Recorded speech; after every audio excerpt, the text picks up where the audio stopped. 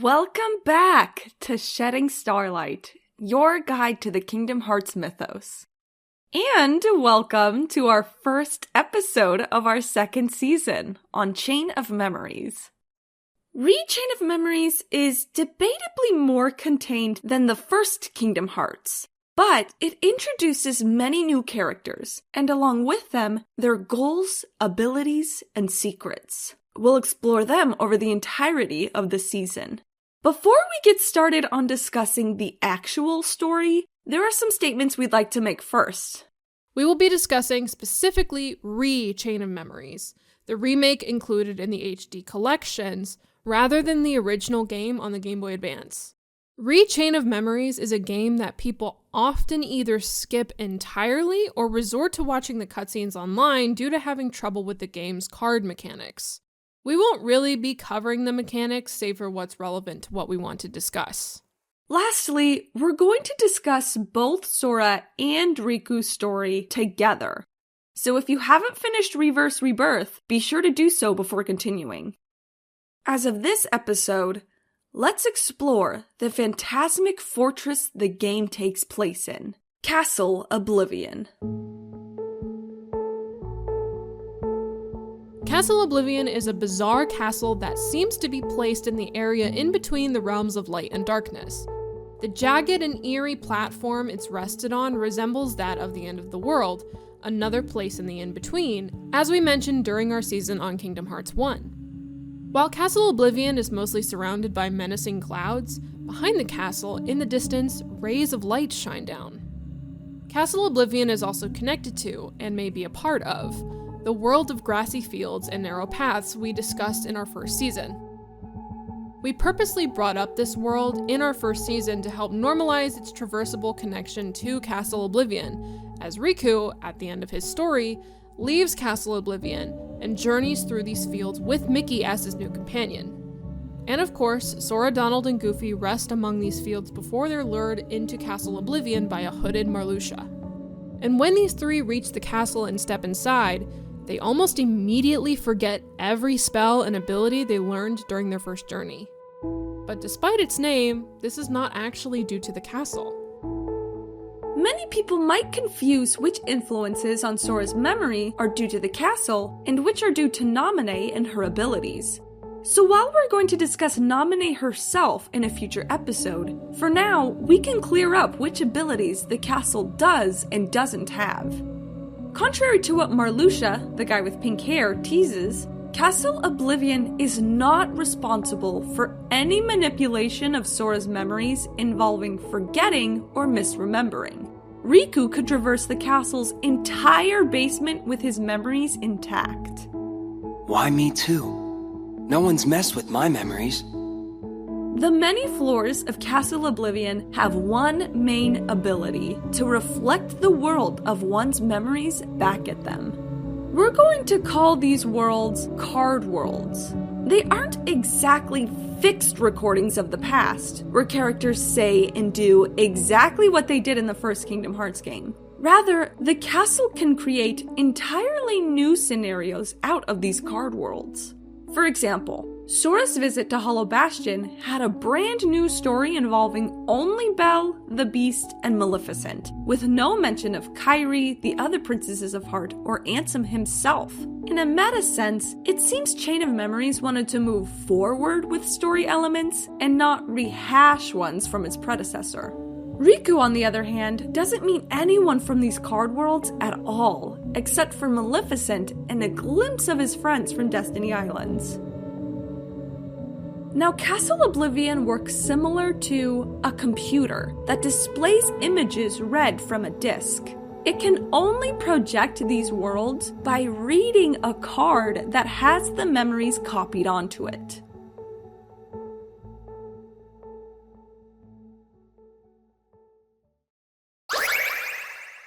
While the intricacies of the process are unclear, throughout Sora's story, members of the organization copy samples of his memory onto these cards.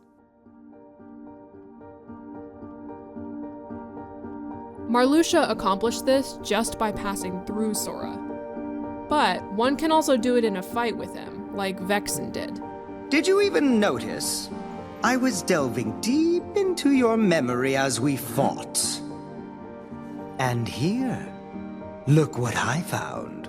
A card crafted from all the memories that are locked in the other side of your heart.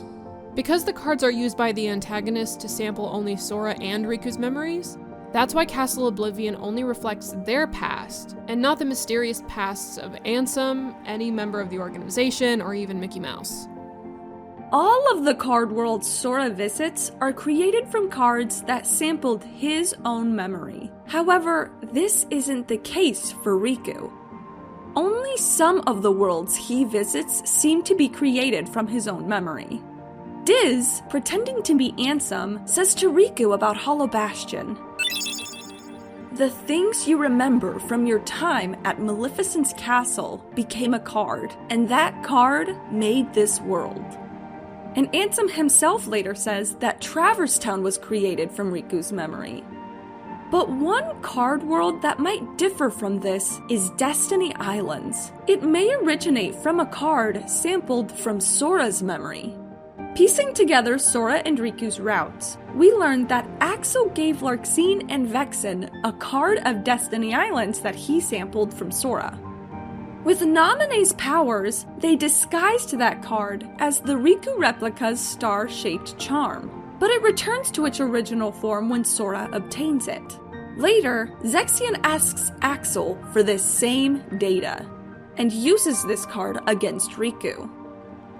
So one could argue that Zexion is using Sora's memory sample of Destiny Islands for Riku to explore. This might offer another explanation of how Riku could visit card worlds of all these different Disney worlds he himself possibly never went to during Kingdom Hearts 1, like Atlantica or Wonderland, for example. Another even stranger example is that of Twilight Town, which is said to be sampled from the other side of Sora's heart. In Riku's route, when Sora would have defeated Marluxia, Mickey says that same card appeared to him. That's what let me find you. I guess the card thought its place was to be with you. While a later game gives a better explanation of how Mickey was able to escape the Realm of Darkness and reach Riku, the best we can discuss right now is only a theory. In the beginning of Kingdom Hearts 1, Mickey was able to communicate with Sora through his dreams of the stained glass platforms, so those two connected somehow. Perhaps the card traced that constellation of connections, reaching Riku via Mickey to help Riku in his journey to overcome the darkness.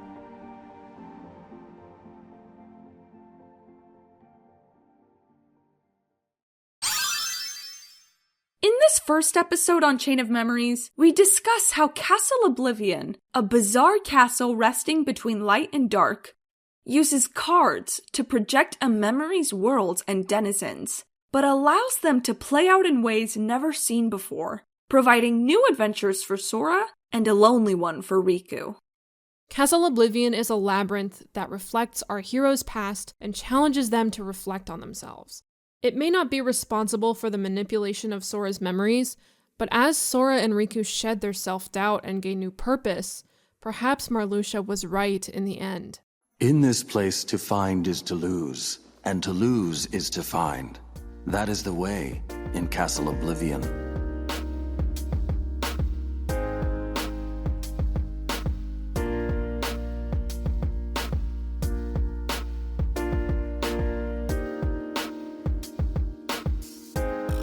Hello, everyone, and welcome back to Shedding Starlight Discussion, Season 2! Season 2! Incredible! I'm here with Mel. How are you today, Mel? I'm a little sick, but... Oh, no! I know, but honestly, it's the first time I've been sick in a while, so she was due. Well, don't spread your sickness to me via Discord. Please. Okay. Don't do it. I'll clean my microphone when we're done. Well, amazing. We just did a presentation on Castle Oblivion, and we got some questions on our first episode of Rechain of Memories, and we're excited to dive right in. At the end of our last season, we kind of told everyone to just kind of send whatever questions you have about Chain of Memories in general, and then we would kind of start sorting them, and we got some good questions for that is pertinent to this episode. So we're gonna go over a lot of those. Yes, thank you, everybody. Thank you. Thank you. And I think we're gonna continue the trend of saying what our next episode is gonna be about. Yeah? I want it to be... Well, we'll just say it later. Yeah. Tease. Yeah. You'll have to find out at the end. So we'll continue the trend of saying that so people can have direct questions about that if need be. But yeah, we're gonna jump in. Can I just say before we jump in? Yes. I've kind of forgot how much I love this location. It's so weird. It's so mysterious. My stomach is rumbling. I don't know if my mic picked it up, but I love this world. I really love Castle Oblivion. I think it's cool as fuck. It's so eerie. It's so the whiteness of everything. Whiteness. I feel like I'm in Kim Kardashian's house. It's so weird. And it's so cool with the white, and then the people in it are all wearing black, and it's literally cool I was thinking the same thing. I love it. I love it. Almost as if that's probably intentional. Yeah, it's so just its design in general on the inside and outside is so I don't even know what word I'm trying to think of. I don't know what vibe I'm trying to think of. It's so so different on the outside. It's the darkness. Go ahead. Well, I was just gonna say the sideways buildings kind of it reminds me of unfortunately, maybe I'm the only one who thinks this, but I feel like Kingdom Hearts today is kind of slowly gravitating away from, for example, Castle Oblivion feels almost cartoonish in the way that it looks from the outside, because it's just so ridiculous. Buildings and wings that are sideways and upside down. Yeah. It's very Toontown. It's very Toontown! It's so Toontown. And I think that it's just such a good way to represent what a weird and confusing and maze-like building it is. Yeah. With floors that can turn into other worlds depending on what you remember. Yeah, you think the outside is crazy, girl. Wait till you see the inside.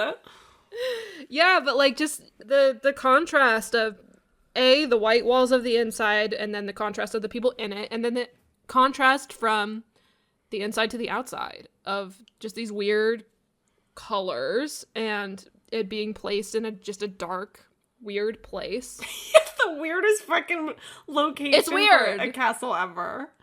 Yeah, it's crazy, and yeah, and then you go in and you forget everything you know. You know what? That's true to real life, though. I step through a door and I just forget what I'm doing. I open my phone to look up something and I forget what I'm doing as soon as I unlock my screen. Naminé! She's in my head. Okay, so I think the first topic we're going to talk about, my first question was about the relationship of the cards to the castle. And I think a lot of other people are wondering about this as well. As I was kind of reading through it, a lot of people asked us if the cards are real or if they're a gameplay mechanic. And so I guess my question was are the cards inherently tied to the castle? And if they are, in what ways? And then I was just kind of writing out my thought process here, but I guess they are inherently tied to the castle in that the castle can project them, but would they have any use outside of this castle? And I'm kind of this kind of led me to imagine these cards as if they are a ticket to ride a theme park ride. You have the Traverse Town card, you put it in the machine and it projects Traverse Town to you. So that's kind of how I think of them now. I was thinking when writing this script about how, so Castle Oblivion overall, we learn more about its backstory in the future, but it's such a weird and mysterious castle still that part of me wonders if, like, if you're right, if there is a reason that these cards can read your memories and then project the world you remember. Like, part of, like, I was wondering, like, what if the person who, like, used to live here, or the people who used to live here, if they, like, took advantage of memories to, like, learn more about the world they were once in or something.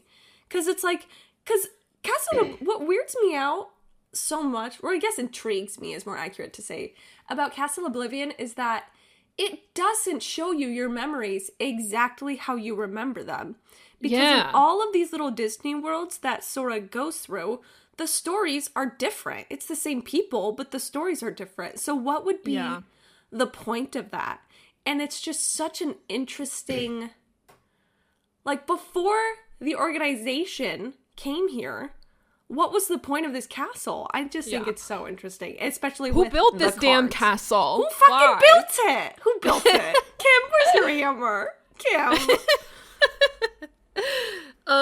Yeah, that just makes me think, like, whoever did wanted to, like, study memory and what they can do with it. Yeah. Because, this is just a whole investigation into that, this whole game. We told you memory was gonna be important. We told you last season. So I hope you listened, and I hope you're along for the ride, because that's what this whole game is. It's about memory. It's called Chain of Memories, so, like, I would think so. I hope you have your deck of cards ready to use them. So to kind of tack on to this, Adrian sent in another question. Thank you, Adrian, for your question. They asked, do you think the world cards are a part of the castle or something the organization introduced? If the cards are a part of the castle and needed to travel the floors, how would someone navigate the castle without the organization or Diz creating the cards? So me, just with, you know, the knowledge I have of these games, I think the answer to that would be the portals of darkness that the organization members travel through, which are called the corridors of darkness. They are pretty widely used throughout this series. I think they just travel, you know, through those corridors, which the point that you brought is that, you know, that's eventually how maybe Mickey was able to reach Riku. So if you're listening and you're new and you're like, wait, what? So, like, anytime an organization member appears to Sora and then you kick their ass and then they disappear and they get covered in black smoke and they, like, evaporate or whatever, they're using a corridor of darkness. It doesn't really look like it, but they're technically walking through a black portal. Is what's happening. And it teleports them somewhere else. And that's why they're able to kind of go through this whole castle without unlocking doors with cards like Sora has to. Yeah. And Riku. So. Yeah. Right. And like you said, because we got an email. Did I even write it down? Or did I just leave it in the world of email? Yes. Okay, so the Couch Kids. The Couch Kids emailed that... So it's... Andrew and the Couch Kids. Okay, so Andrew wrote, I still don't fully understand why the card appears to Mickey in the Realm of Darkness. When he gives it to Riku, he says it was meant to give it to him. I know Riku ends up at Castle Oblivion because he's connected to Sora, but Mickey's appearance seems related to the Twilight Town card. So we talked about this in the presentation, and in the presentation itself, I avoided discussing Corridors of Darkness because... at that point in time that I was writing, I wasn't sure if it was something I wanted to talk about. But even though it's weird that the card did reach out to Mickey and kind of led Mickey to Riku, Mickey was able to leave being trapped in the realm of darkness, he was able to reach Castle Oblivion and Riku through a corridor of darkness. And the way Mickey kind of describes it, I guess you can kind of see it from his point of view, even though he didn't seem to really know what was happening. Mickey was like, I saw you and I followed you here and I found you thanks to this card. So I think that the game doesn't really say it, but I think it's safe to say Mickey and Riku were able to use corridors of darkness to reach Castle Oblivion. Right. Which I might be jumping a little bit with this connection, but I feel like that ties a little bit too. This brings me to a point that Ryan Flynn brought up in their email. That was a thought that I also had, is how the fuck did they just walk to Castle Oblivion, Sora and the Trinity trio? Because, like, it's, like, we talked about it being in one of the in-between spaces, but it's obviously a new world that we're going to. Yeah. So, like, the exact thing that Ryan Flynn says is, I still don't get how the Trinity just walked from the end of the world to Castle Oblivion. What's with that? Nobody else ever just walks to another world like that. And I agree. God, I love you, How did they get Flynn. there? I love you, Flynn. Okay, so I would say that when Sora restored all the worlds. You remember when Kyrie's on Destiny Islands and you see all the stars shooting back and then Destiny Islands pops back into life? Those are all the worlds being restored, right? And because all the worlds are being restored, the end of the world itself is like ceasing existence because it's a graveyard for all the worlds in their ruins. So if all of them become restored, it doesn't really exist anymore. It's like all the crumbs returning back to their original place. So I would say that Sora, Donald, and Goofy didn't walk from the end of the world to this field place. I would say they kind of got, like, casted, like, washed up on shore onto that. They caught a ride. Yeah. Onto that field crossroads plains kind of place. And then from there, they walked to Castle Oblivion.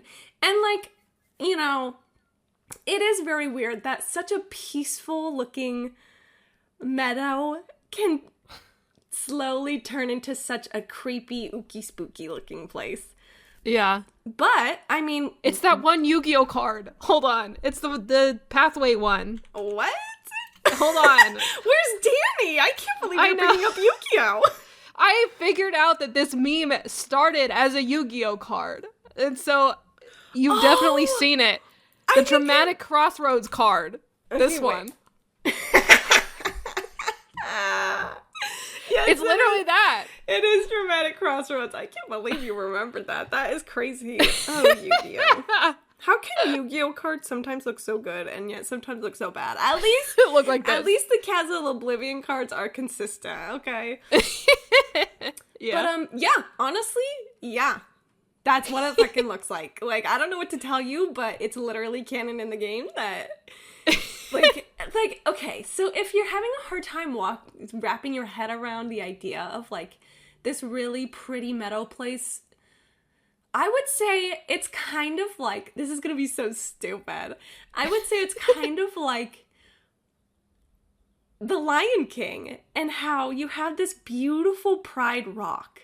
But then the more you walk, you end up slowly getting into that elephant graveyard, which is super creepy and shadowy and, like, light never touches there or something. I don't remember. Or, like, Mordor, you know? Like, you can live in the Shire, but if you keep walking, you're gonna get to that ooky spooky place. Yeah. So that's how I feel like Castle Oblivion is, personally. Yeah, I mean, it makes sense. Like, not everywhere is the same. As everywhere this isn't else, Star Wars planets, where once you've seen one part of the planet, you've seen it all. Seen it all, yeah. Your metaphors are the best. They really help. I'm glad. I'm really glad to hear that. Like, I genuinely, like, the metaphors help me, like, conceptualize most of this stuff in the easiest way. So keep them coming, please, because I need them. And that's what I was trying to do with the theme park thing, is, like... Yeah, totally. Kind of visualize it in a different way. I can see that. Especially because now that theme parks are so digital and relying on screens, like, you insert the card and you get the fucking world around you. Absolutely. Yeah. Yeah. Oh, so I wanted to say, kind of rewinding back to the Twilight Town card. Another thing that might be kind of weird is, like, the idea of, like, a card reaching out to a person, you know? Yeah. I don't know if, like, that's a common thing in, like... Well, actually, no, yeah. Okay, so I was gonna say, I don't know if it's a common thing in, like, Japanese video games, and that's why they're able to just kind of, like, take it as it is. But, like, yeah, we've talked before about how Kingdom Hearts is seen kind of differently when you're familiar with Japanese folklore. And in Japanese folklore, objects do kind of have, like, a life within them. Yeah. And I don't feel like that's something we kind of get a lot in Western media. Like, I'm trying to think of even, like, kids shows, like, I don't know, the salt and pepper from Blue's The brave Clues. little toaster, Mel. The brave little toaster. Oh, brother.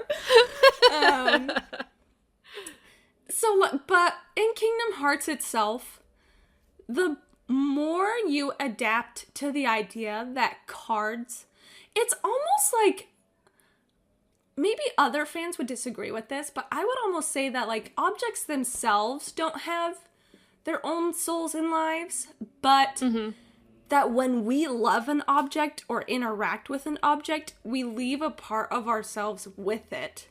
And that is what kind of connects it to other people and the ones that we love. Does that make sense? Yeah. And so, I don't really, like, you know, Mickey and Sora only spoke, like, maybe once when they're trying to close the door to darkness.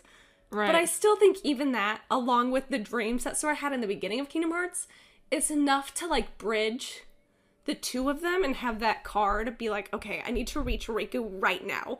What's the closest thing I can do that? This little mouse? Okay, he's my way in, you know? Yeah. But anyway. Yeah.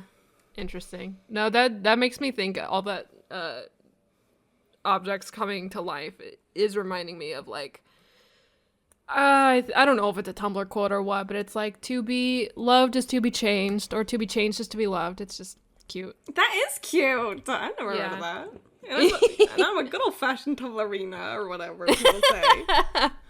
It might not have been Tumblr, I don't remember, but yeah, it's a cute concept to think of, especially with, like, the whole idea in Kingdom Hearts 1 of the Keyblade chose the key bearer. Oh, so true, bestie. Yes. So it makes sense.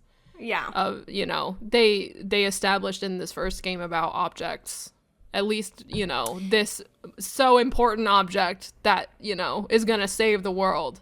Yeah, that's such a good point, because I was trying to think of something in Kingdom Hearts 1, and I was like, an object, think of an object, think of anything. The object, Mel, the object.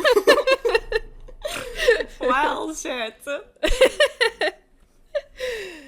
Okay, so I wrote how... Hannah, I love Riku. I do. Okay, so... I do too! I wrote how Sora, the lucky dog, the well, actually, he isn't so happy-go-lucky in this game. He actually is kind of a bit of a temper in this game. But usually, our happy-go-lucky guy is so lucky because he always has such fun adventures, and then he gets to revisit his memories and have even brand new, fun, stupid, silly adventures. And poor Riku, in the basement of this castle, fighting for his damn life. Because, okay, so if you are kind of like me, and Hannah, but I don't want to speak for Hannah, where you mainly watch the cutscenes of Chain of Memories on YouTube rather than play the game yourself, you might not realize that in Riku's route, Riku doesn't get to have any of those Disney adventures. He just kind of, it's so eerie. It's so eerie. So Riku gets to explore all these different Disney worlds, but there's, like, no fucking cutscenes. So it's like you enter a room, you fight Captain Hook, no context, you whoop his ass, and then you leave. And it's and so I think it does such a good job to me of really expressing how lonely and how alone Riku is. And so at one point in Chain of Memories, when Mickey finally arrives and finally reaches him, Riku literally just, like, collapses from relief of not being alone anymore. Like, damn. It's like, it's good to see that side of him after. I feel like a lot of people, especially, like, I'll mention Jimmy's playthrough of Kingdom Hearts 1. People, when they first play Kingdom Hearts 1, like, Riku's a bitch. Like, Riku is mean. He, you know, is manipulating Sora and steals his friends and, like, all this stuff. So I am so glad that we get to see a more, like, a different side to Riku here. There's something about Chain of Memories that I think because it's all in one location, and I think a lot of people may not like Chain of Memories because it seems repetitive, but in a way I feel like that is so realistic to real life, because for me, when I'm working through shit and when I'm working through problems, it feels repetitive. Like, I have to face it over and over and over and over until I lose my fucking mind, and then I break down, and then I grow, you know? That's life, and that's what I think Chain of Memories does really well. Yeah, and I wrote here on this script about Riku having a lonely journey. I just watched, if you've seen the Last Meal series on YouTube by Mythical Kitchen, I just watched the Tom Hanks one, and he says, during that interview, he says the best stories are about loneliness, which is funny because, like, that makes me think of the Tom Hanks movie Castaway. You know, that's the most lonely a person can fucking be when you start talking to a volleyball. So like, I don't know. I think there's a truth to that. Yeah, totally. And something else that I want to talk about, we're getting a little off course here, but me just rewatching some of the cutscenes from this game, I really applaud. And you were talking about Sora, that's right, about how he has a little bit of a temper in this game. The ending with Naminé and Sora is so, I love it so much because it is so what you wouldn't expect from a game like this. When Naminé is offering, like, do you want to remember me? Do you want to stay with me? Or do you want to go back to the way things were? And, like, the way that Sora says, make me the way I was. Just, and Naminé reacts, like, she has this little movement of, like, hurt. And I'm like, oh my god, this is so, like, if you were playing any other happy game, they would have found some way to, like, have a compromise, like, reconcile it in some way, have a happy ending, like, in both ways. But no, he says, make me the way I was, and she makes him the way he was. He gets her, like, dude. It's crazy. And yeah, this game, it is different, man. It is fucking different. And you know, something... It does a great job. Something else I was thinking of with Chain of Memories is... I don't know if this well, okay. Chain of Memories, I don't know if they, like, switched out some localizer staff, some translator, but the script specifically for Chain of Memories just feels so mature. Because, like, there are just certain words used and certain phrases used... And Chain of Memories and its story itself, it feels like whoever was in charge, at least of the English localization, was like, not that, like, it's not for kids, because it's not, like, mature, like rated, you know, inappropriate. But yeah, I mean, like you said, life doesn't always have, like, perfect endings where everybody gets what they want. Like, poor Naminé, but good for her for, like, sticking with what she promised. Like, she really said, if you want this, I will give it to you. And even though Sora said, you're right, that is what I want, she was, you know, you could tell she was, like, trying to hold back tears. She was like, okay, I'll do it. Yeah, and she goes on this whole little spiel about, like, yeah, that's what anyone would want, right? They want the people who actually care about them. And it's like, Poor fucking girl. She's literally in, like, rags. Like... Yeah. Anyway, back to we're reeling it in. Yeah. Oh my god. Okay. So something I think, like, so Chain of Memories is one of those games where overall people are like meh about it, but you're gonna have like those few people who are hardcore, die-hard Chain of Memories fans who know everything about this game. All right, so they might have an issue with how. In the presentation, we kind of discussed how Destiny Islands might be from Sora's memory, even though Riku got to explore it. And at one point, when Riku is there, Zexion is like, you hated being an islander. You opened the door and then Destiny Islands fell to darkness. Everything is your fault. So in that case, someone might be like, Destiny Islands is sampled from Riku because... How else would Zexion know all this? And I do think that, I believe I wrote arguably. Let me actually make sure that I did before I just start. Oh, shit. Maybe I didn't write arguably. Maybe I deleted that. You said so one could argue. Oh, thank God. Oh, thank God. I'm so reliable. I'm so consistent. But yes, so I think in that case, someone could argue that it was Riku's Destiny Islands, but, and I made sure, I like double checked, I triple checked, but Axel got this Destiny Islands information without ever interacting with or meeting Riku himself.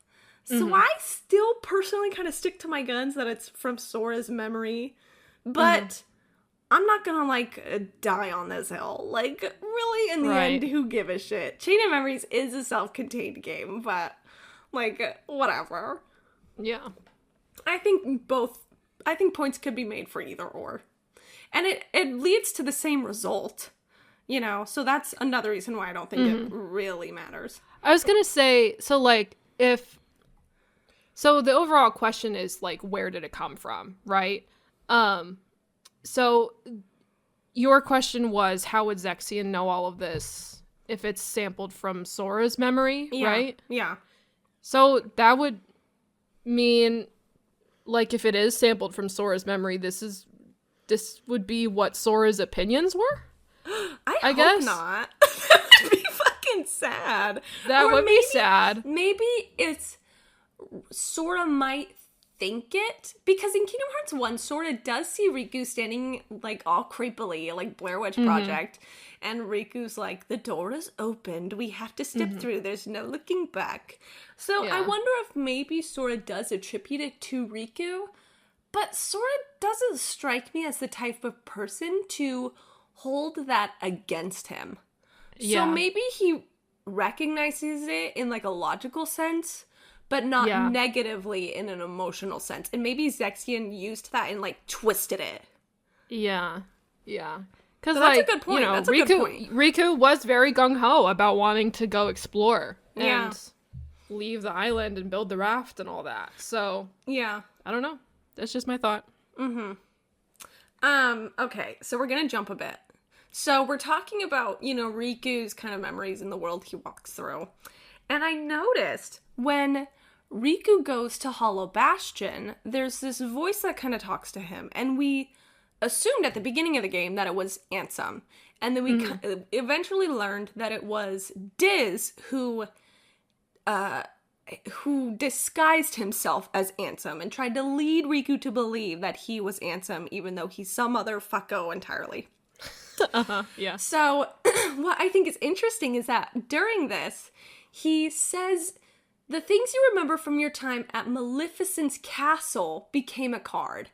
And that I think is so interesting because I think that's a hint. He doesn't say, my castle. Because Ansem would have been like, this is my fucking castle. Like, you're here. You're at my place.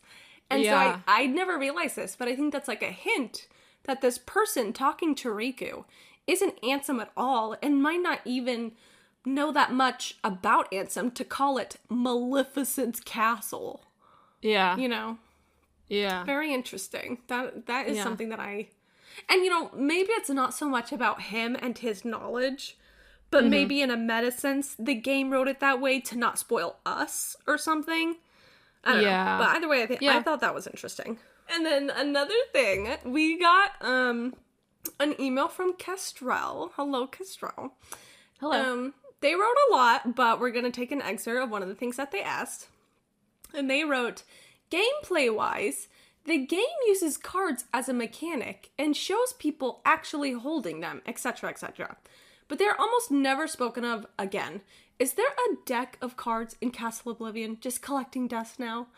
Honestly, I want to say, yeah, because one of the mechanics that I wanted to bring up, which is so stupid, and I don't even know if this is, really canon, but, who cares, is when you're walking through Castle Oblivion, there are Moogle rooms where there's a Moogle from Final Fantasy that just sells you cards, and you just buy the cards. And it's like, do the organizations mention it? No. Does the Figment of Ansem mention it? No. Does Mickey or this new guy Diz mention it? No. But, it's fun. And I think Pascal also mentioned that they kind of have a hard time accepting when things are just gameplay mechanics. And I understand that, especially with Kingdom Hearts, because as you continue playing Kingdom Hearts, it just gets so intricate in how it explains certain things. So I can understand not being satisfied with certain explanations. Kingdom Hearts is one of those games that even I struggle with kind of accepting something as just being brushed away. Yeah. You know? But gosh darn it, that just is what Kingdom Hearts is. And if I ever get unsatisfied with it, then I go read something else, that doesn't do that. But and it's I don't remember my exact thread tying to this and the Moogle rooms and everything, but Kingdom Hearts is really good about not doing the tutorial stuff as characters are talking. Marluxia doesn't say to us, press the left stick to go forward and then hit X to swing your keyblade. They're pretty good about keeping all that stuff separate. Yeah. There is a tutorial where Marluxia is talking to Sora and he's like, your friends are your cards.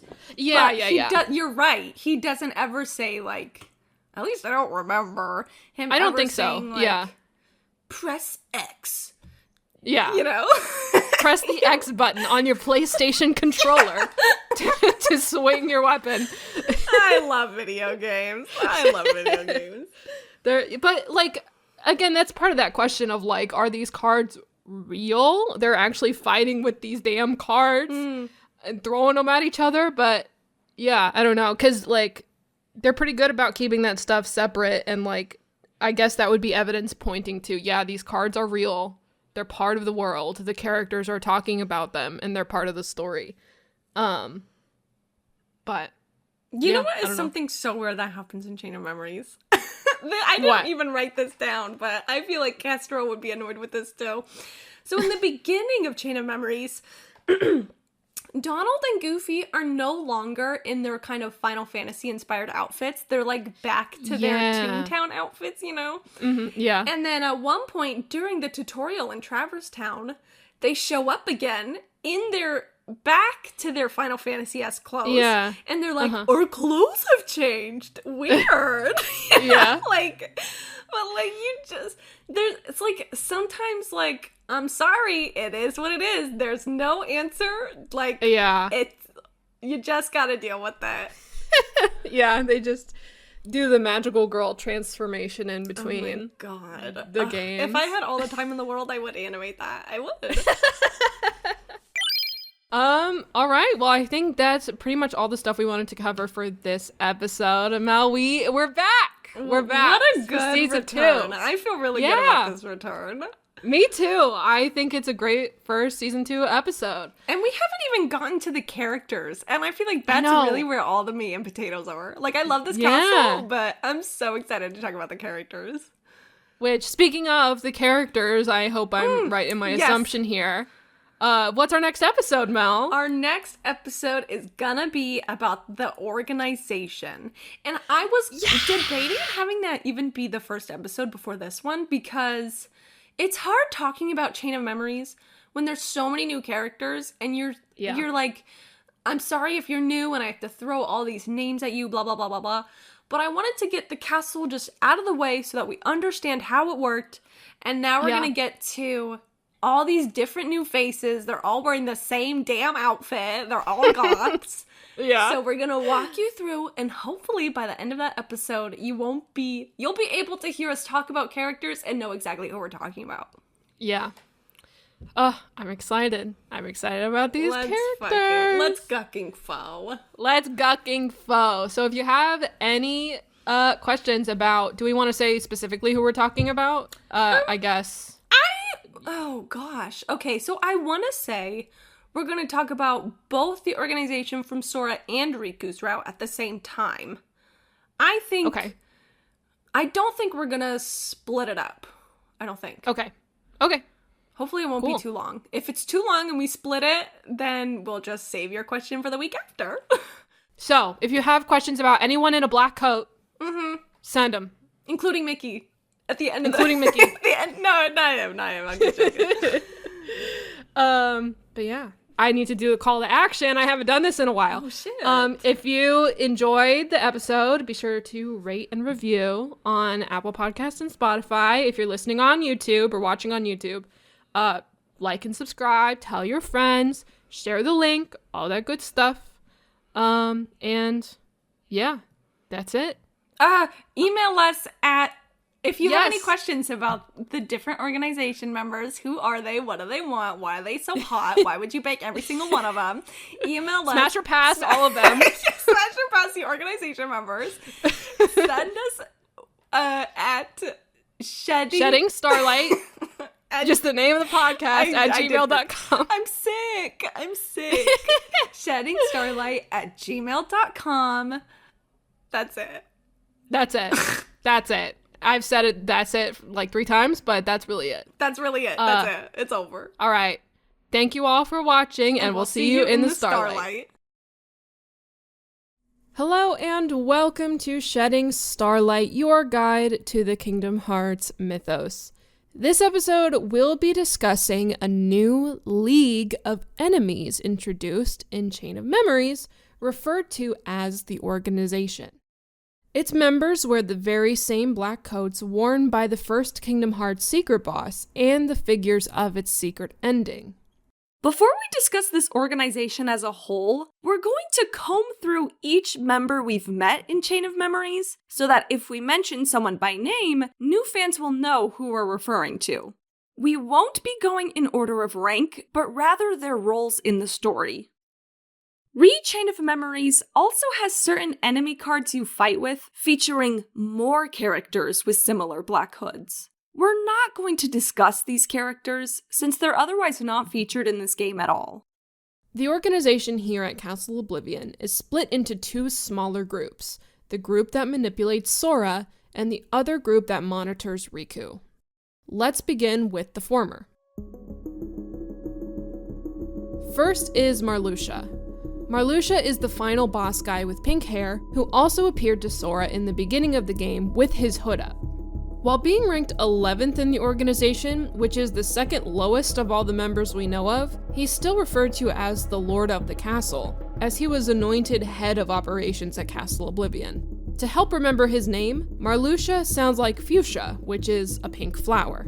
Marluxia's partner in crime is Larxene, the only woman among these organization members, and she's coincidentally the lowest ranked member at number 12. Larxene kind of sounds like Maxine, which is a woman's name.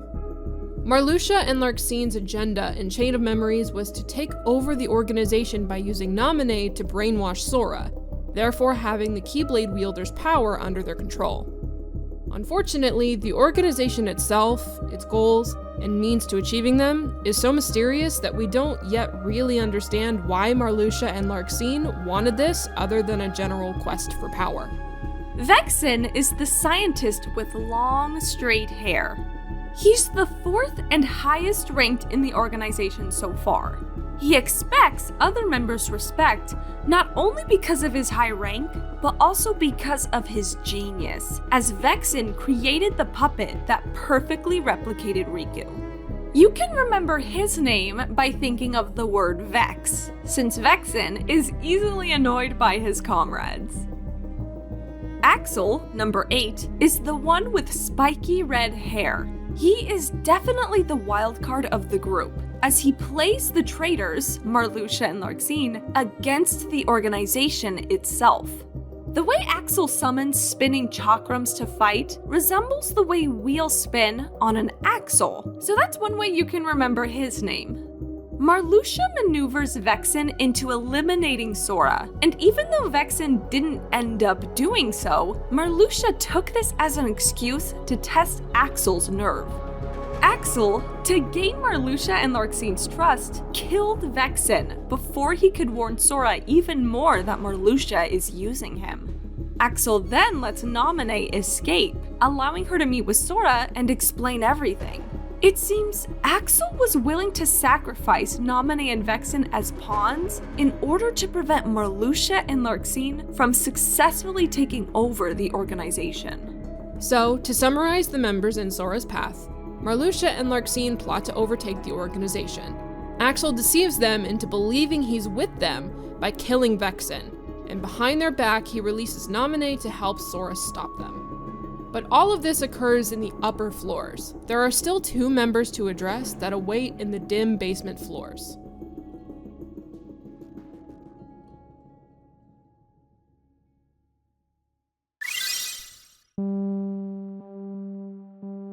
Lexaeus is the large-built man who reserved his fierce strength until absolutely necessary. He's ranked number 5, the second highest in the organization. You might remember his name by correlating Lexaeus to Flexaeus, since he has large muscles to flex. Zexion is the smaller man with gray hair obscuring his face who would wait with Lexaeus, reporting on what he sensed happening within the castle. Zexion's name, depending on how you pronounce it, could sound similar to the word section, and he has a large section of hair in his face. Or, if you pronounce his name similar to the word lexicon, Zexion fights with spellbooks full of knowledge. Zexion and Lexaeus are loyal to the organization, so when they learn Marluxia is trying to control Sora for himself, they try to gain control of Riku to counteract him. Only they fail, defeated by Riku's dark power. Lexaeus attempted to gain control of Riku with brute strength, but Zexion attempted via emotionally manipulative means, using his power of illusions to dishearten Riku in the card world of Destiny Islands. However, Zexion narrowly survived Riku, retreating to another basement room in Castle Oblivion for safety. But he met his demise by the replica of Riku, under Axel's guidance. Once again, Axel comes in and apparently turns on his own comrade for mysterious reasons. You just found out way too much. The only hint we have of what it was that Zexion learned is that he has the ability to smell or sense people who are in the castle.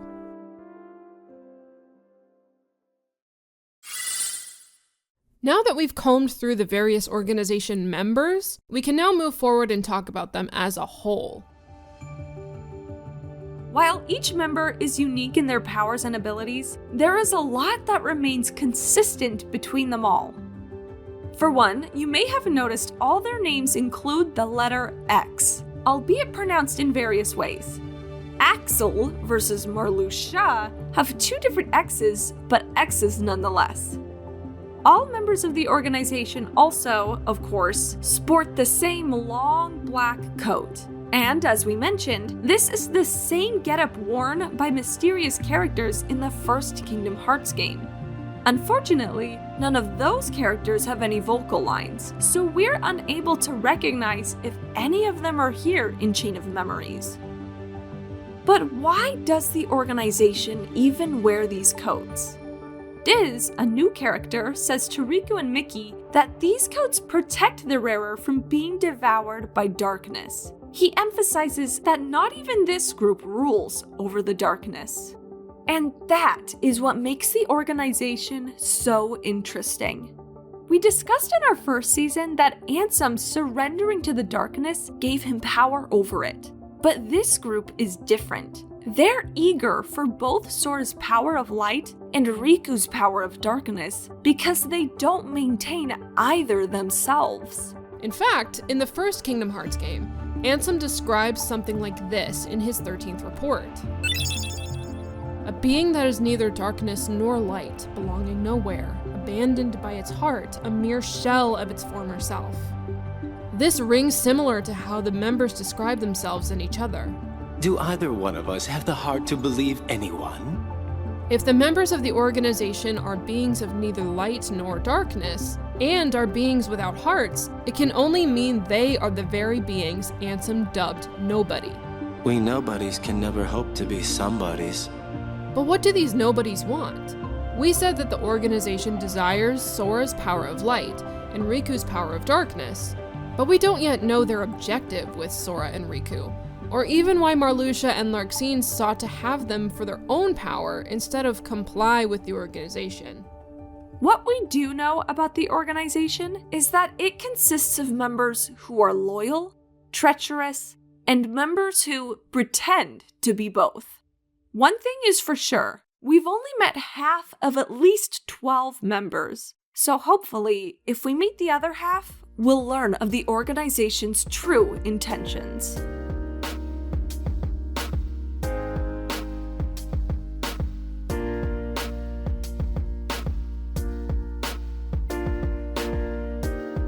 Everybody, welcome to the discussion portion of this episode of Shedding Starlight, which was about the organization. Yeah. We get to meet the organization. Yes!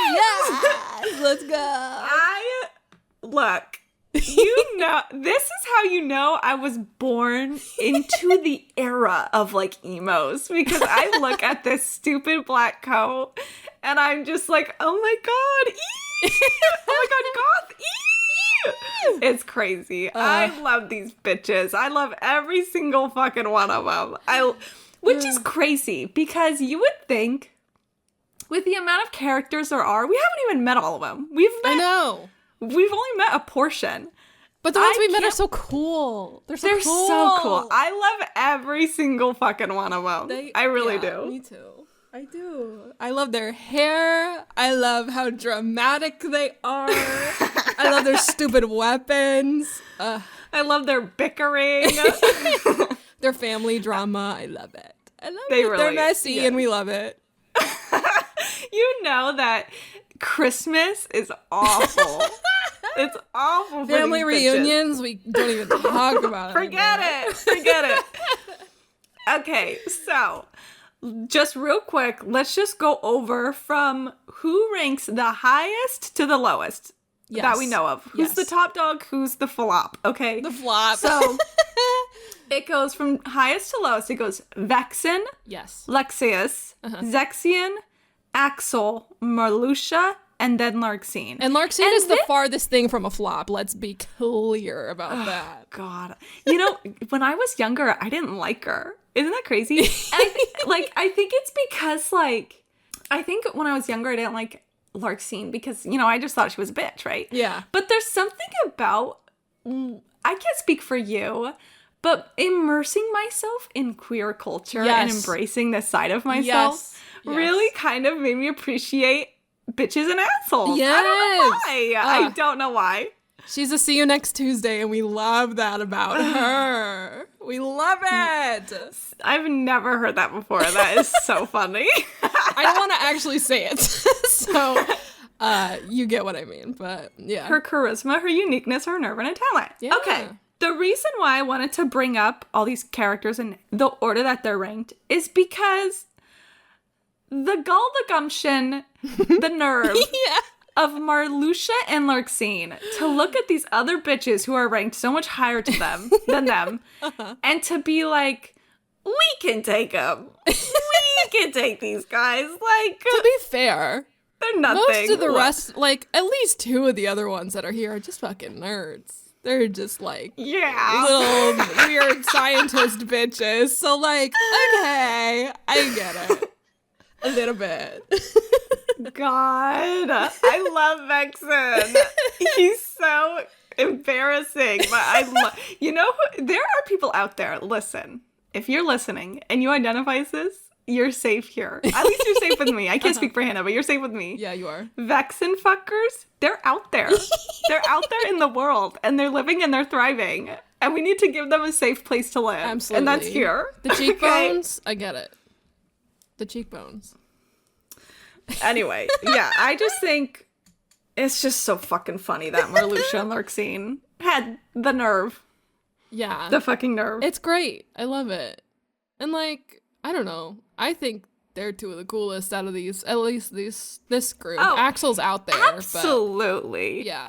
Absolutely. They're so cool. I love them. They're so fun. Pink hair, yellow hair. Love to see it. They're like, they could be like Pokemon gym leaders for sure. Literally, I always think of them as Team Rocket. I don't know why. I always do. There's fan art of it out there. I know I'm not the only one, but they are Team Rocket to me. But yeah, just like my thought on their rank is I'm interested in like all of the thought put into this mission, especially because like it's interesting to speculate on what like the leaders of this organization thought the priority of this mission is, sending so many of the members to go do all of this, but knowing that there's going to be a traitor, and then also sending that low rank of people. Like most of these are in the second half of at least these 12 that we know of. Yeah. So it's interesting. In doing research for this, because I was trying to find, like, we haven't talked about it yet, because first of all, let me say this, okay? So, I had always heard that Marluxia was originally planned to be a woman, right? So it would have been two bad girls, two baddies working together, right? And then for some reason, they changed Marluxia into a man.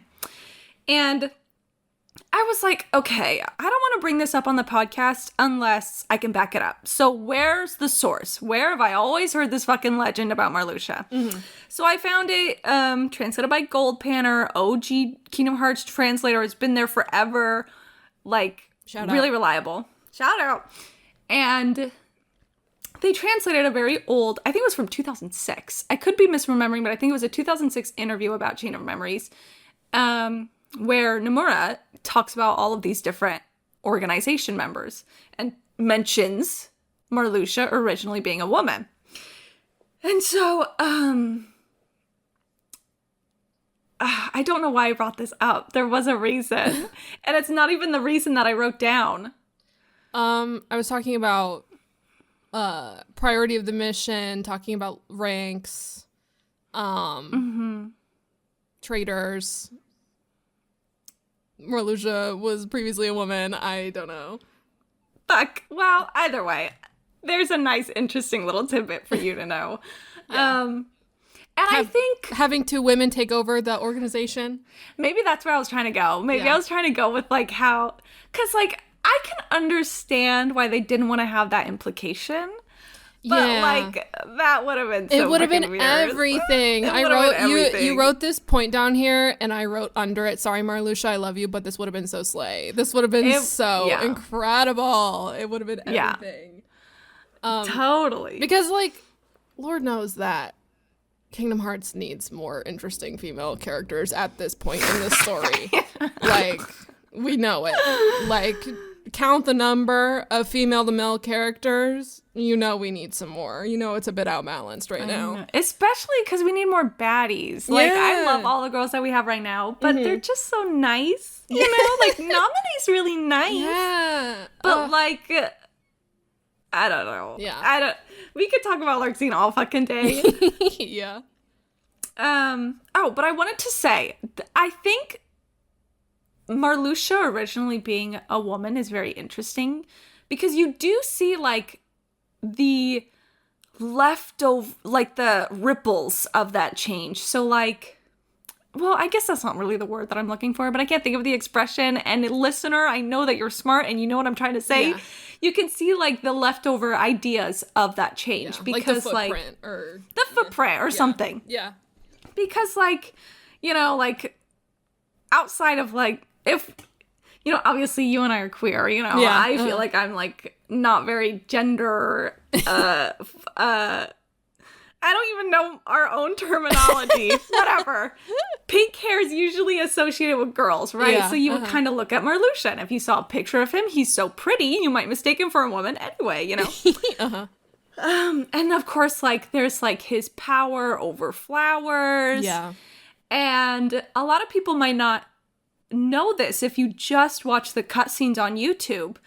But Marluxia, in his boss fight, has this monster that he uses where it's like a feminine hooded monster. It almost looks like a final evolution of a Digimon. You know how Digimon, when they evolve more, they get more humanoid?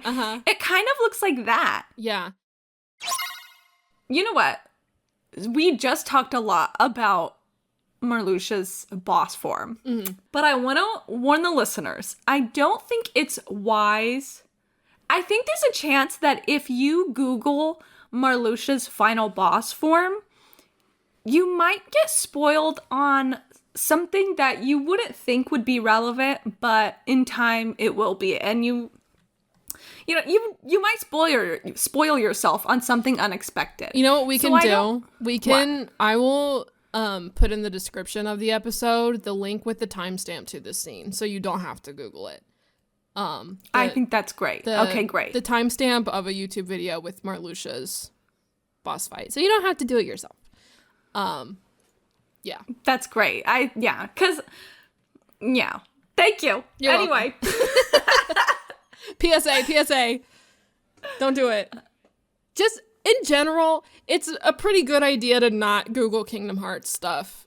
Even if you think it is like the most innocuous, like, oh, this character won't ever come up again.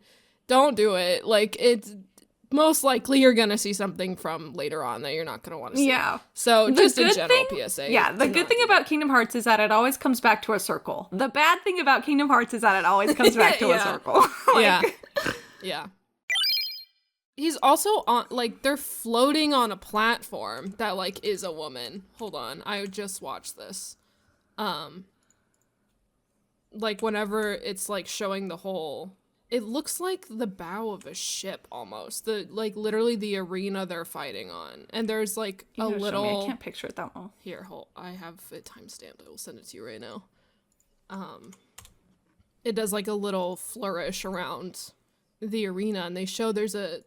I'm pretty sure that's a woman. I guess it could be genderless, but like she's skinty. She's got a body yaddy. Cinched.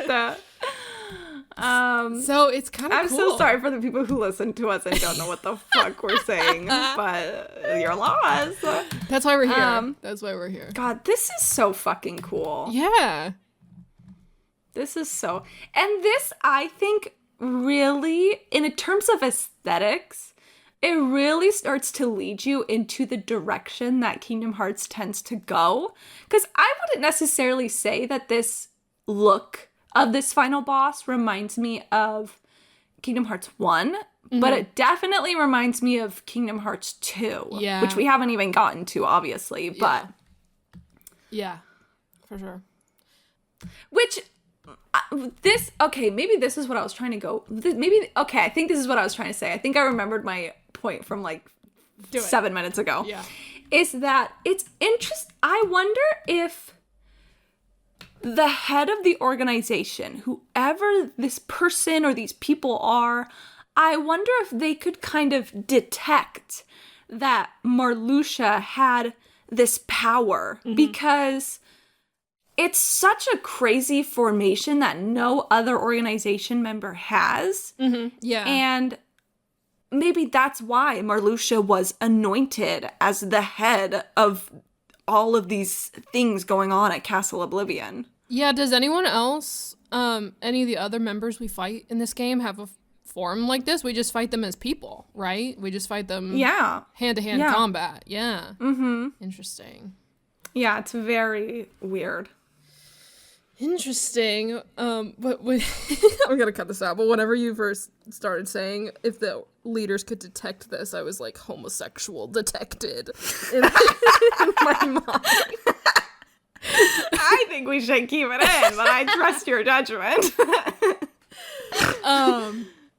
But yeah, another point that I want to bring up is that something that I have kind of doted on through my whole recent Kingdom Hearts journey is character design, and especially with these black coats. And I really want to applaud the team for being able to make someone distinct just based on their head, which is a talent and also kind of funny. But it's like it somewhat explains why they each have crazy hair, crazy multicolored, spiky, flowy hair. I feel like that's such a remnant of the mid 2000s, and part of me wonders, like, outside of like, well, okay, you know what? I just remembered Genshin and VTubers, so I was gonna say that like outlandish anime characters are not in the norm, but they are absolutely still in the norm, and Hatsune I don't know what I'm talking about. Love you. At least like in terms of recent Kingdom Hearts specific, I feel like nowadays most Kingdom Hearts new characters have very you know what? Maybe I just don't know what the fuck I'm talking about, because I was about to say they all have very realistically colored hair, but there's literally a character with like curly silver white hair. So I don't know what I'm saying. None of them look like fucking Zexion, that's for fucking sure. I love Zexion. But I was looking today and I was like, his hair is so crazy. But let me tell you, the emos ate it up. The emos ate it up. I wanted to be... Okay, so I was a... Growing up, I went to Catholic school in Southwest Missouri. So, like, in the depths of my heart, I wanted to be a scene girl so fucking bad. But, like, when I was, like, 12, because I saw them online and I was like, I want to be that. They're so cool. They're so pretty. And I could absolutely never even dream of actually doing something like that and going to school. But that was just my sad reality. It's probably because I also liked Kingdom Hearts when I was that young, but it is an artifact of its time. Fortunately or unfortunately, however you want to look at it. What do people... You know what? We don't have to keep this in, but let me say that I think scene kids would have lived for Crocs with decorative pins in them. I think they would have ate that shit up, dude. Oh my god. They would have had that stupid little Pop-Tart cat. They would have had Adventure Time. And they would have had Sora. Like, oh my gosh. The Holy Trinity. Yes. Anyway. Okay, so I also want to talk about Axel. Because I kind of forgot that... So Axel... Okay, so I kind of forgot that this is how Axel starts off, is being... There's something about him, specifically in Chain of Memories, that it's like... he just seems way more mischievous in this game than what I'm used to. So, for example, here is what Jiminy's journal has to say about Axel. Hard to read. Half the time Axel seems to just be messing around, but for all we know, he's done more thinking than everyone else put together. Like, what the That's fuck? wild. That's wild for Jiminy to reach into Axel's psyche like that and fucking read him. But that he's slippery. Psychoanalyzed. He's like, I feel like slippery is a good way to that is a really good way describe him in this game. He flip-flops and he is clearly acting of his own intentions or someone else's secret intentions. That's the thing. Okay, so I can't tell as a Chain of Memories if he has the vibe of like a rogue, someone who's working on his own intentions for his own secret plans, or if he's like a plant or an assassin, because I feel like a plant implies he's working for someone else. Yeah. But he could be a rogue where he's working for himself. And the fact that we can't tell and that he doesn't have like, he doesn't say anything to hint one or the other. Yeah. Like, he does when he,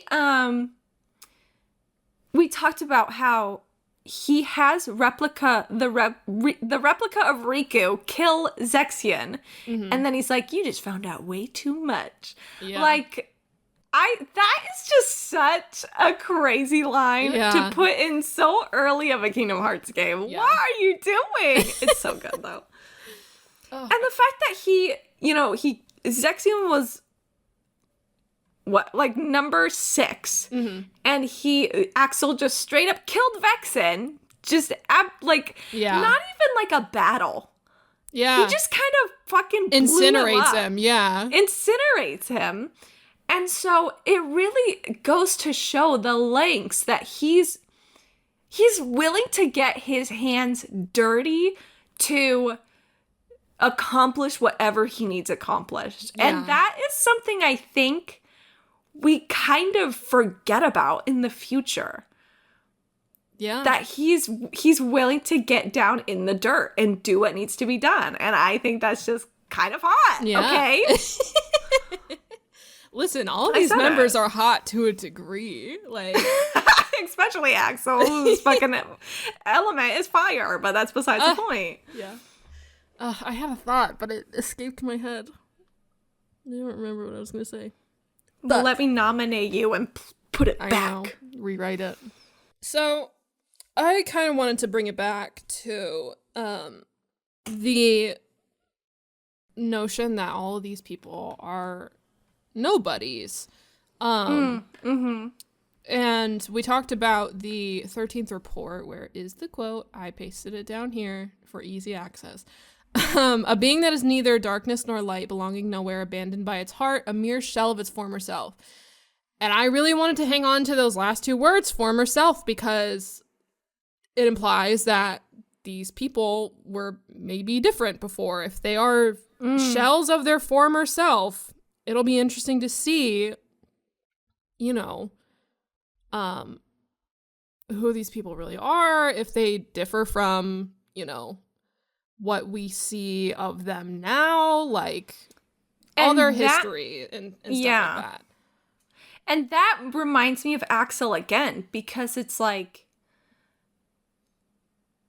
you think about all these different members and how they're now a part of this weird kind of syndicate league thing. And it's like, do any of their motivations tie back to their quote unquote former selves? Yeah. Or is it something that's only started to be planted and to sprout when they joined this organization? Yeah. I do remember what I was going to say. It's something I did write down here. Okay. Whoever is leading these bitches does not know how to spot the loyal ones. Like, they are not doing a very good job of trying to find people who will work for them and only them. Like, at least 3 of these people are acting of their own intentions, probably. Poor Zexion and Lexius, because those 2 really just seemed like they were the most loyal, but they're stuck in like this room with the lights off and they don't really know what's going on. Yeah, oh my gosh. My last point here, before we move on to email questions. The last person I wanted to bring up, who did we talk about him at all in this script? Yes, we did. We talked about him a little bit. We mentioned him. Diz.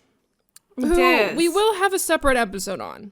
Mm-hmm, but it's interesting to look at the fact that he clearly knows this organization, has a history, blah, blah, blah. It's interesting to think about what his motivations are. Why is he here? What is he doing? Was he possibly part of this organization and then left? Like, what's the deal? He's obviously not dressed the same way these people are, but he is all wrapped up. So, like, what's going on? Especially because, like, So when he gives a black coat to Riku at the end of Chain of Memories, he says something about like, this coat will render you invisible to the organization.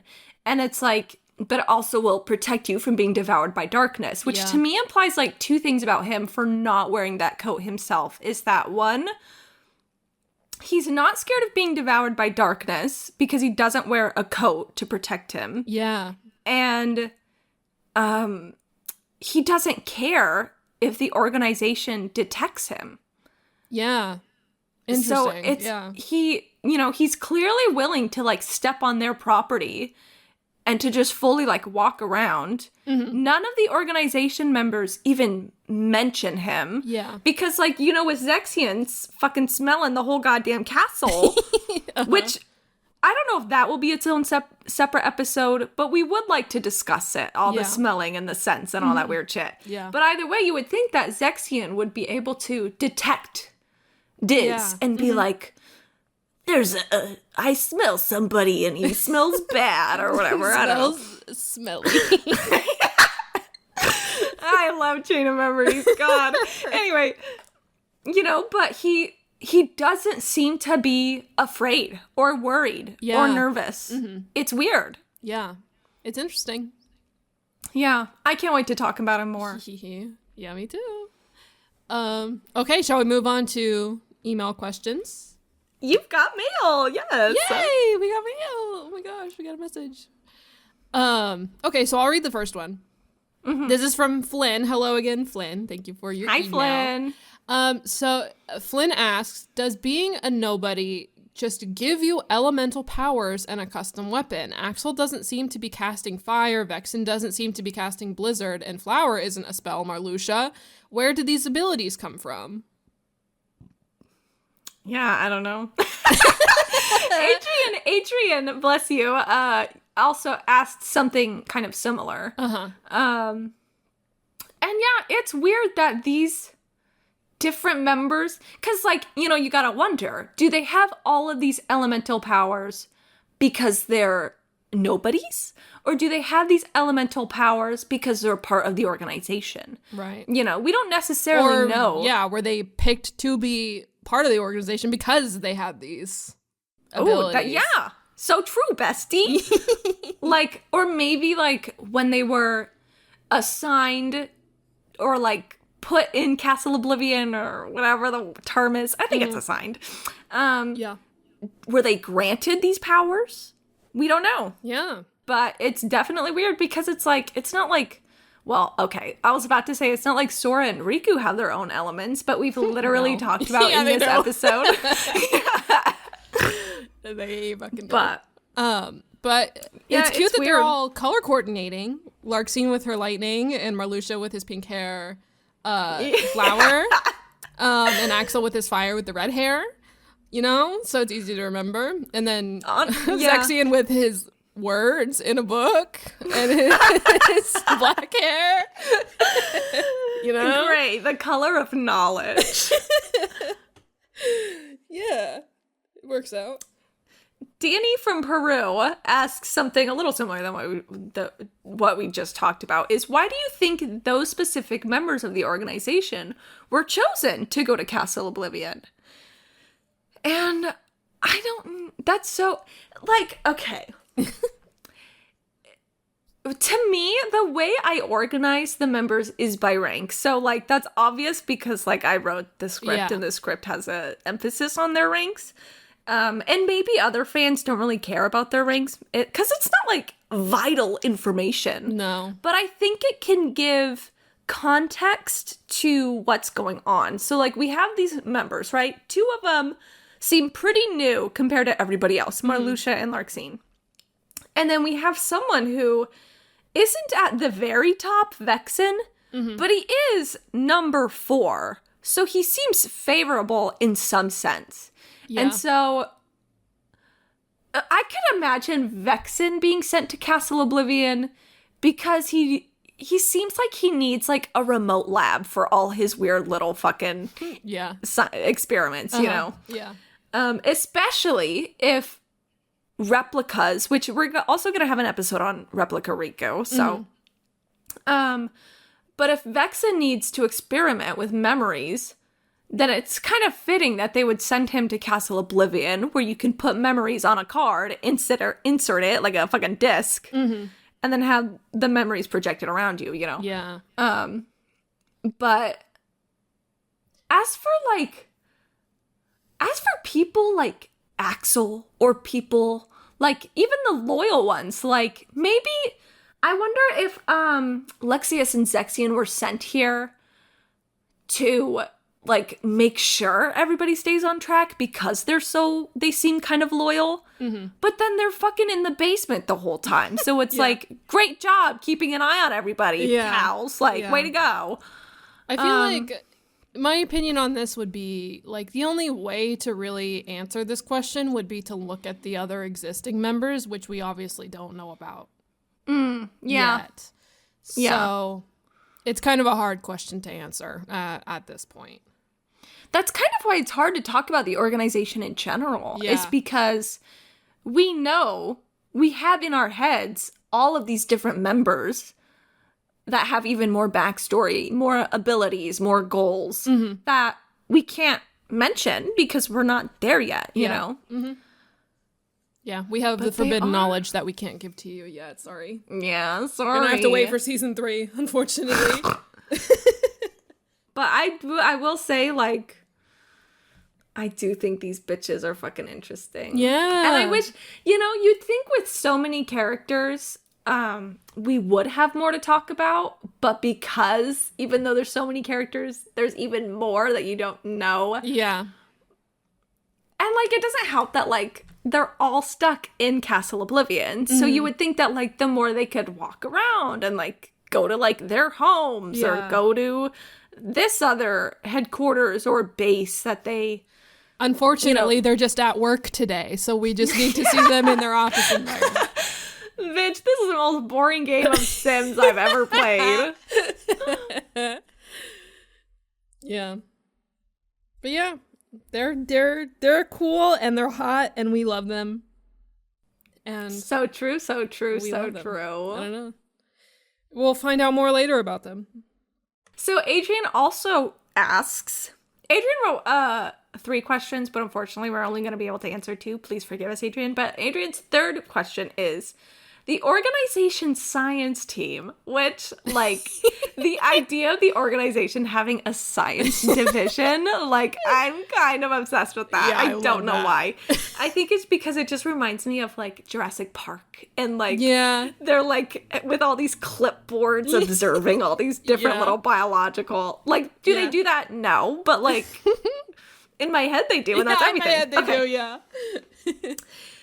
The organization's science team talked about the hero of light, Sora, and the hero of darkness, Riku, as if those were established things. We haven't really heard about those terms before or since. Do you think those might be concepts yet to return? Hannah, what do you think? I want to know what you think about this question. It's like, this is the first time I'm reading this question, I'm going to be honest with you. But let me try to put my thoughts together. You just are so good at bringing a whole new perspective to things that I would have never thought of. Okay, thank you.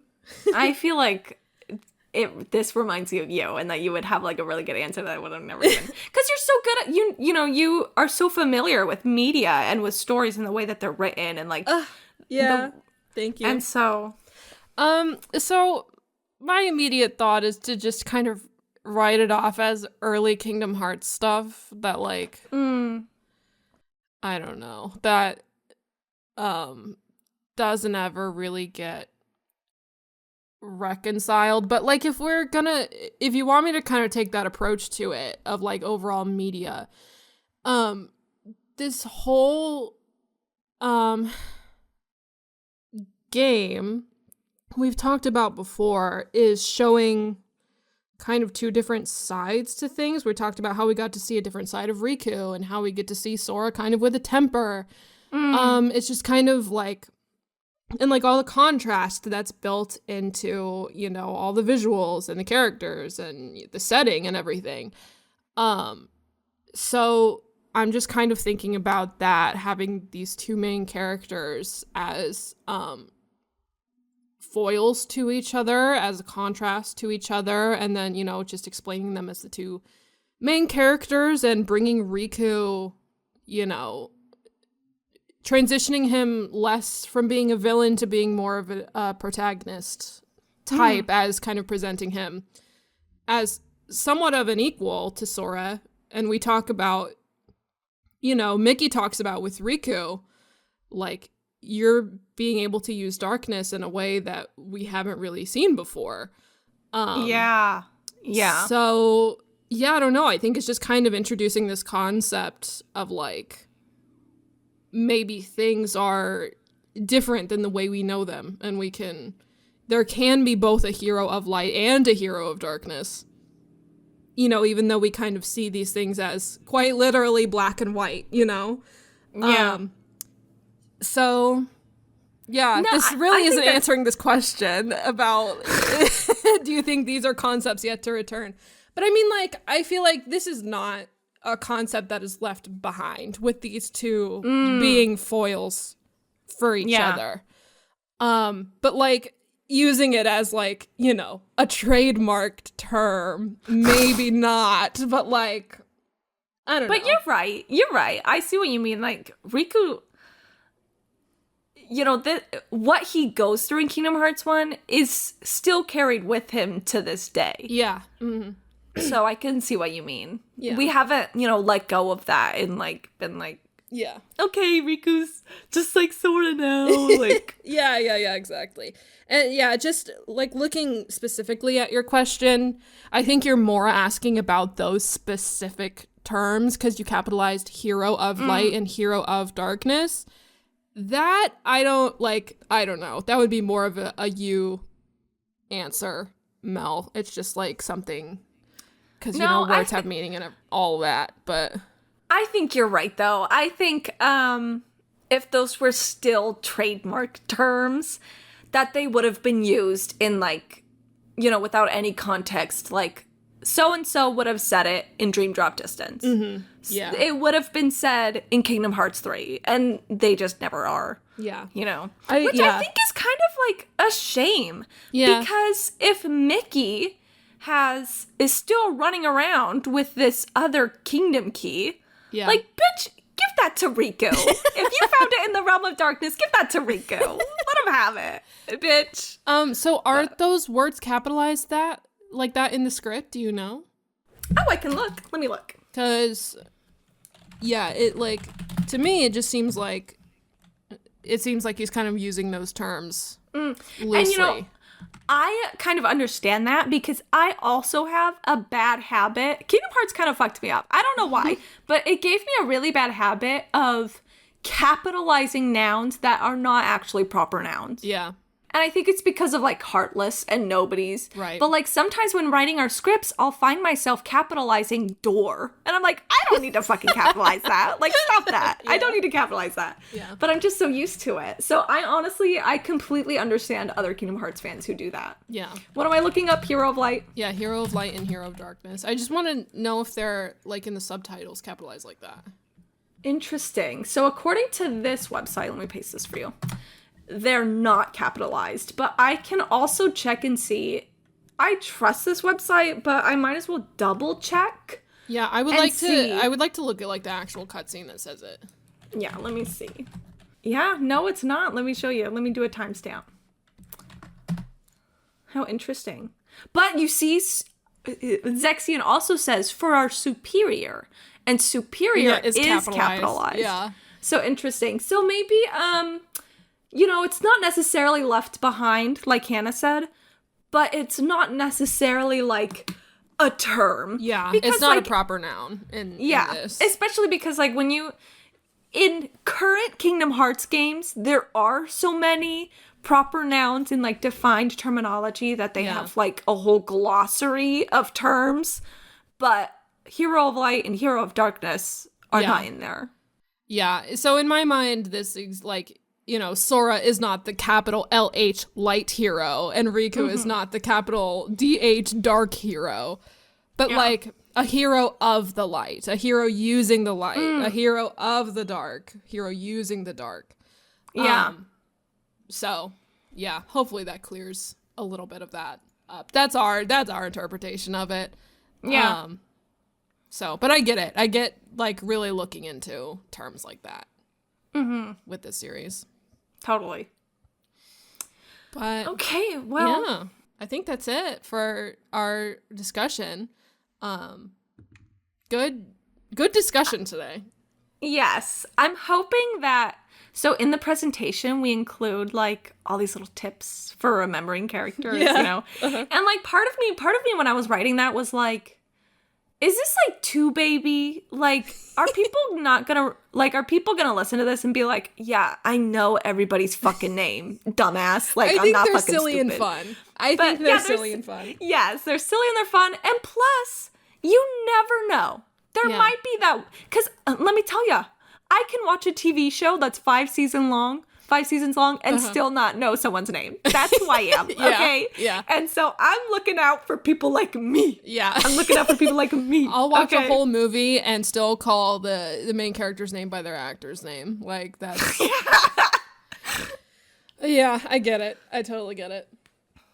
But yeah, so that's it. We have a few things to say before we wrap up today. Quick, tiny little programming note. We're not going to be posting an episode next week because Mel and I have some personal stuff going on. So no episode week of May 6th. Yeah, we have to summon Kingdom Hearts. We have to summon Kingdom Hearts for research, okay?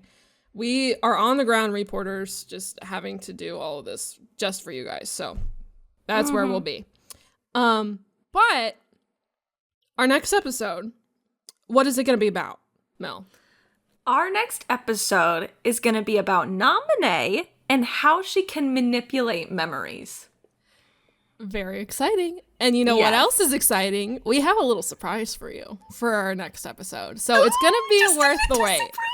It's going to be so great. I literally can't wait for us to record next episode. Yes! I literally can't wait. It's going to be so cool.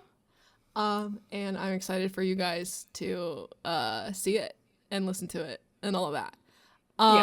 So yeah, no episode next week, but we'll be back with a big swing of an episode on the 13th. Yes. But yeah, if you have questions about Naminé or how memory works, send your questions to sheddingstarlight@gmail.com. If you like the show, if you're excited for a surprise in 2 weeks, be sure to rate the show 5 stars on Apple Podcasts and Spotify. We love to see those. I love watching the little number go up. And then if you are on YouTube, like the video, subscribe to us, tell your friends. Tell your friends about Shedding Starlight. We know you got your Kingdom Hearts friends. We know they're out there. We know they're out there. there. Lying. Don't be lying. Perfect. All right. Well, thank you all for watching, and we will see you in the Starlight. A curious castle stands in a desolate hellscape. A quiet girl sits alone, the only color in a pure white room. After images of friends pressed on blank walls, and what was once a charm of seashells now reflects as a yellow star. Today we are discussing Naminé, a witch with the power over memories. Welcome to Shedding Starlight.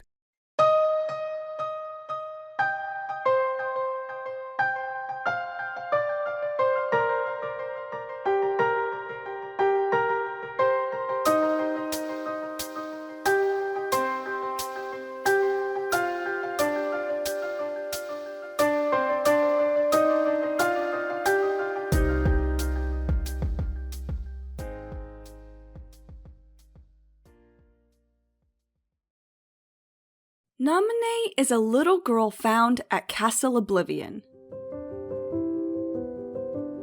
Her clothes fit the castle's aesthetic, wearing a white dress and sandals accented with flowers. But whether she always resided within the castle, or if the organization brought her there, is unknown. Either possibility might explain her intentions. as she's tortured with loneliness.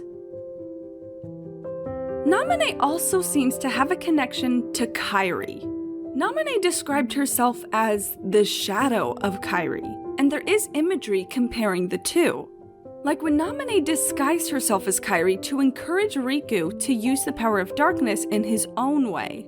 Or when one of the two illusions of Naminé changed to Kairi during Sora's visit to the card world of Destiny Islands. Because these two girls are connected, Naminé says that any attempt to replace Kairi will be in vain. In our episode on Castle Oblivion, we mentioned that while it can project memories read from cards, it's not responsible for our heroes forgetting things and for Sora's false memories. Rather, Castle Oblivion's supposed rule, In this place to find is to lose, and to lose is to find, is a false impression Marluxia told Sora to deter him and the others from suspicion. So if Sora forgetting the truth and remembering the non-existent is truly due to Naminé, let's examine her powers and the full extent of her abilities.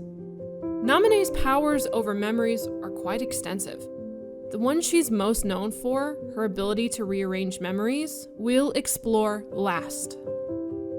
Larxene says Naminé can enter memories, like when Sora falsely recalls her sitting at the beaches of Destiny Islands, drawing instead of swimming with the others.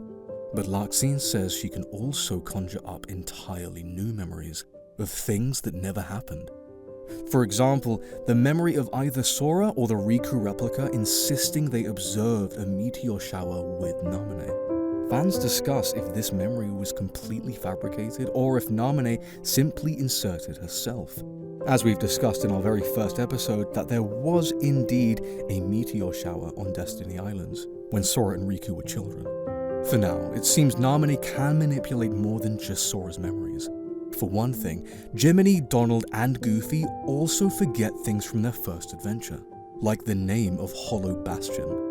There's also Axel copying Sora's memories of Destiny Islands, or in his words, Sora and Riku's home. With Naminé's power, the organization uses those memories to make the Riku Replica genuinely believe he's really Riku.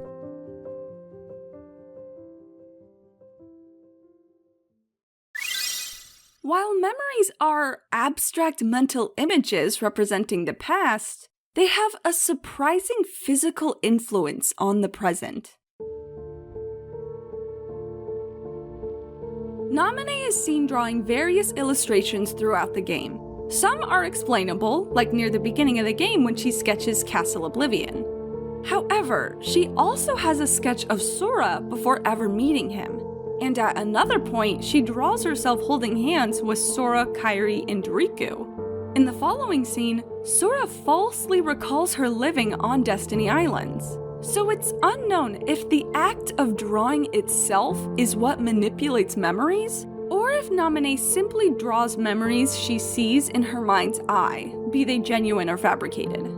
Whether or not Naminé's sketchbook has a role in influencing memories, either way, memories can influence objects. For example, at one point, Jiminy opens his journal that recorded our hero's first adventure, only to find it entirely blank.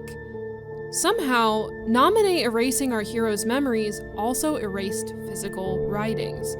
This isn't just an illusion of perception. The journal truly is blank.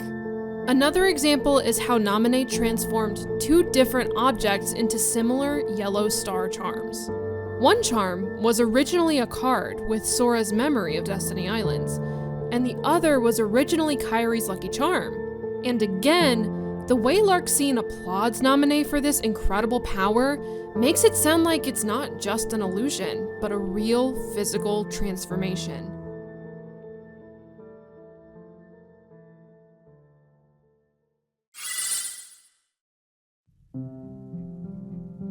At the end of Sora's journey through the castle, Naminé offers to reconstruct his memories as they were before. She reveals that she doesn't actually erase memories, but rather rearranges them further into your subconscious. If memories are a chain, we can imagine the links in front are remembered first, and the further down the chain the memory is, the more difficult it is to recall. It's similar to real life. When you suddenly recall a moment you hadn't thought about in years, that memory was never gone, only buried. When you remember one thing, that leads to remembering another. And then another, and then another. Naminé reconstructing Sora's memories seems to require more effort than when she deconstructed them. Sora was active during his relatively short journey through Castle Oblivion, but Naminé implies that in order to restore his memories, she needs him to sleep for a long period of time. It might take some time, but I think it might work. It's my turn to look after you. Unfortunately, putting the links of Sora's original memories back in the beginning of the chain means his memories of Castle Oblivion will be attached to the end, almost impossible to recall. In other words, Sora won't remember any of the organization, nor Naminé herself.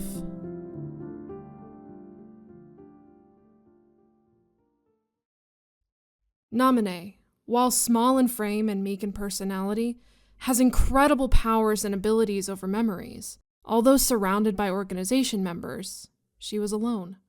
And in that loneliness, she tried to make Sora her friend in the only way she knew how.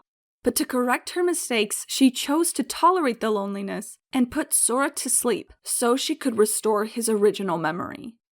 Although Sora won't remember her when he wakes up, at least he'll have the note written by Jiminy in his journal to thank Naminé.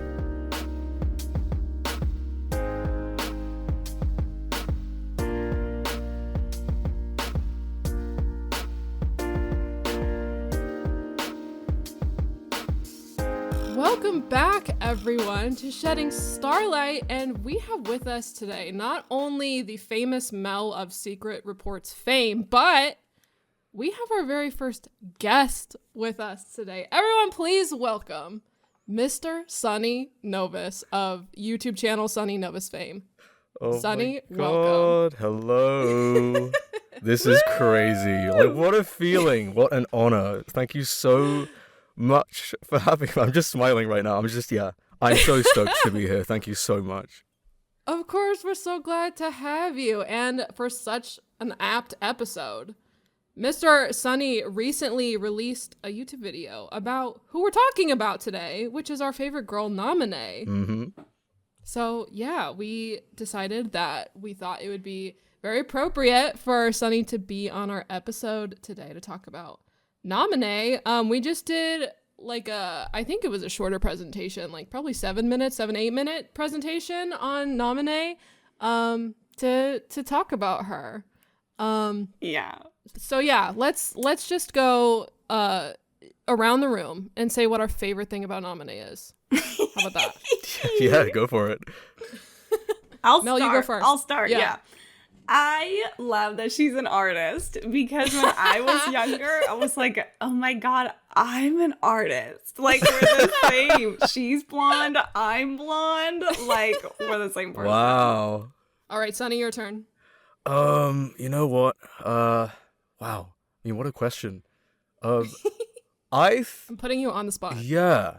I think, honestly, I don't know if this is going to be cliche or anything, but I think her personality, and I think there's a lot of depth and nuance to her character and her reactions to certain things and her attitude, and I think that can be overlooked sometimes, and I think that Naminé is such a precious little stone, and I love that about her, and that kind of persists, like a lot of characters in Kingdom Hearts, they kind of fluctuate in terms of temperament, but Naminé, she's always going to be Naminé, no matter where she is, who she's with, and I think that, is worthy of admiration. So true. Yeah. So true. Okay, so my favorite thing about Naminé is how relatable she is, because if I had a chance to write myself into Sora's memories, I would fucking do it. I would fucking do it. Let's just be real. She does self-insert fan fiction, fan art, or whatever. Literally. She better work. So when I was writing this, I'm not gonna lie. Like, I started getting a little lump in my throat because she's just so little. And nobody that little and that small and that cute should go through so much. Nobody should. She doesn't deserve it. She's just a little girl, and she's being so brave. She's classic being so Kingdom brave. Hearts, right? Just classic, I just love her. children going through traumatic events. It's just Yes. what a sight to behold. We love children being traumatized. We love it for our entertainment. Yeah, she's so little. And like, just to kind of dive into our first talking point here, in our past few episodes, we talked so much about like all of the visual contrast that exists in Castle Oblivion with like their coats, and like it's so apt to have all of these big, tall, giant people dressed in black around Naminé, who is tiny and little and a brave little girl. She's wearing a tiny little white dress, and she matches the castle, but like the people who are controlling her just have this crazy contrast to her. And like I was looking at like a YouTube video of her cutscene specifically, and a lot of people in the comments were describing her as angelic, and I think that is so. And she even has like a little angel like plush of her sometimes, which is it's so like, she's an angel. We love her. I'm gonna cry. I love her so much. Yeah, you know that plush would be like hundreds of dollars if Square Enix released it. You know? Like ceramic She's gonna sell wings. it on eBay. I would Genuine. fucking buy it. I would too. It's so cute. I want to Imagine like a keychain of that. That would be so amazing.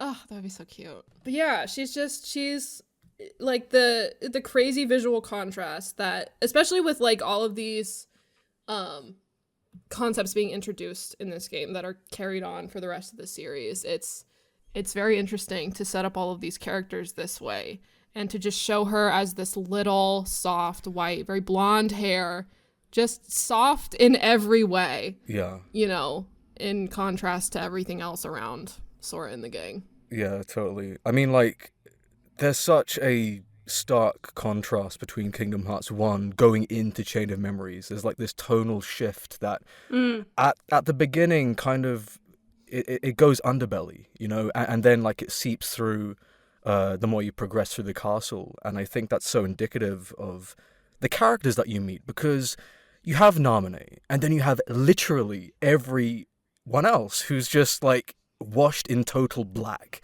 And you know, especially with the names as well, if keen-eyed players would play through the game for the first time, they would notice that all of these villains have an X in their name. You have Marluxia, you have Larxene and Zexion and characters like that.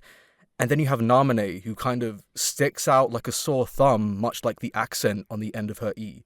You know, it's like she's just there. And even though she is in white, much like the castle, and kind of designed like this apparition, this kind of ethereal ghost that just roams around, it just feels like the organization members are haunting her space. It feels like, you know, they are intruders in her world. And it kind of, going back to what Mel said about the lump in the throat, it's like, it just, without Naminé even being present in the scene, you just kind of feel her presence within the castle itself. It's like, it's almost like an extension of her, you know? Yeah. Totally. Part of me wonders if like that is what their original intention was to have like such a strong connection between Naminé and Castle Oblivion.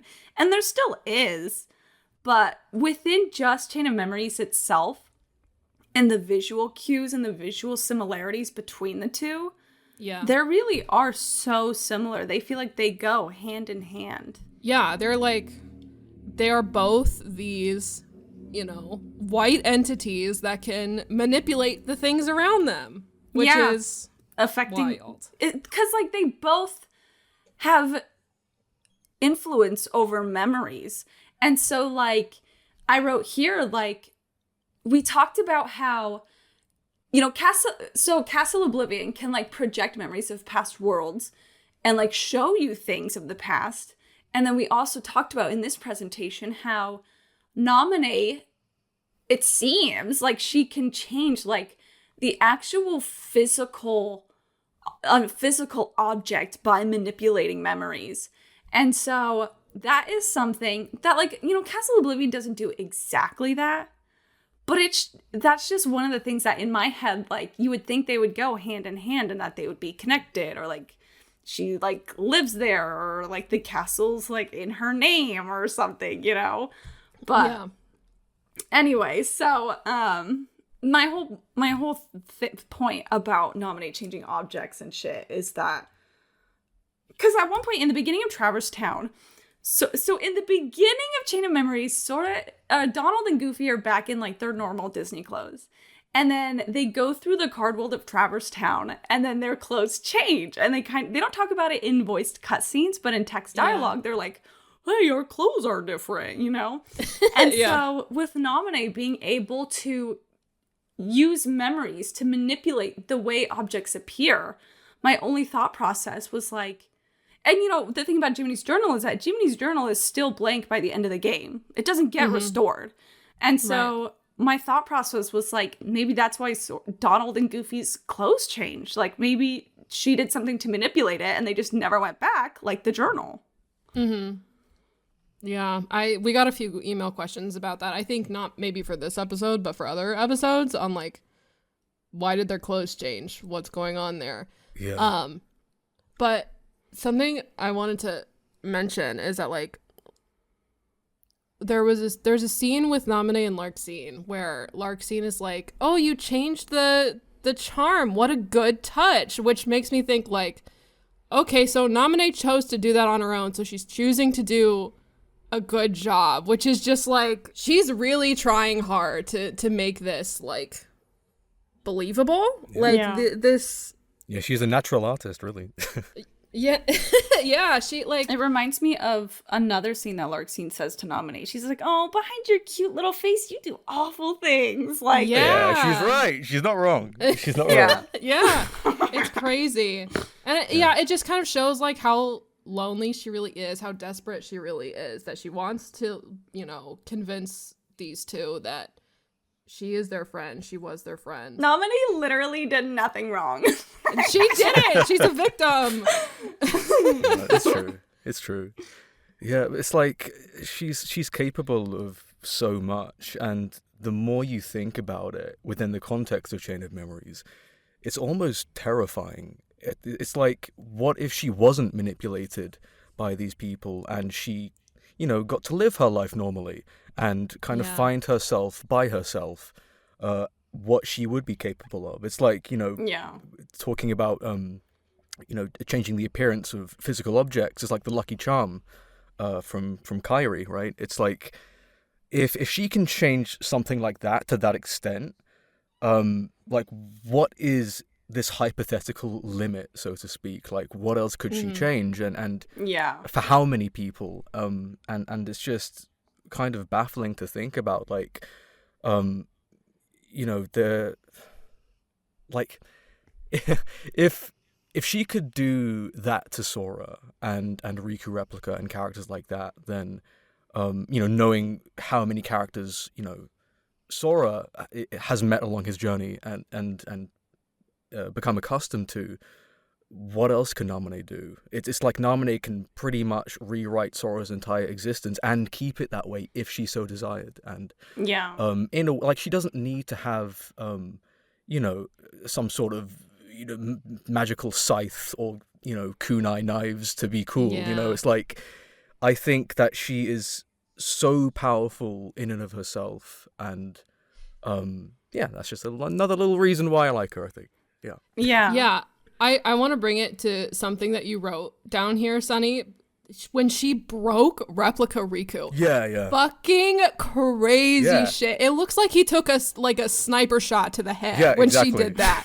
That is the fastest KO. Crazy. I've seen challenge runs of Kingdom Hearts and, you know, speed runs and boss challenges, but like that, I mean, that's world record. That has to be some sort of world record about like soloing. Like, that is great. Like, she incapacitates him literally immediately. Like, how insane is that? To me, like, she's holding back. Like, she's wearing the weight. She's like not using her full power right now. To me, it goes to show, like, I hope this isn't too heavy, but like it kind of shows like the power of unbalanced dynamics or abusive relationships where it's like you could have physical power and the ability to stop it, but like the organization has such a manipulative hold on her that she wouldn't fucking dare touch like any of the organization members because like the first, what's that quote? Like the first step to giving up your power is believing you don't have any. And so like, so she probably is like, I think she could take on the organization 1,000%. Oh yeah. And she doesn't because, like I said, of this manipulative hold that they have on her.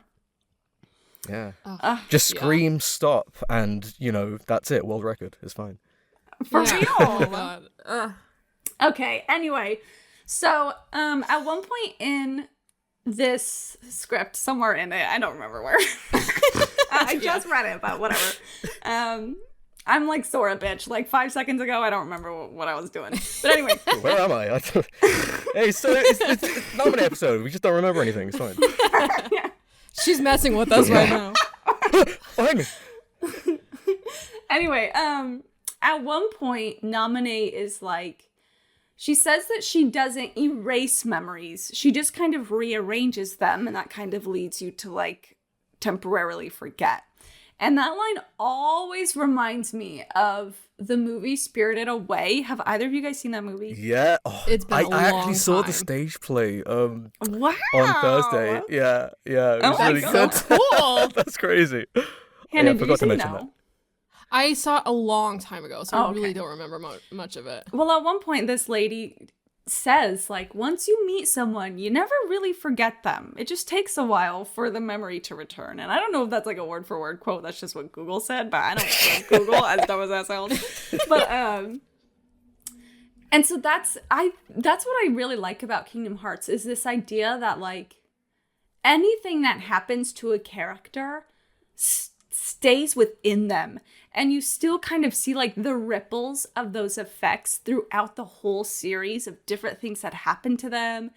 And like Sora may not remember Castle Oblivion, but we are going to see. So I think like the whole point of Spirited Away is that I think at the end of the movie, the girl doesn't remember her adventure, but the lesson she learned and the wisdom she gained, is still within her heart.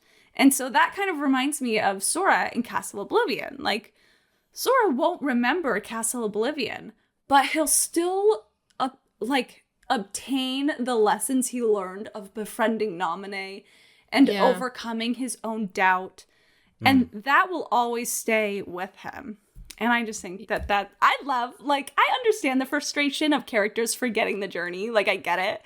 But for some reason with Chain of Memories, the idea of all the emotional aspects remaining within him, I like that. I don't know, I do. Yeah, it's incredible. And I really enjoy this concept of how memory works in this, how they introduce memory working in this, because I feel like a lot of the like concepts in Kingdom Hearts are kind of like just kind of made to be fantastical and magical, but like to me with memory, I feel like this is, you know, the developers, the writers really trying to find a way to actually kind of describe this phenomenon in real life of like how memory actually works, because like whenever you think about something, you really can't, like if you haven't thought about it for years and years, it's still there, and then something makes you think of it, and then you're like, oh my god. Literally, this happened to me last night. I want to talk about it.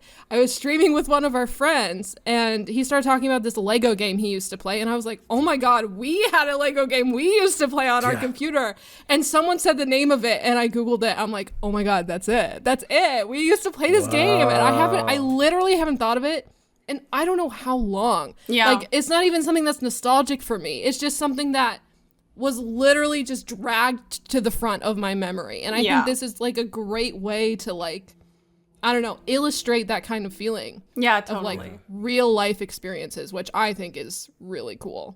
Yeah, I completely agree.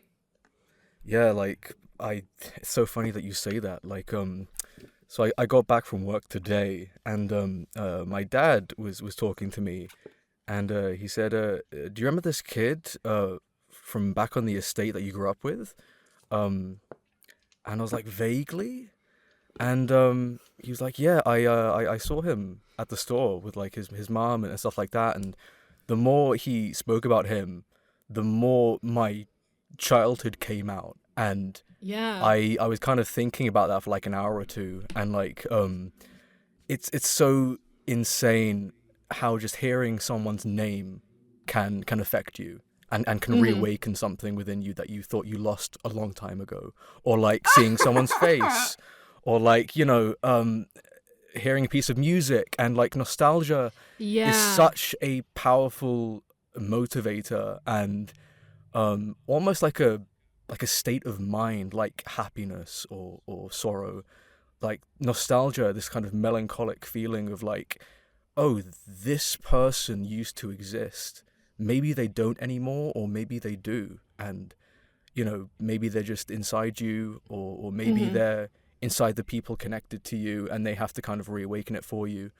And, you know, I think Naminé is so indicative of that, because Kingdom Hearts is, what, a 20-something-year-old series now. And a lot of us grew up with characters like Naminé, like Sora, like Riku, like Kairi.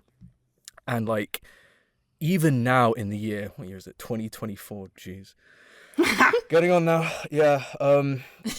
Even now, it's like, I've had so many friends that have come and gone in my life, and some have stayed, and, you know, Naminé is kind of the ultimate representation of just that state of mind, that nostalgia, and that kind of rose-tinted shading of the past.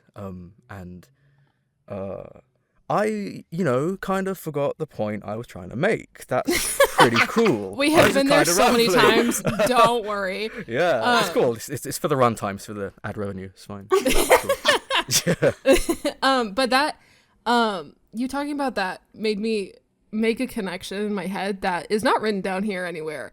But the concept of smell, like, I know it's something that is brought up in this game, but like, I think people say that like smell can be the most memory inducing like sense that you have, you know, like smelling mom's apple pie or whatever that she made when you were 7 years old, that sort of thing. Yeah. So that connection was made in my mind just now, you talking about that, you know, maybe there's a reason for, you know, the game about memory introducing stuff about smell and like using your sense, you know, in relation to that. Yeah, that's interesting. I hadn't thought about that. Yeah. Which, like, if you're listening, we do plan on talking about smell and sensing power in other people in a future episode, but not eventually. Okay. But still, that's a great opportunity to bring it up now, because you're right. Like, there are things where I smell and I'm like, wow, I'm literally on the beach at a family reunion. Like, I found my aunt, who is way older now, but here she is, young in her prime, you know. It's crazy. Smell is kind of nuts. Yeah, I moved out of my parents' house 8 years ago now, and now every time I go back to visit, I'll bring back like my suitcase of clothes back to my home now, and I'll be like, oh, this smells like my parents' house. Oh, this smells like my mom. Like it's just like a remnant. But here's a question: What do you think Castle Oblivion smells like? Like I just think of like this super sterile, clinical, like. Yeah, like a doctor's office. Yeah, to me it smells like bleach, like a pool or something. Yeah, just like polish. Or like the dentist's. I feel like the dentist always has a very particular smell. Yeah. That's such a great question, though. That's definitely a question for like... below. No, honestly, like, that's a great call to action. Thank you, somebody. Tell us what you think Castle Oblivion smells like. But yeah, like, again, we should save this for the sensing and smelling episode, but like, you know, being able to smell darkness and all these beings of darkness walking around, but the castle itself is like white, and like Naminé is white, and like I don't know, it's interesting to think about, just like what it smells like. I know that the organization just smells like hot leather. Like oh, absolutely. Old couch, the leather. That's what they smell like to me. Absolutely. Yeah, that's true. Have you guys ever been to like a Halloween store and like the masks, like those rubber masks, these like latex, like they have this smell, this odor to them when you put them on. I just feel like the organization members just smell like that, just like they just reek. It's not like oh they stink, but it's like I don't, you know. It's that factory smell. Yeah. Yeah, like elastic. Castle Oblivion smells like a spirit Halloween. Yeah. So fitting. Okay, where should we drop to next, Mel? What do you think? We could talk about the end and how she sent Sora to sleep, if you want. Oh my That's a great idea. Literally, like, that is where I started getting a lump in my throat, is when Naminé was like, it's just so sad. Hannah, I think you were saying the other day where you would think, well, I'll let you say it because it's your thought. Yeah, so, I think this is the point you're talking about, where I was saying, like, in this type of, like, game that's geared towards children and, like, is a pretty generally happy-go-lucky type of game, it, like, in a normal series, I feel like they would come to some sort of compromise where Sora wouldn't have to completely forget Naminé and still be able to get his memories back, but they chose to go a more kind of realistic, gritty route with it, where he's like, I want to be the way I was. He's not happy about it, but like, you know, it's like, it's hard to accept. It's hard to swallow. You got the lump in your throat. Yeah. That's what you're talking about, right? That's the point? Exactly. Okay. You know me so well. But yeah, it's so tough because, again, you know, Naminé is this angelic, girly little figure that we all love so much, and she's tortured, and we, you know, get tortured even more by this ending of Sora being like, I want to, you know, be who I was. I want to remember who I had before. Yeah. And it's I'm going to choose them over you. Yeah. It reminds me of what you said a little bit earlier about how Chain of Memories and its attitude towards memory is kind of indicative of real life. And that kind of reminds me of, you know, like the pain of like your friend making a decision, but you know that it's the decision that's best for them. And so you kind of have to like accept it. Like, let's say like a friend moving away, like maybe they're going to a better school when you're really young or something and you're sad, but it's like, but I know this is what's best for them, but I have to like accept it. I feel like Chain of Memories itself, I kind of forgot this, but revisiting it these last few weeks, it's such a mature game. Like the way it handles and addresses certain things. And even like the dialogue is dialogue that I do not feel like recent Kingdom Hearts games have. Like it'll like at one point a character in a recent Kingdom Hearts game says like the word also ran. And I feel like that's an obscure word. But I feel like Chain of Memories itself has like a lot of dialogue that is more mature and that I just would not hear in a new Kingdom Hearts game. And that, like, I remember I wanted to rant about this to you, Mel, eventually, and I forgot to. But, and this is a little bit of a tangent, but, like, there's this whole kind of, like, idea on the internet that, like, whoa, mature things are happening in this game. This game isn't for kids, blah, blah, blah, blah, blah. And I saw a whole, so I don't really want to put this random person on blast, but, like, I saw, like, an article, if you even want to call it that, it was more like a blog post of someone being like, this is why Kingdom Hearts isn't for kids. And it was basically like them just listing all of the mature things that happen in the series. And to me, that's why it is for kids. That's why it should be for kids, because kids need like a good vehicle to learn about these types of things. They need stories like this to help them develop their brain so they know, like, when stuff like this happens in real life, and that's what you're talking about, Mel, like, you know, if they were to come across that sort of hard decision of, like, a friend needing to move schools, then they can remember Sora and be like, oh, yeah, Sora had to, you know, forget Naminé so he could move forward with his life, so he could, you know, get better or whatever. Yeah. Like, it's necessary. Like, I've been, like, so enraptured with children's media for a lot of my life.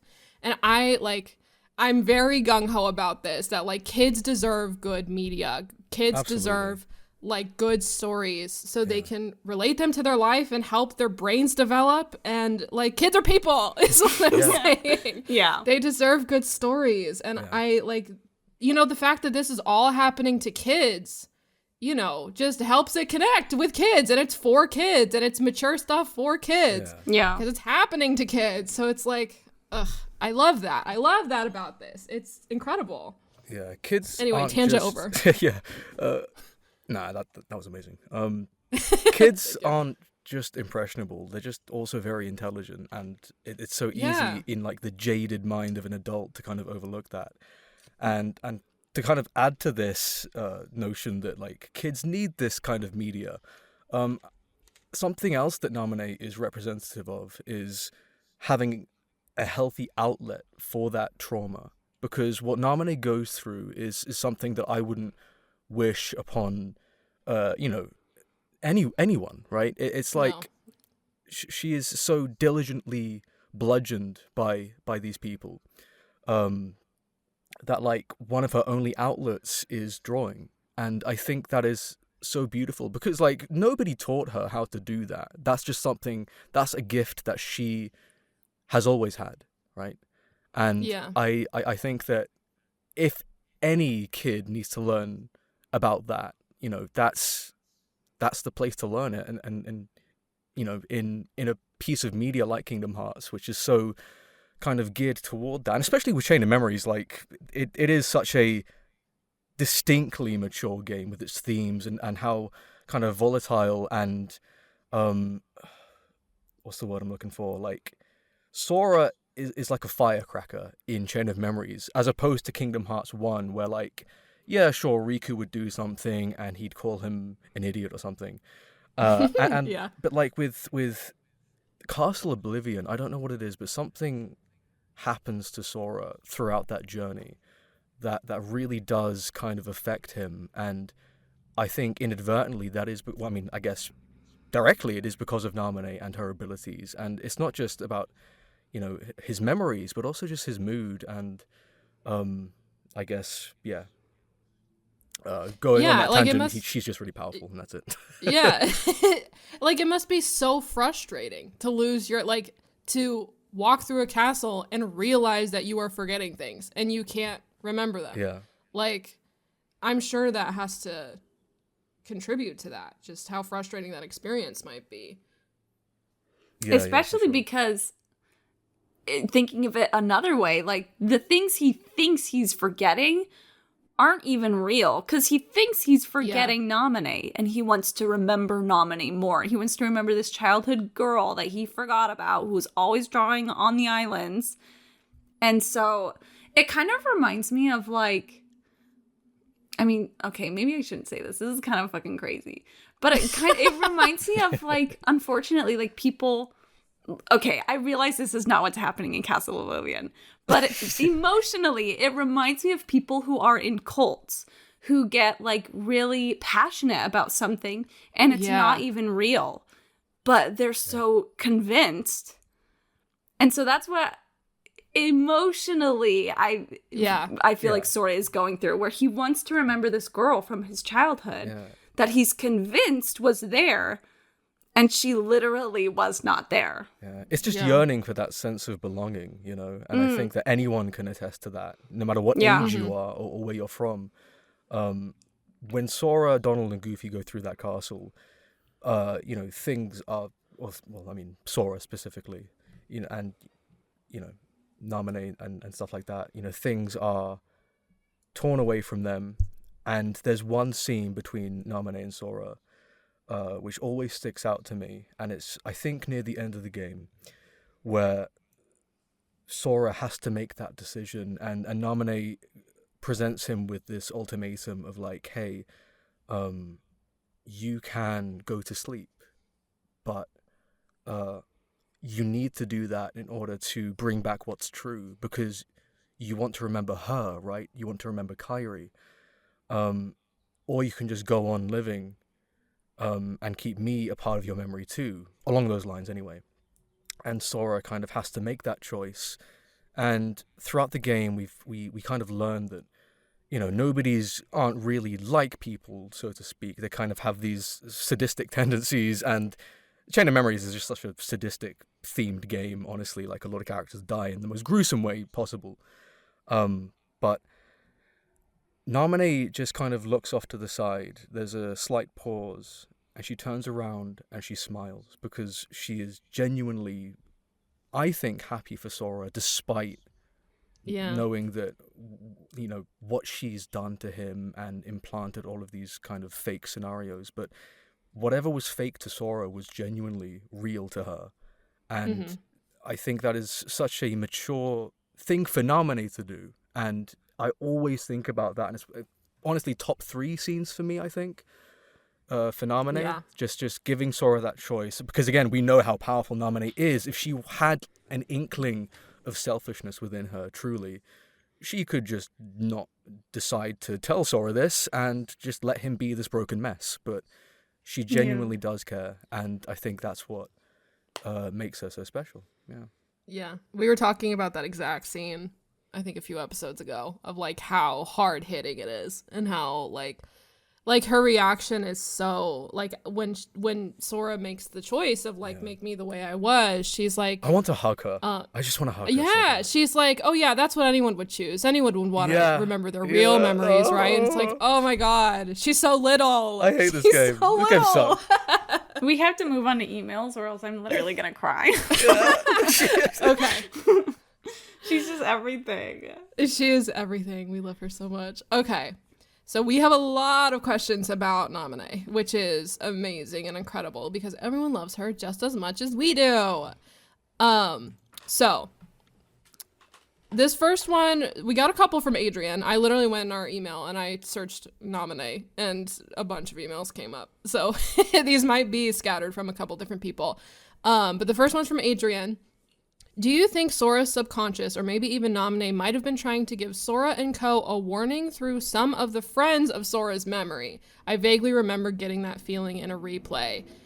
I wrote just a few notes of, like, stuff that I noticed, kind of, you know, maybe cluing into this. There's a scene, I think, when they're first in Traverse Town, where Aerith, like, calls after Sora when they're about to leave, and she's like, things aren't as they seem, be careful, or something like that. I really don't remember the exact dialogue. But what do you guys think about this? Yeah, I think I remember we once got an email of someone comparing. So in Hollow Bastion and Chain of Memories, like, Ansem's not there, the Princesses of Heart aren't there. It's literally just Maleficent, Belle, and Beast, and they have their own little storyline where Belle is trying to lie to Beast to save him. And so she's like, leave me alone. Like, I don't want you anymore. I don't love you, which isn't true, but she's trying to save him. And so I do remember we got an email of comparing that to the Riku replica, where at this point he's convinced he's the real Riku. And so he's like, you gotta leave, Sora. Like, go away. Fuck off. We're over. We're donezo. And so I don't really know if I agree that that was the intention of that Hollow Bastion world setting, but I do know that there are fans who have caught on to similarities between that. That's all I can remember because, like, I don't fucking remember the Disney plots of the... like, I don't... Real talk, yeah. I don't, like, I know I'm a Kingdom Hearts nerd and, like, ooh, I'm a lore master, but, like, I don't fucking care. I said it. I don't care. No, I did a Let's Play of Kingdom Hearts 1 not too long ago, and I was like, hey, guys, is Winnie the Pooh in this game? So look, I don't know. Real. I'm just a shadow. Real. Like, if it's not directly in front of me, I just instantly forget it. Nominate. Ayo, yeah, there we go. Own it back. Oh wait, there's also a text scene where Naminé. Yeah, I didn't really recall the whole context of this exact scene, so we don't have to discuss it. But there's a point where she says where they're in the Black Void together at one point, and she appears behind him. He does not see her, but she says, "Sora, I'm so sorry. All this because of me," and then she disappears. So, like... See, and that, you know what? That is another fucking power that I did think about, and I was like, I can't write this. This is too much. But she literally, like, projects herself into people's minds. Or, observes people. Because she does it with Sora multiple times. She does it with Riku. And it's like, that's even more powers and abilities that, like, we don't even have time to open the fucking can for. It's crazy. Yeah. Anyway, Adrian's also asks, we always see her drawing. Do you think these drawings are part of her powers to change memories? Or just a hobby to make her captivity more bearable? Great question. Right now, the only note that I have is, like, I love that her drawing style is, like, super messy and colorful as such, like, a contrast to, like, this fucking, I call it the Kim Kardashian castle, because it's, like, just so white and, like, so neat. Yeah. But, yeah. Anyway, what do you guys think? Because I kind of wrote my opinion in the script of, like, it could be either or. But, because, like, maybe it is, and I just, like, didn't connect it because I'm dumb. Like, I don't know. Through the context that I have grown up with Naminé, and that's all the detail I'm going to go into on that, I always linked the two together in my head, like, that's how she does same. it. Like, that they are directly related. She draws to change the change. Change the change. See, that's why I'm not sure, because in certain scenes of what you're talking about that you're avoiding, she's not holding a sketch pad. It's nowhere near. Yeah. She's just standing there. So that's why I'm like a little... What? Go ahead, sorry. No, that's why I just can't make up my mind on whether it is or not. Yeah, because, like, also with, you know, Replica Riku, she doesn't draw him dead. She just Thanos snaps his ass and he's on the floor. Yeah. Like, so I don't know. Like, maybe some of her powers, like, don't need it. Maybe it's like a muse to make it stronger. I don't know. I think the way I pass it is that, like, she does the memory manipulation, and then afterwards, maybe directly after or sometime after, she will draw what she's done to kind of reflect that or cope with it, kind of. Oh, that's so sad. That's also great. Yeah, great way to think of it. You know, we see that with plenty of characters in Naminé's drawings, and maybe in a scene directly after we see this drawing, something kind of related to that happens, or maybe it's a flashback or something like that. And You're right, because in the beginning of the game, I think it's near the beginning, we do see her drawing Castle Oblivion itself, right? And then it kind of fades in, and Sora and Donald walk into the castle, and then they're like, this is familiar. I've never been here, but I feel like I have. So maybe you're right. Maybe the drawing is... Which, like, is just so interesting on how something physical can have an effect on someone's abstract memories. Like, that's something that I love about Kingdom Hearts. So when I was a kid, I read the book Peter Pan, and I remember the book describes abstract things in physical ways. So, like, one line I remember is, like, it talks about how fairies were born because a baby laughed, and that laugh shattered and started dancing around, and it became a fairy. And that's what I feel like Kingdom Hearts That's raw as hell. Isn't that fucking cool? Yeah, Literally, so cool. never forgot that. And that's what I feel like Kingdom Hearts does, is it takes really abstract things and connects them in such a physical way that it's just cool. Anyway. Adrian's last message or question was, also, seeing as she can use items to manifest objects from memories, be they real or fake, I can't help but wonder if her powers are similar to those of the castle, as we talked about. Well, okay, wait. So we also had this question. I wrote it up above, but I knew this was a question coming, so I just kind of waited. But, like, they kind of had, like, her using her powers to change something into something else, while underneath it's still the same thing, like with the star charm. I don't know. Like, I feel like that further cements in a connection with her and the castle and its abilities. Like, does the castle help her out to do that? Like, but here's what I can't decide is, like, if it was the castle, then Jiminy's journal would go back to normal after everything, wouldn't it? I think that is what trips me up so much, is the fact that Jiminy's journal remains blank. And then in future games, we see how that kind of has, like, a small ripple into other things that have nothing to do with Castle Oblivion. Right. And so that's why I'm like, fuck. Like, is it an illusion or is it fucking real? Like, it's just so weird. Yeah. I think either Mel or Hannah said it at the beginning, that, like, even though characters forget, those scars are ever present in the entirety of the series. They kind of show up, they fester in plenty of different ways, and that's Are you saying, like, when objects change, there's like a remnant of the original object? Is that what you're saying? Or yeah, well, like, not just with, like, Jiminy's journal, but, like, also just words and phrases, or you know, characters' faces, you know, yeah. Lucas, hi Lucas, thank you for your question. Hey, asked us if the organization made Sora lose his abilities via Naminé? Is this through Naminé? Through probably. Naminé.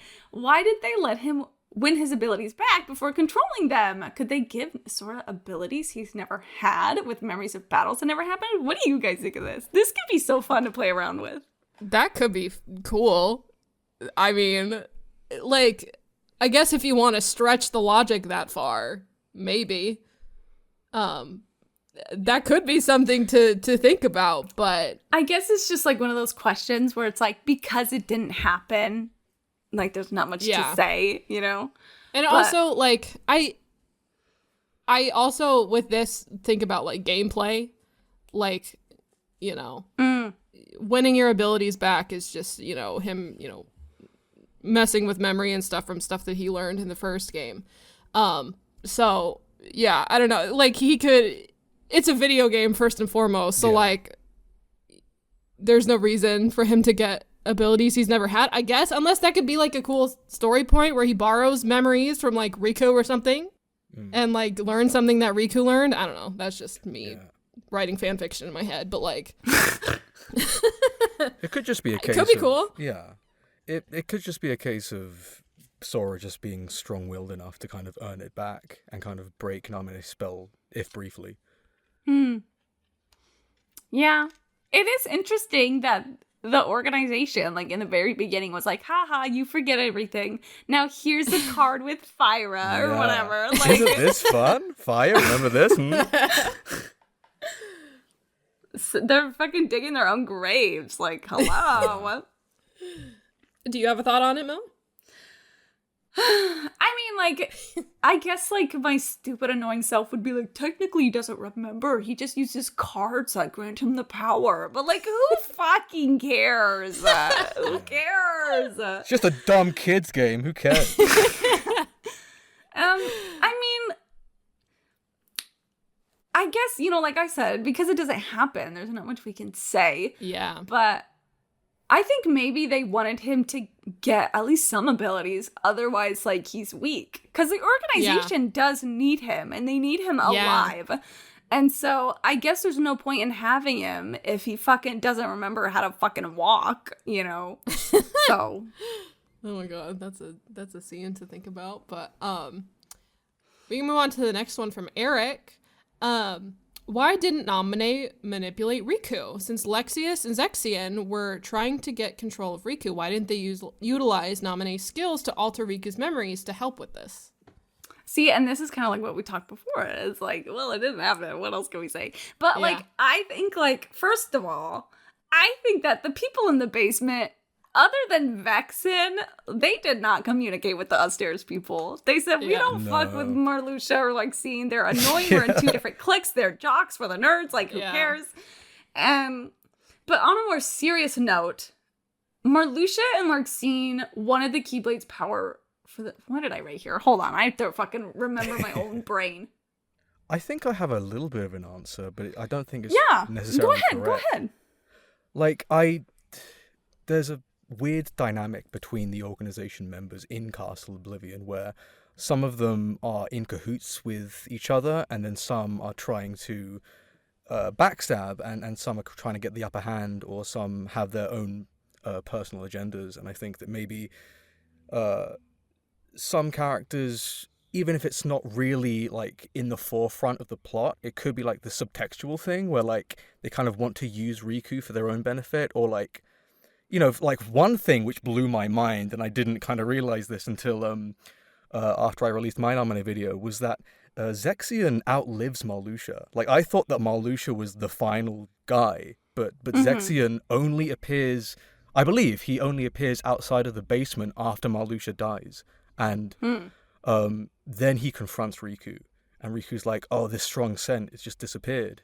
And like Zexion's like, that was the castle superior. And it's like, I think that it could be, I'm not necessarily saying this is the case, but it could be like this kind of ulterior motive thing going on where, like, sure, some characters like Larxene love to abuse and manipulate Naminé into doing their bidding, but like maybe certain characters have certain plans for Riku or other characters. So like maybe, and of course, like, again, the whole video game aspect, like Riku's just really strong and he just doesn't care. Riku just does Riku things, you know? Like, I think that's that needs to be taken into account. So yeah, I think maybe this was my original point, but like Lexaeus and Zexion, they only wanted to control Riku to counteract Marluxia and Larxene. They didn't really care about controlling Riku in the beginning. They were just kind of like observing him, right? Yeah. And so I could see that, like, first of all, Naminé was probably fucking busy, and they probably knew that, like, the Lord of the Castle is controlling Naminé. Like, Marluxia already has plans with him. Like, don't fuck with Naminé. Like, she's behind on commissions. Her slots are filled. Yeah. But I also think, like if the whole reason why Lexaeus and Zexion wanted to control Riku was to counteract Naminé controlling Sora, I don't think that there would have been any chance to even get Naminé to control Riku, because why have her control two people to fight each other, you know? Does that make sense? Yeah. Yeah, I think so. Yeah. This hypothetical story is getting a little too complicated for me. Raz Blue, I think this is our final question, so thank you for all the questions. Raz Blue asked, my question in regards to Naminé focuses on whether her powers over memory can lead to overriding someone's personality or aspects of it as if it happened in Sora's case. I always wondered about the volatile demeanor he shows towards Sora, Donald, Goofy, the habit, Donald, Goofy, and Jiminy at some points throughout the castle. Is it inherent in Sora's self, or heart, I suppose, or is it a byproduct of his memories being tampered with? What type of attitude? That type of attitude isn't something Sora shows very often at characters he's on friendly terms with throughout the series. Some dialogue and situations around Naminé's abilities make me think it's just another facet of them. Like Riku's replica, like the Riku replica's heart being remade by having his memories erased, for instance. So I'm ambivalent about that. Okay, so I wanted to say that maybe this is just my opinion, but I guess we talked about how, Sora was probably irritated in Chain of Memories because he's forgetting things and like he wants to remember other things. And so, but I guess I personally don't feel, I'm probably in the vast minority, but whatever, that's my fate, that Sora in early games is not as, like, I described it as chronically happy as he can kind of get in later games. And I think it's because I think early Kingdom Hearts had more story writers, and I think as Kingdom Hearts gets more and more complex, Nomura had to take more and more of the reins. I feel like I remember reading that in an interview. And so I feel like Nomura's perception of Sora is that he is a really happy-go-lucky guy.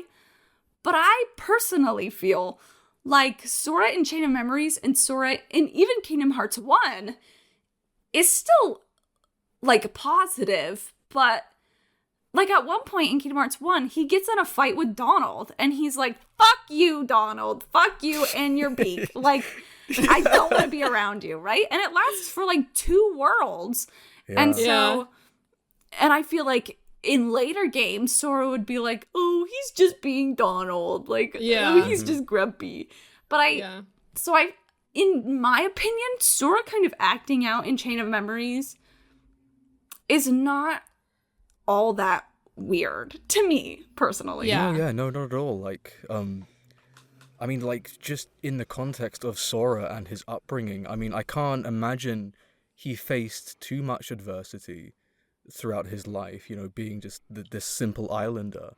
Living on an island and all, yeah. Yeah, and just like, you know, going fishing and playing with Final Fantasy characters, you know, it seems pretty good. But like, I think as soon as Sora's world crumbles around him, we kind of see this this other side to him, and it is like this kind of unbridled, kind of unseasoned, almost childlike anger, and this kind of temper tantrum, this quick fuse, and like when something doesn't go quite his way, I think he kind of snaps just a little bit, and maybe like in future games he's just maturing in that sense and just kind of becoming like the best of himself.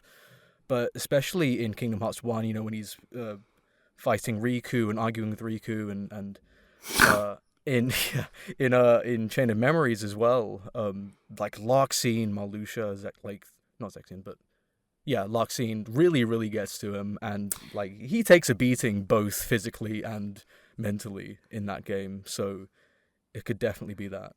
Yeah, sometimes I'm like, do people forget that, like, Sora has always been a little vicious to bad guys. Yeah. Like, he's always had like a the little amount bit of attitude. times Sora is like, shut up, I don't want to listen to you anymore. It's so great. Makes me laugh every time. But I kind of want to take an approach on this question a little differently and look at it outside of Sora. Because this person is asking about like personality, and I feel like personality and memory are pretty inherently linked, because I feel like a lot of us take a lot of personality traits from other people. So like if you were to mess with that memory of, you know, gaining that personality trait, or like the memory of that person, you know, I feel like it could like mess with that. Like, I don't think we see it. I don't think that it happens in this game. But, like, I feel like both of those concepts are, like, so linked. Yeah. And, like, your experiences make you who you are. You know, the people around you make you who you are. I mean, that's kind of what happens with the Riku replica. It's like, when he's first made in Riku's route, like, he's very arrogant, like Riku is. Like, they're both kind of cocky. But at one point, when Naminé remakes his heart, he's still, like, really aggressive towards Sora, but he has, like, a completely different attitude towards Naminé, because Naminé changed his memories and, like, remade his heart. So he does have a new personality. Yeah. I think that's very interesting. A very nature versus nurture type of situation. Yeah. I love psychology. Yeah. It's pretty crazy. All right. Wow. Well, we got through everything, which is like sad and happy at the same time, because the episode's over. Sad, but we got to talk about Naminé and memory and stuff. Yay! Yeah. Let's wipe my memory and do it again. Yeah, we have. Sorry, we have to start over. All of the audio erased. We have to start over again. We have to redo it. No. Don't jinx it. Okay, so that's all we've got for today.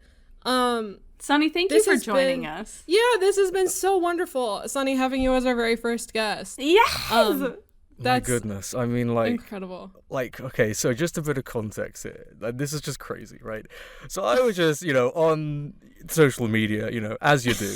I'm just kind of doing my thing, and I get a message, and it's from Han, and I'm like, oh, wow, cool.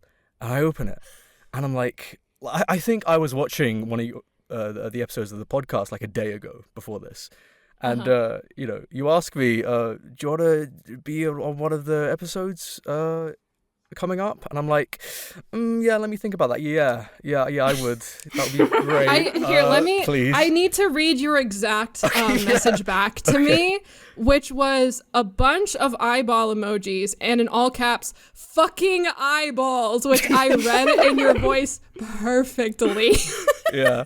I mean, like, there was no reality where I would say no. So I'm just so grateful to be here. And I mean, like, people that know me for my stuff and my channel know the direct effect that Mel has had on my work in this space. That's a lot of pressure. I know, but like it's just like people don't know this, but Mel was I don't even know if Mel knows this, but they were my first subscriber, like literally number one. Oh my god! Yeah, and that is a real person. Mel investing at ground zero, and that is just insane. I mean, like, what an omen! Like, I will say though, I love subscribing to really tiny Kingdom Hearts channels because they have such good theories and thoughts, but sometimes they just don't have the resources to like present it well. And so unfortunately, if someone sees something not presented well, they're like, this is garbage. But it's like, no, you really got to listen to them. Like, give them a chance to grow. Yeah, especially starting out, like, everyone has something to prove, and you can just feel that in, like, the script and, like, the editing. And stuff. Like, people just have, like, I'm gonna get it. Like, they just have this kind of, this approach to it. But, like, I just want to say, because I know we're wrapping up, and I don't want to, you know, take up too much of the screen time.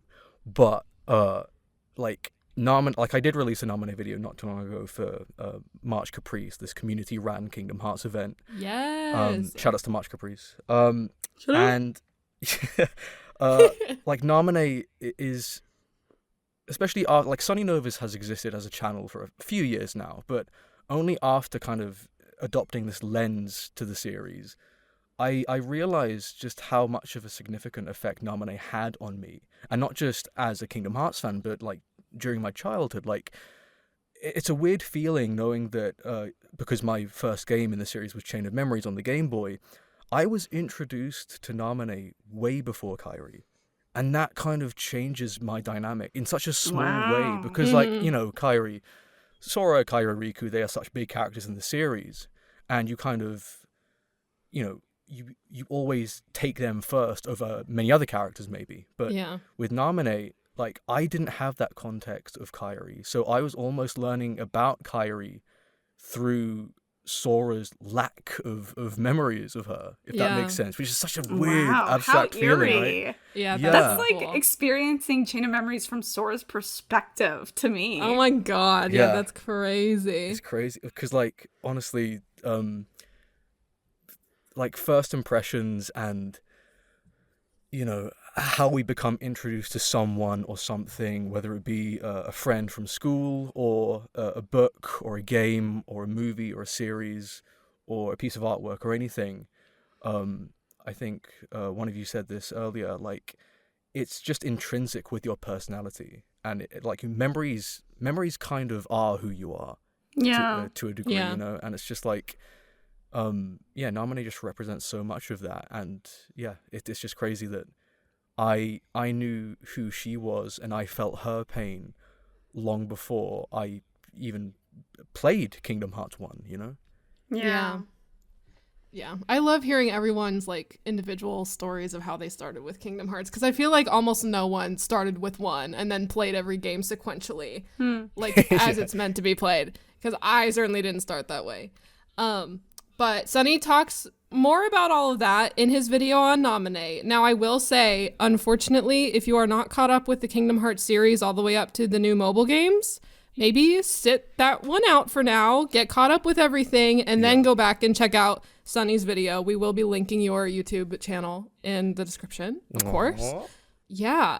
So, Mel, what are we talking about next week after this? Our next episode is not going to be about the replica Riku, but about Riku himself and his relationship with Ansem and how that still kind of lingers around.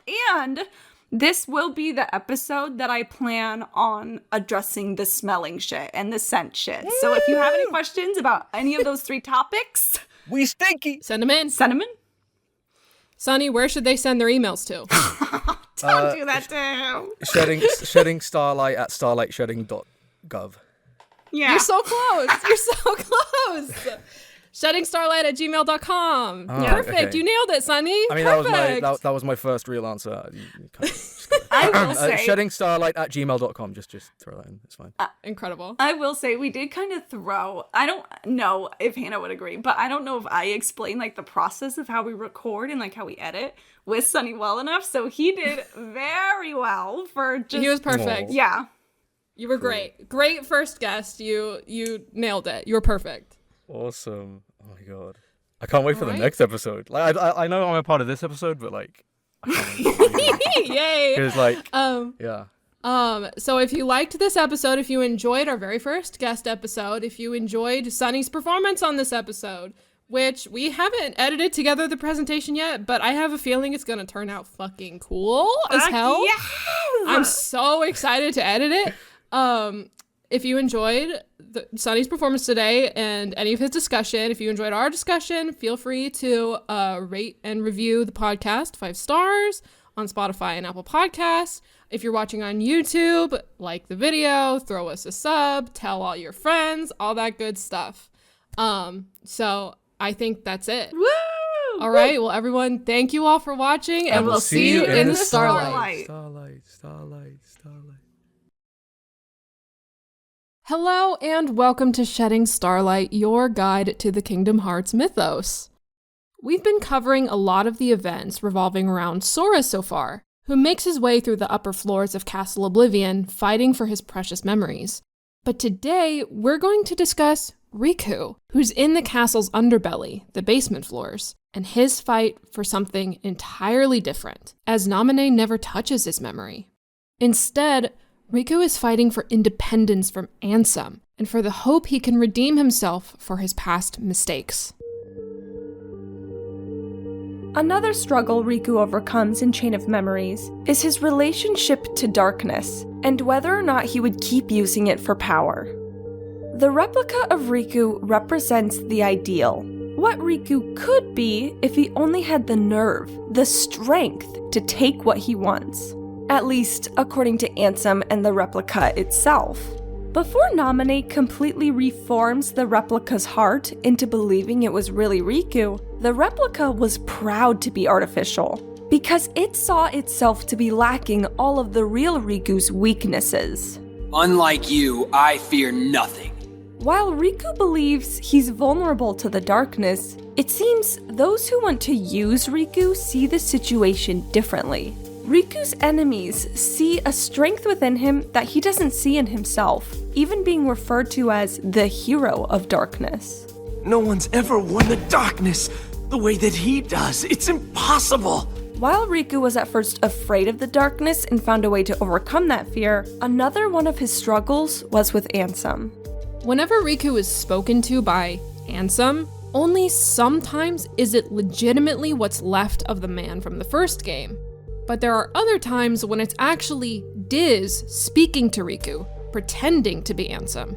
This is even more confusing when you realize that in English, Ansem has a completely new voice actor in Chain of Memories from the original game, so you don't recognize his voice when you're meant to. So how can you tell if the Ansem speaking to Riku is the real one, or Diz in disguise? Well, Diz, who first spoke to Riku in the beginning of the game, takes a more observational role, curious to see if Riku will choose light or darkness. The real Ansem, on the other hand, is dead set on Riku returning to darkness.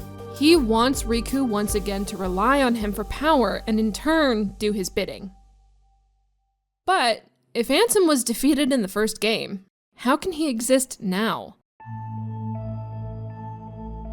While one might think he's only a figment in Riku's mind, or that he's a memory projection like the card worlds, Ansem is actually still alive, in a sense, as Zexion was able to smell him, and he poses a genuine threat to Riku. It seems through the part of him that lives on in Riku, he still has a foot in the door, for his ominous last words are, "Your darkness, I gave it all to you.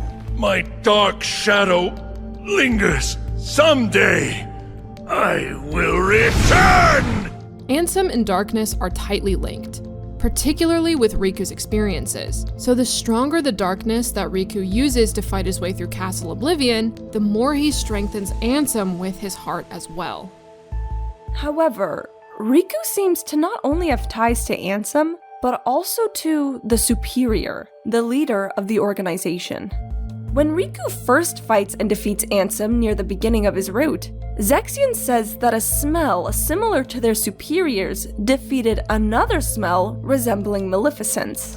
In this situation, Ansem resembles Maleficent, most probably because they both control darkness, and Riku is compared to the superior. Even later, when Lexaeus is defeated by Riku, he also begins to compare him to the superior before holding back the thought. You are the superiors. In Chain of Memories, smelling someone simply refers to sensing their vibes or aura. This is why Ansem smelled like Maleficent, and why Naminé and Kairi smell the same. In the original Japanese, the words used are closer to just sensing people. But either way, sensing or smelling isn't as prevalent in future games. Think of it as a cute Chain of Memories quirk.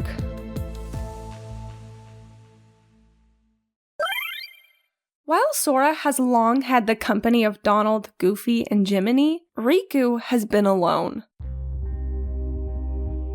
During his path through the castle, unlike Sora, he doesn't meet anyone in the card worlds besides Maleficent. She says his heart is empty, and that were it not for his darkness, he would be completely alone. Thankfully, throughout Chain of Memories, we see a blossoming friendship between him and King Mickey.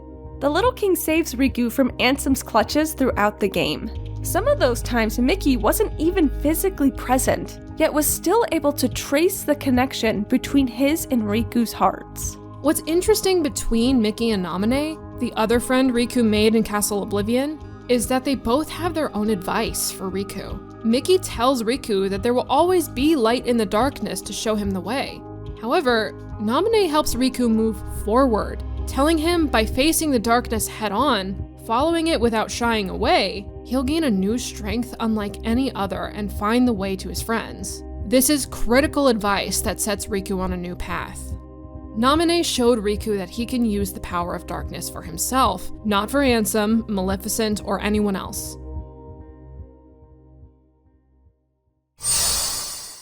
In the beginning of his path through Castle Oblivion, Riku struggles coming to peace with his mistakes and carries this burden alone. Even though Ansem is defeated, remnants of him follow in Riku's shadow. But with Mickey as a new companion, Naminé giving life-changing advice, and now that Riku knows Sora is resting safely in Naminé's hands, Riku has friends to fill his heart's cavity once created by darkness and loneliness.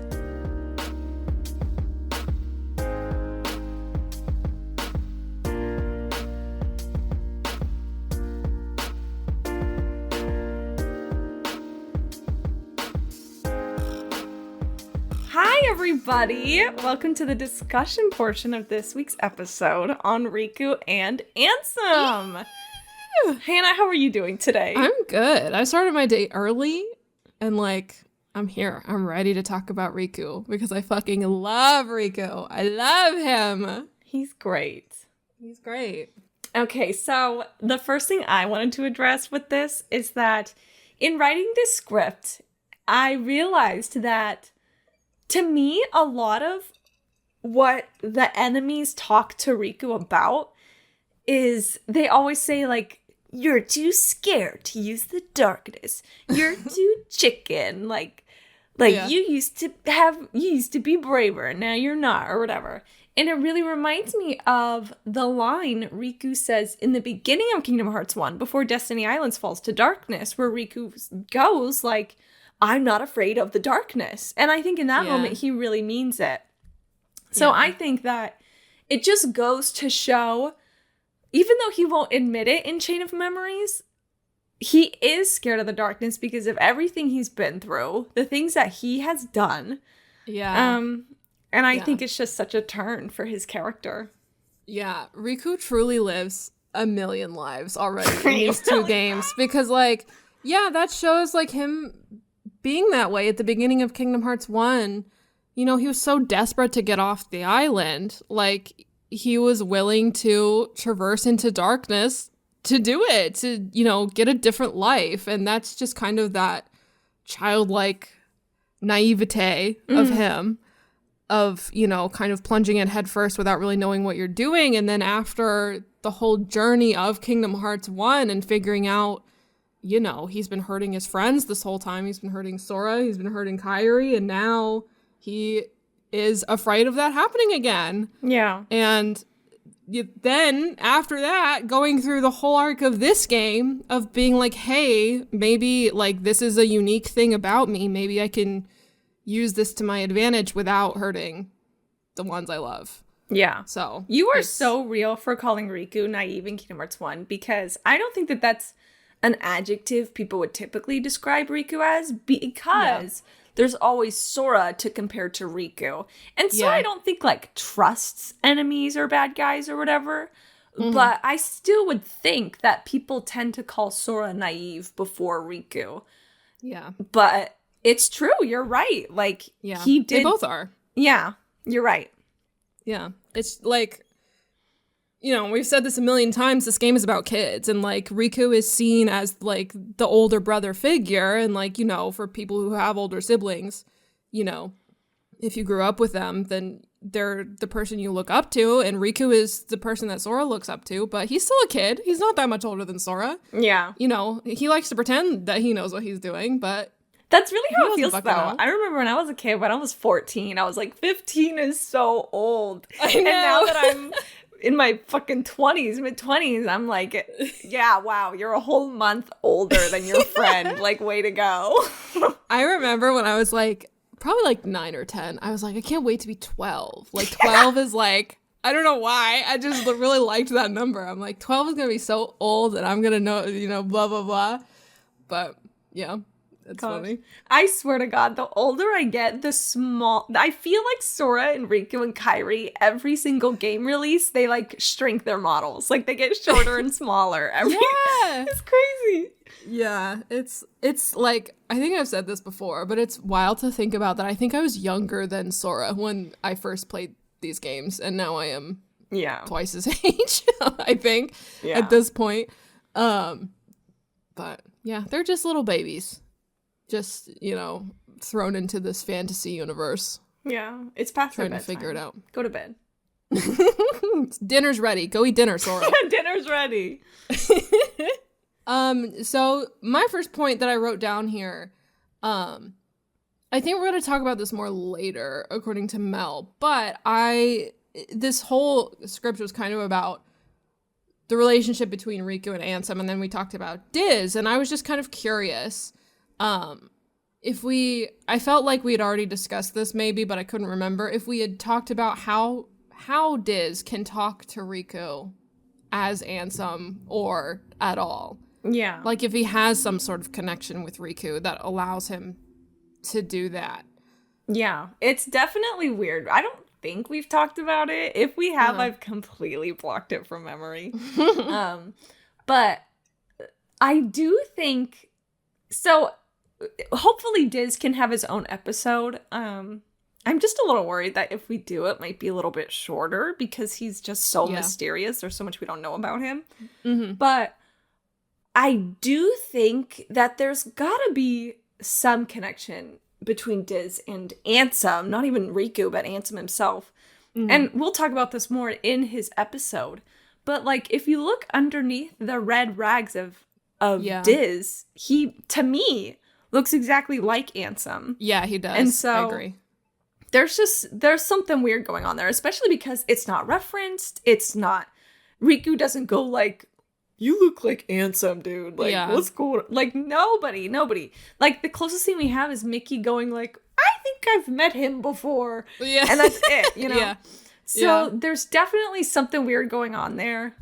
But unfortunately, we can't talk about it yet because we don't fucking know. Yeah. One, we don't know, and two, it's not his episode. So he can fucking wait in line. Get in the back of the queue. Yeah. It is very weird. Like, he does look exactly the same with those weird orange eyes and the dark skin tone. But they don't have the same voice actor, so that's true. That's true. You know, thumbs up there. Yeah. So, speaking of Riku and Ansem, it took me a bit to kind of wrap my head around this idea of when Zexion is talking about the smells of the Superior and Maleficent. Yeah. I had to rewatch the cutscenes to kind of get through my head. I know, because they're making, like, I wasn't quite sure, just reading it from your script, what the connection they were trying to make there was. Yeah. But it seems like, so after rewatching it, it seems like they are not making a direct connection between, I think what was really tripping me up was Riku and the Superior, like those two specifically. What was really tripping me up is I thought they were trying to make a connection directly between the two of them, but I think what it actually is that there's not a direct connection between them, but it's just like they've how do I explain this? It's the actual quote is, his existence was once doubled in darkness, and that's their explanation as to why Riku and the Superior have similar vibes. So they've like been through the same thing, so they have the similar vibe. Who's his existence? Are you saying the Superior's existence or Riku's existence? I think Riku. I think that, yeah. So Okay. I'm pretty sure he's talking about Riku there. So Riku's existence was once doubled in darkness. So, you know, implying that is similar to the Superior, and that's why they smell the same, not because they have a connection. Does that make sense? Yes. And that kind of reminds me of, I wasn't sure if we had already talked about, because I think we did with Sunny, right? Maybe we didn't. What light smells like, what darkness smells like. Yeah, we talked about that. We asked what Castle Oblivion smells like. I think okay, so it was Castle Oblivion, but like, I want to say all darkness smells the same and that all light smells the same, but I don't know if that's true because Zexion said specifically smells like Maleficent. And so I don't know if two people's darkness can smell alike. Which that makes a lot more sense. Like if that's true, that makes it a lot easier to grasp, I think, that people can, like, you know, so to compare something in real life, something can smell bad, but they can smell bad in different ways. Something can smell good, but it can smell good in different ways. Yeah. If that's similar with light and dark, I think that would make a lot of sense, especially like here when you're talking about like people. Yeah. And like how they use their darkness and how the darkness affects them and stuff like that. And I guess, you know, we also have to take into account that in the Japanese, it's not about smelling. It's not about the sense, the scent of the nose or whatever. It's just about people's vibes and auras. So I guess in that sense, like, people can have dark auras, but it doesn't necessarily mean they have like the same vibes, or people can have dark vibes, but not this. I don't know. Whatever. Yeah. It's hard to fucking talk about it because, you know, maybe I'm just not sensitive, but like, I don't feel like people have auras in real life. I can't fucking. You don't get it, Mel. You're not a psychic. Yeah, so that was just something that I took some extra time to try to like wrap my head around. Yeah, especially because like, I tried my best to write it in a clear way, but when cutscenes have like 4 different names and like 2 of them are comparing it to each other, it's hard to write. It's hard to write in a clear way. Yeah. So I do apologize if anybody else listening was like, what? Yeah. Yeah. That's why we're talking about it. That's what this whole discussion portion is about. I feel like for the past few episodes and some episodes in season 1, it's kind of been like, A is B, B is C. Like, you know, we get it. But it's like stuff like this where it's like, this is what this is kind of made for, so we can have a back and forth. You're so right. You're so right. Speaking of the Superior, one thing that I do think is interesting is how not even just Riku, but like if you're right in that they both smell like darkness, but 2 different smells. There is that other time where Riku is fighting Lexaeus and he goes like, "You are the superiors, ... And then he like, he either fades away or he apologizes to Zexion or whatever. But either way, he doesn't finish the thought. And either way, I think there's something weird about, like, throwaway lines in Castle Oblivion that involves not just Riku, but Kairi and Sora as well. Where Naminé is like, I'm the shadow of Kairi. And then Vexen is like, this town is from the other side of your heart, or whatever, you know? And it's just interesting that Chain of Memories, out of nowhere, seems to be making these connections to these three kids that we thought we knew everything about. Like, I feel like we've seen their whole life story. Like, they lived on a boring island for most of it. Yeah, so it's just to leave. Yeah, it's just interesting that there's things going on about them that we don't know yet and that they clearly don't know yet. Yeah. I really want to fucking know what Lexius was about to say. I want to know what he was gonna say. Me fucking too. I can't fucking stand that shit when people write characters not finishing their sentences. Yeah. I can't stand it. But yeah, so that point led me to ask, and I know that there's gonna be a lot of people that know the answer to this, and I don't know if we know the answer to this, and if we don't, I apologize. But that makes me wonder, since we're specifically talking about the remake of this game, it was all of that, like, dialogue and stuff completely true to the original Game Boy Advance game? Because, like, that makes me wonder. I don't fucking tie me to a post and burn me in the town square for not playing the original Game Boy Advance game. But since this is a remake, it makes me wonder if they, like, put clues to the future because this is a remake and the second game had already been made. Yeah. That's a good question. So do you know how much, like, if this is all there, all these clues, all these weird things? I don't know. I actually don't know that much about the Game Boy Advance, except that, I mean, the Game Boy Advance version of the game, except for, like, the way it looks, because I'm obsessed with sprites and pixel art, so I would always look it up on the Spriter's resource. And I will say that, like, from what I can remember, all the bosses are the same. All, you know, there's nothing, I don't remember anything missing from, like, the spritersresource.com that, like, you end up seeing in the PS2 version. Right. Because Riku's story is in the Game Boy Advance game, right? Yeah, I think so. I feel like I remember seeing sheets of all his different sprites. That makes me wanna, okay, hold on. If anything, I wonder if some nerd, please, God, please, I love nerds, I love you, please, if somebody wrote, like, the entire script of the original Game Boy Advance game. See, literally, that's what I was about to look at. I was looking up the original cutscenes on YouTube, but I don't know if they're gonna be there. Like, Riku dead on the ground in his first frame is fucking funny. Hold on. I want to show you this. Oh my god. Oh my lord. Okay, so I found this. I know this is the script of the original Game Boy Advance, and I know it because at one point, only in the Game Boy Advance version, does Axel say, "It's about time you gave me one hell of a show," and they didn't include that line in the PS2 version, so that's how I know this is from the GBA. So let me just type in, like, superior. Yeah, that's the line I was gonna look up to see if Lexius still says that. I'm almost there. This playlist is a couple different videos, so I'm scrolling through them. Oh, look at this line that Vexen says. Okay.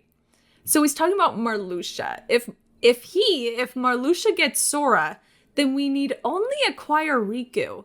If he truly is like the superior, then we will be untouchable. Isn't that a gag? Oh my god. Ugh. Wait a minute. So in a line before, he says, okay, so Zexion says, Riku once shouldered the darkness. Perhaps that made him half dark. That's such an interesting line.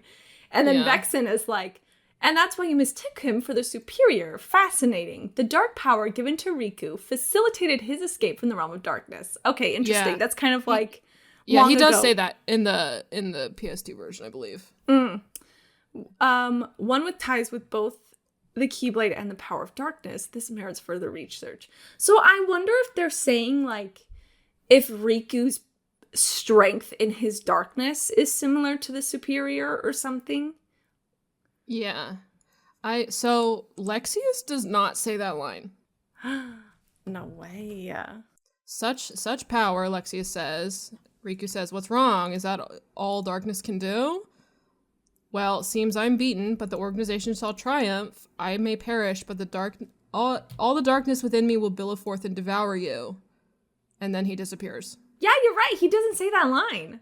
Interesting. So some things were changed in between the original release and the actual game, or the original release and the remake.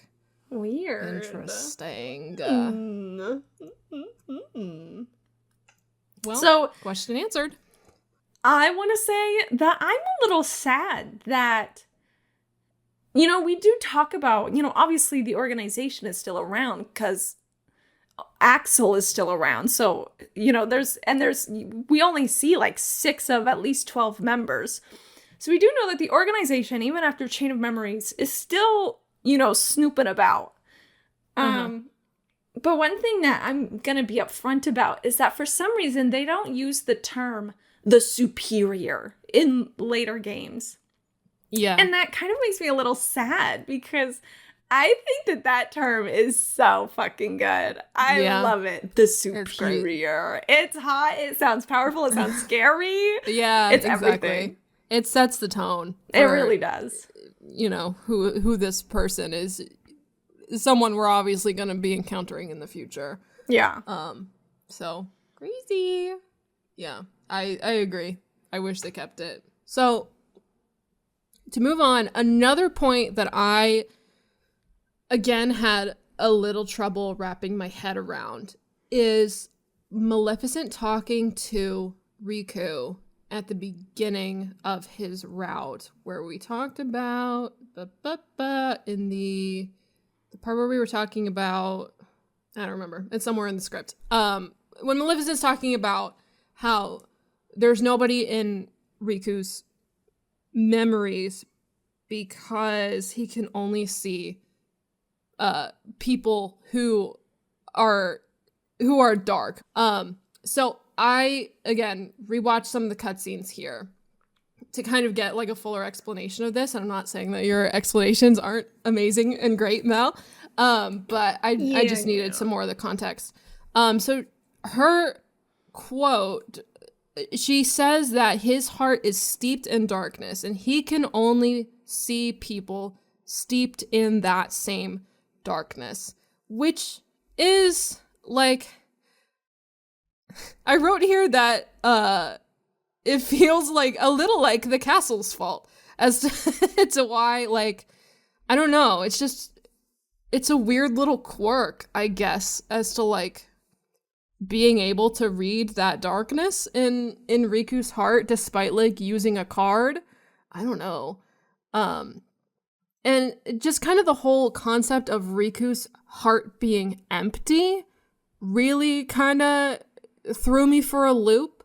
Like, what does that mean, your heart is empty? But like in the actual scene, Maleficent is kind of teasing him because, he cast away his friends and his family and light, to chase the darkness. And now he's saying he threw away the darkness. He cast it away, but did he really? Because she's there. Like, there's still obviously some darkness in you.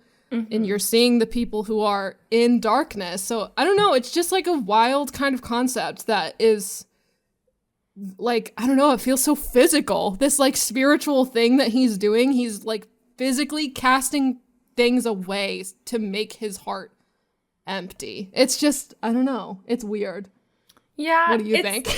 It's hard to... Because, like, for me, I guess I'm just so practical that, like, my mind goes to the question, like, how come Riku doesn't see anybody? Yeah. But then I have to remember that, like, that's not all Kingdom Hearts is. Kingdom Hearts... Right. This is something I struggle with, and I feel like I've been getting better with the podcast, is analyzing Kingdom Hearts and stories from an emotional point of view. Mm-hmm. And so... It is kind of weird because I do feel like Maleficent is kind of like saying different things at once. Like, you only see me because I'm as evil as you, or I'm only as steeped as darkness as you. Or she's like, you only see me because you cast out everyone away except for me, and dark things like me. And so to me, those are like two different answers. And so either way, I don't know. I guess it's hard to have an opinion about this because unfortunately, Chain of Memories, I've been trying to avoid it in this podcast series. But unfortunately, Chain of Memories, my knee-jerk reaction is to just like brush things aside and be like, whatever. It's just Chain of Memories, like abstract talk. Like, it doesn't matter. Yeah. You know? Yeah. But I know that that's not the point of the podcast, you know? Because if someone is listening to this and genuinely has like a question about it of like, what's really going on here? What does this mean? What does this mean physically for the castle and its abilities and what it's showing Riku? And what does it mean for Riku emotionally and what he's feeling and what he's going through? And I guess I personally just don't have a hard grasp. I know I just wrote a whole fucking script on this, but this scene with Maleficent is weird because to me she's implying like you're sad and lonely, but for two different reasons, you know, like Jesus. Yeah. And like it brings me back to the way that I like to look at things as like from a story standpoint of like, I don't know, maybe this is just an excuse to get Riku to go on that lonely route just so he can have that contrast with Sora. Sora revisiting all of his friends that he made along the way. And, you know, Riku obviously making the choices that he did in Kingdom Hearts 1, you know, we've used the word contrast so many fucking times in this season already, but like, I don't know, it just makes it different for him, and it really kind of sets in that loneliness that he's going through. And the point that I wrote after this is whenever Mickey shows up towards the end of Riku's route, he literally falls to the ground. He literally falls on his ass because of how relieved he is to see a friend, which is crazy. Like, I don't know. It's just this poor little guy just trying to make things right with himself, and all these adults are just antagonizing him the whole time. I love Riku. I love him so much. You know, you saying all that makes me kind of remember that the whole thing about what the castle does is that it reflects your memories. So maybe it's not even about like what Maleficent says is objectively true, but rather what Riku thinks of himself. So like Riku feels like he's alone because he's like, shit, like I fucking betrayed my friends. I threw away my home. And, you know, it's not Maleficent saying you did this. It's Riku saying I did this. Yeah. And I guess maybe, you know, when I feel down, I feel like there's a bunch of different reasons why I'm down. And so I think maybe in that sense, to me, that gives me a more satisfied feeling on all these different things that seem to be contradictory, but in the end, they're just different things Riku has clouding his mind and bringing himself down. Yeah, that makes a lot of sense. But before we move on, I do want to bring up this one line. This is a text line that's in the scene, and I just thought it was a really good line. Riku is talking to Maleficent, and he says, if I'm stuck seeing people like you, people of the dark, I'll take you out one by one. And then Maleficent says, then you mustn't forget to destroy yourself last. And it's like, what a hard line. Like, holy fuck. I'm telling you, there's something about like the Chain of Memory script writing that has such an edge that I don't know, I just don't feel like we see it in now modern Kingdom Hearts games. But you're right, that line goes fucking hard. It does. I love this game. I love Kingdom Hearts. I will say doing this, both with Kingdom Hearts 1, but especially this game, actually like sitting down, talking about it like looking at it over and over, it's really made me appreciate it. Not that I ever disliked Chain of Memories.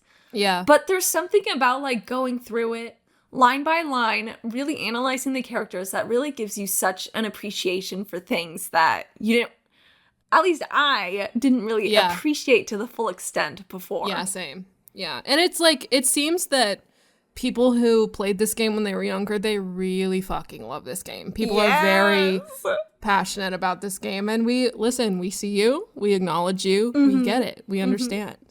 It just took us a little bit longer to get to where you were. We should have been listening to you the whole time. Now, the card mechanics, you're going to have to wait a little bit longer. I don't know about that one. And then my last point here is just kind of sweet, talking about Naminé helping Riku, giving him the advice of, you know, facing the darkness head on as Kairi, and then, you know, Riku figuring out that it's Naminé. She's just so smart. I love Naminé. She was able to see things that Mickey is not able to see, like see the darkness from a different perspective, which is, you know, something that was able to set Riku on a new path than anybody else. Like, she clearly has knowledge that no one else does. Like, damn. We love her for that. Yeah. Because she, you know, she is dressed in white, but she uses terms to describe herself like a shadow, you know, and everything in Chain of Memories is kind of different from Kingdom Hearts 1, because Kingdom Hearts 1 is kind of about like the light and the dark. But Chain of Memories is kind of about like, okay, well, what about the in-between? What about that little gray area between those two overpowering powers? And I feel like Naminé is there, Castle Oblivion is there, and Naminé tells Riku, hey, you can be here too. It's okay.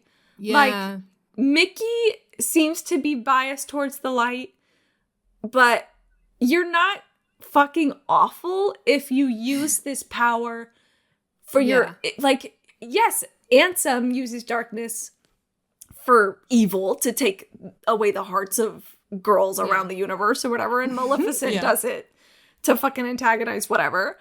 You know, but Naminé tells Riku, like, but you can use this power to find your friends. You can use this power for yourself and for what you want, even though what you want is not evil. You know, and I feel like that's probably something Riku had literally never heard before. Yeah. You know? And so while it does take him a while to kind of get to that point, I think, you know, by the end of the game, Riku says, you know, I'm not taking the road of light or darkness. I'm taking the one in between. Yeah. He really, I think, really takes her advice to heart. Which kind of reminds me, so, you know, moving over to emails, we got an email from our friend Josh. Hi, Josh. Josh, no offense, I will have to shorten your email down. I wouldn't say this or do this to anybody else, but you and me and Hannah are friends. You stayed at Hannah's house. Like, I'm going to say this to you because, you know, you need honesty, you know? Anyway, I shortened your question down a little, but Josh asks, one of my favorite things about Riku is him becoming a hero despite his affiliation with darkness. Lots of Final Fantasy games and spin-offs really focus on the concepts of light and darkness, as we can see with Kingdom Hearts. I have seen plenty exemplify light is not good and darkness is not evil, which I feel like Kingdom Hearts doesn't do much of at this point. Obviously, Riku's resolve comes through his story, and he comes to realize just because he is one with darkness doesn't mean he has to let it consume him, like when he sees through Zexian's Sora illusion. And I wanted to bring that up because that is when he gets that advice from Naminé, is during his fight with Zexian. And then Josh continues on, is there anywhere else where they could talk about darkness being necessary and light not being the end all? And that's what I think is so powerful about what Naminé says here, is that it does cover what Josh asks.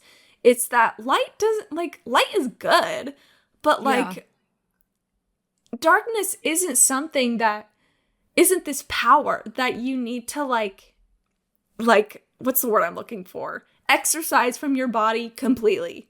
You can use it to help your friends and to find your friends. And that is something that I kind of, like, I love stories like that, where it kind of reminds me, I'm going to digress a little, but it kind of reminds me of Yu-Gi-Oh! GX. Don't kill me, Hannah.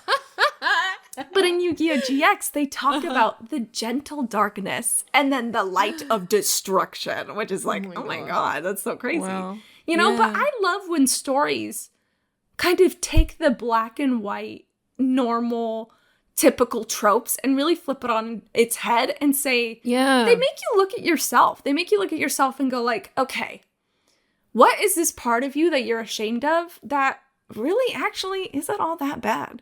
And then what's this part of you that you think is good? You think you're doing good for the world, but you're actually hurting people. It really makes you look inside yourself and kind of readjust yourself. And that is something I really love in stories. Yeah, that makes it interesting. It gives, you know, a very natural conflict. Like, if light was truly good and light or darkness was truly evil, they would be the same word, right? Like, there would not be different words for these things. Like, they do kind of touch on this a little bit in these first two games, that, like, light cannot exist without the darkness and darkness cannot exist without the light. I don't know. It's like, it's a very interesting way to look at things. It creates that, like, you know, that gray space of, like, moral gray and literal gray of, like, white and black. In the middle is gray. It's so interesting because, like, there's a saying that, like, the road to hell is paved with good intentions, right? So like, real! You know, so people can do bad things with good intentions. People can do good things with bad intentions. That's just kind of how life is. And I think that is something worth exploring in these games. And I hope that we explore it more. And Riku is definitely, you know, one to look at in the future for that sort of thing. Yeah. So I really enjoy that you asked this question, Josh, because I love Riku. If I haven't said it enough in this episode. Thank you, Josh. Yeah. Thank you, Josh.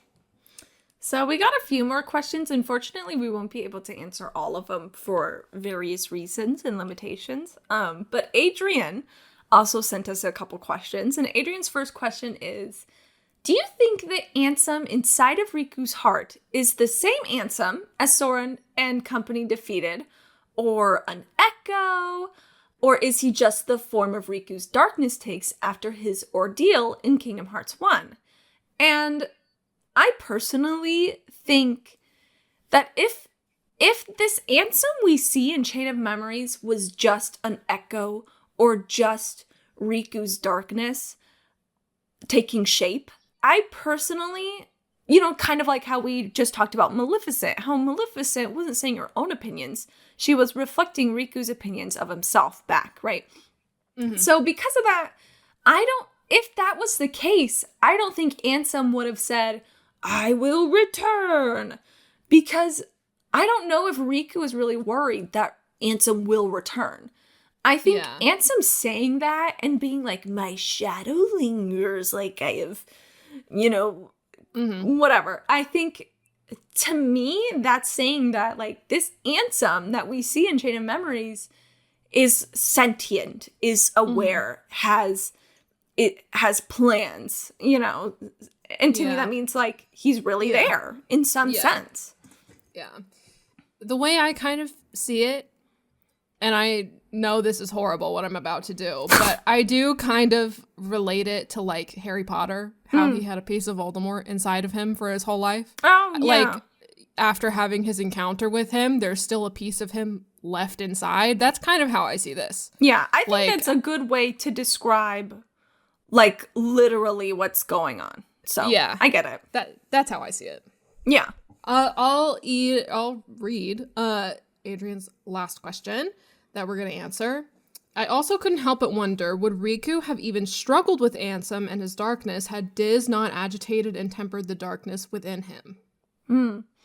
So I personally I personally think that even if Riku had, because, you know, when Riku's floating in that little void, the voice of quote-unquote Ansem, which is really Diz, is like, you could sleep in the security of sleep, or you could wake up and see what's going on and find your truth and complete your journey, you know, or whatever.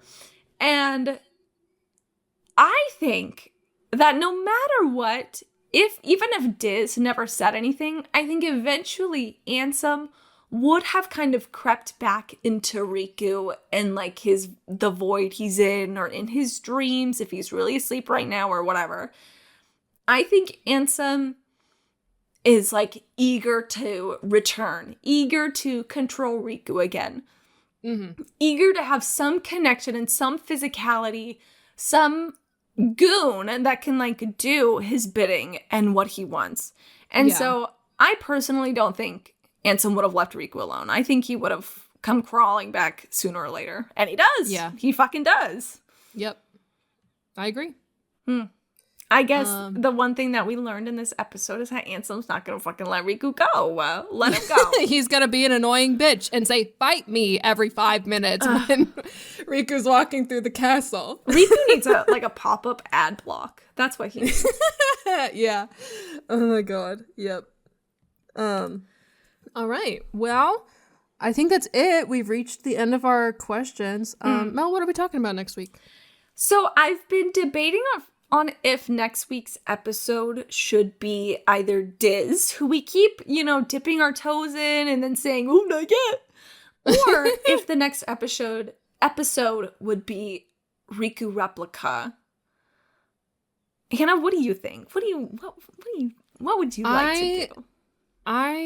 I think I would like to dive into Riku Replica. Yeah, I think he's waited long enough. I agree. Yeah, because I remember having questions about him as I was rewatching the cutscenes. Yeah. So, yeah. Especially because, I wanted to write about him more in this one, and I was like, no, I gotta hold it off. Hold it off. So you're right. Diz will have to wait in line again. We'll get to him. We'll get there. Him. But yeah, next episode is going to be about that replica of Riku. Yeah. Okay. Mel, do you want to do our little CTA? Yes. Okay. Since you opened? So, I don't really remember all the things I have to mention, but right now we just went over a bunch of emails, and if you were listening and you were asking yourself, well, I got some fucking questions, how do I send them in?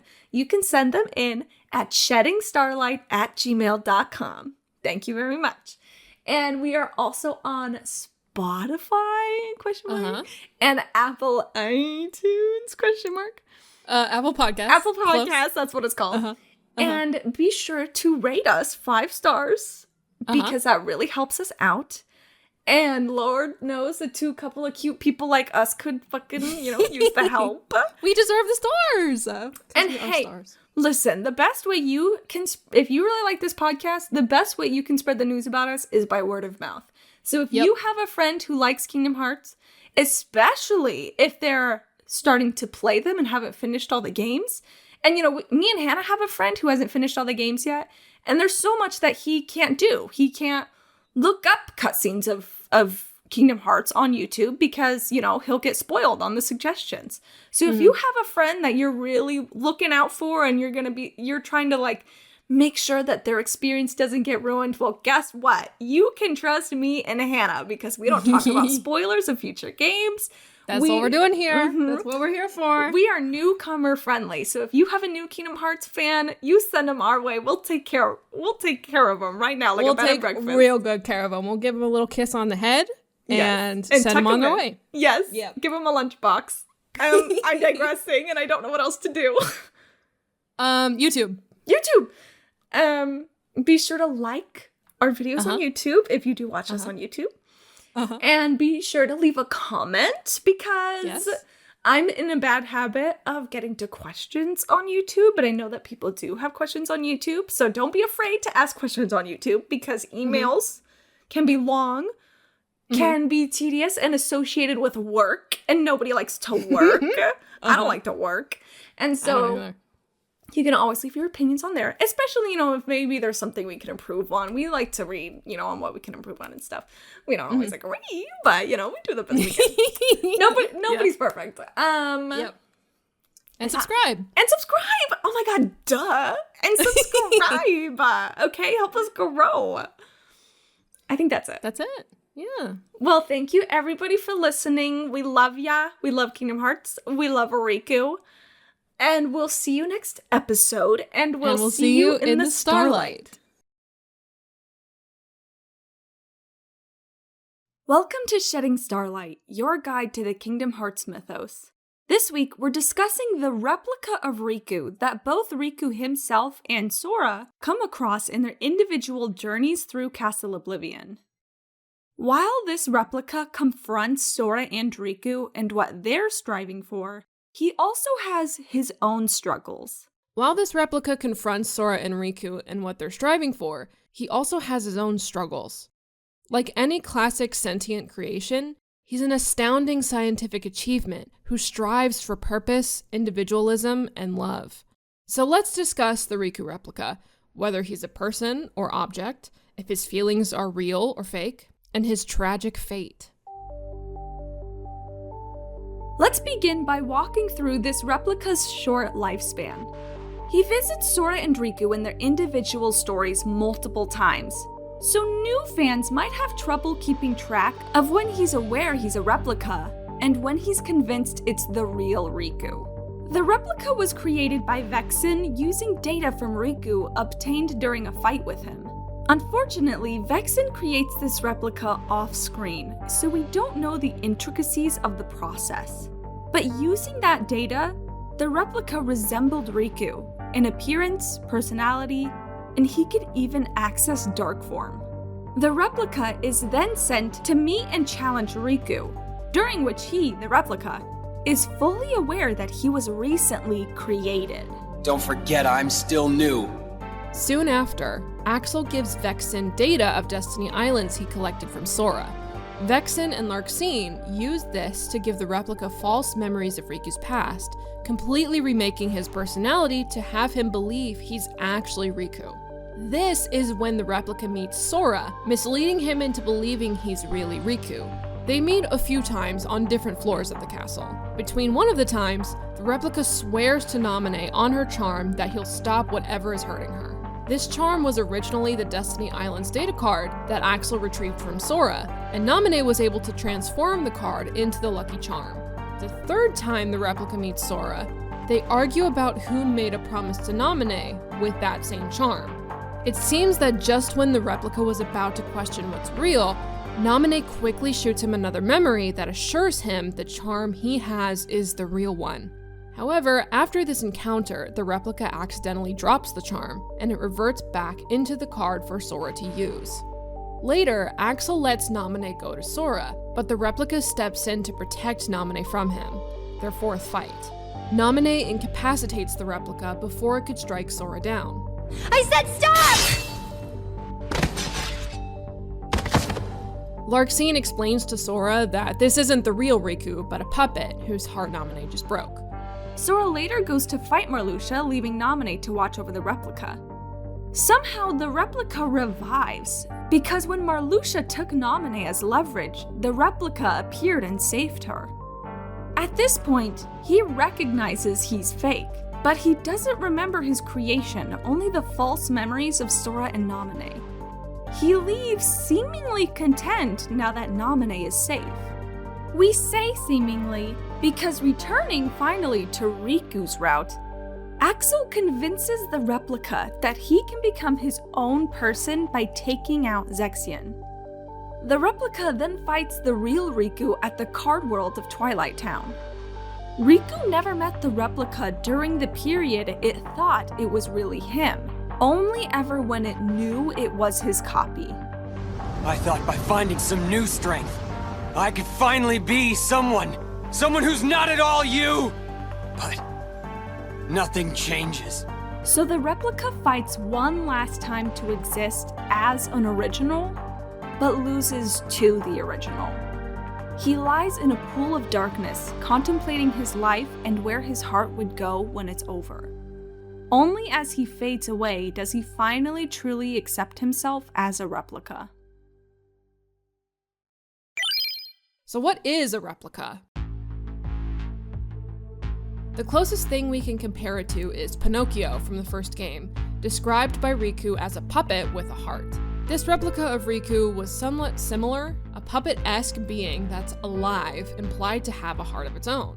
We mentioned that Vexen finished this replica off-screen, so we don't really know how its creation worked. But because Lurkseen described the replica to Sora as only completed recently, it's possible Vexen already had a base for the replica, and only needed Riku's data as the final touch to transform its personality and appearance. The replica is a fantastic example of how memories shape people in the Kingdom Hearts universe. While the completed replica was always snarky like the real Riku, Naminé planting in him memories of herself gave him an attitude of intense loyalty. There's also the danger of having your memories wiped completely, leaving you devoid of any personality or emotion, as Marluxia assumed of the replica. If Naminé uses her powers to erase your memory, you'll be nothing but an empty shell. Your heart will no longer be able to feel or to care. Memories in Kingdom Hearts seem to be a key factor in creating someone's personality. While this replica makes similar use of darkness that Riku does, whether or not Ansem himself is included is unclear. We discussed in our last episode that a part of Ansem still seems to remain within Riku even after he was defeated. So how far into that relationship does the replica copy? Ansem says that the replica is what Riku should strive for. It doesn't fear darkness, it embraces it. Yet, Ansem doesn't seem to have any desire to seek out that replica instead. We never see this replica struggle or embrace any semblance of Ansem within itself. So it's possible that Ansem did not copy over into the replica. But of course, that didn't stop the replica from using darkness for his own means and simply for the thrill of it.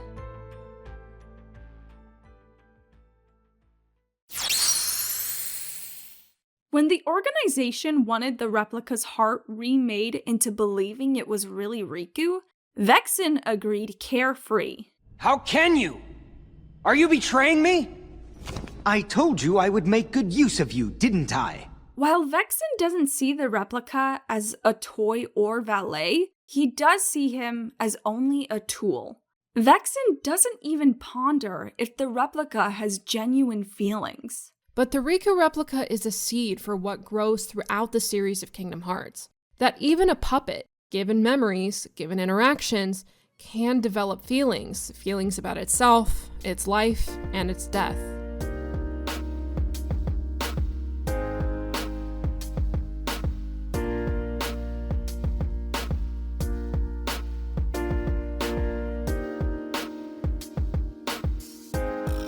Welcome back, everyone, to this episode of Shedding Starlight. We are at the discussion section of our episode on Replica Riku. I'm here with Mel. Say hello, Mel. Hello. It's really me and not a replica. It's not a replica. Neither of us are replicas. We are real. We are here. How are you feeling today? I'm feeling good. I'm excited to talk about him. Me too.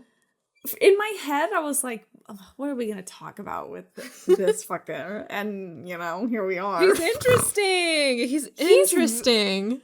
Because, like, we've never... I mean, of course, this is only the second game. Uh-huh. But Kingdom Hearts 1 didn't have anything fucking like this. No. Like, just Pinocchio, and that's it. And even Pinocchio, you could be like, he's just a Disney character. Like, who give a shit? Yeah, and it was like 2 lines. Riku was like, I'm going to steal him and study him. And that was it. Yeah. And then he gets kidnapped for like 1 world, and we beat up a Heartless, and then we free him. And that was it for Pinocchio's storyline. It's not like it goes into any depths of like explaining him, you know. Yeah.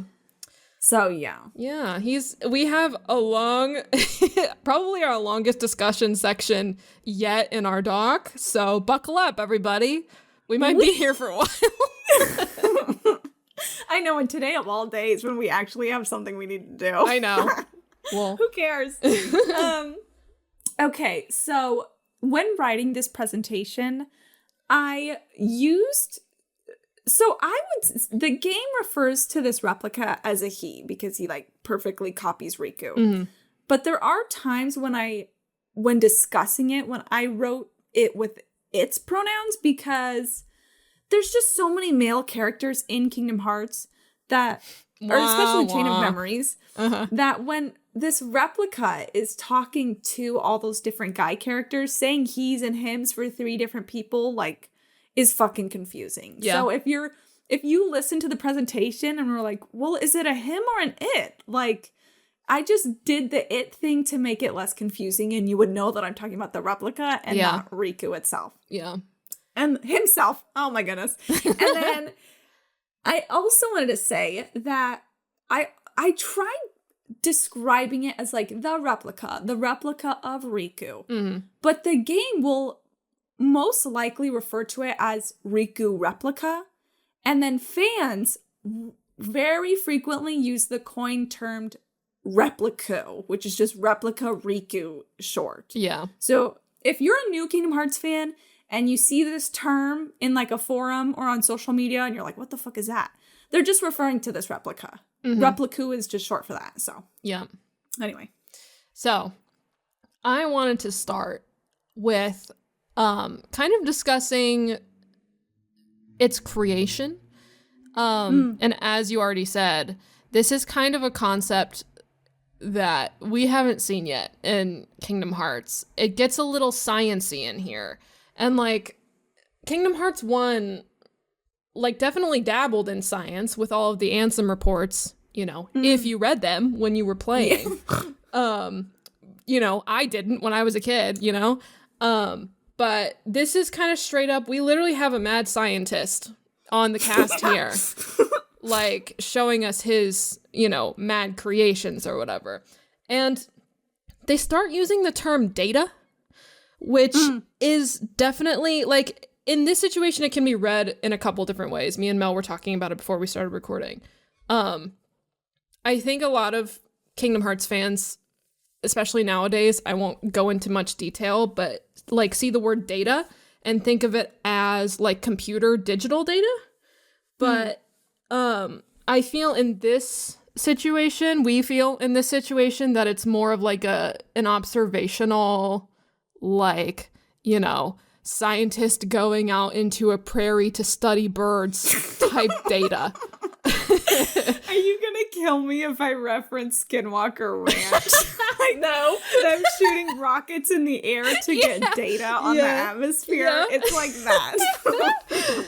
Yeah, so it's just like, I wanted to just kind of point it out, because this is not the first or I mean, this might be the first, but it won't be the last time we hear about data. And I just kind of want to put people in the mindset of like, data in the Kingdom Hearts universe really sometimes doesn't work in the same way it does IRL. It's a little more fantastical, scientific, I don't know, however you want to put it.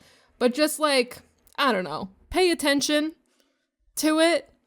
I don't know. What do you have to say, Mel? Do you have anything to say to that? No, yeah, absolutely. I think you have to like, sometimes with Kingdom Hearts, as, you know, this is going to sound so stupid, but you have to think critically. Yeah. You have to be like, they're not talking, when they talk about taking Riku's data and making a replica of it, they're, you know, Riku's not fucking, what's that girl with that Pixel Perfect? Have you ever seen the movie Pixel Perfect? No.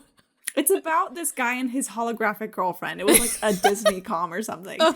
And, you know, Riku's not like that. Yeah. He's a real person. So when they're talking about data, they're just talking about like his proportions, his attitude, his structure, biological makeup or whatever, and just using that data to create the replica. Even like the way you quoted that just now, they say it very literally. Like, we took his data and we used the data to make something new.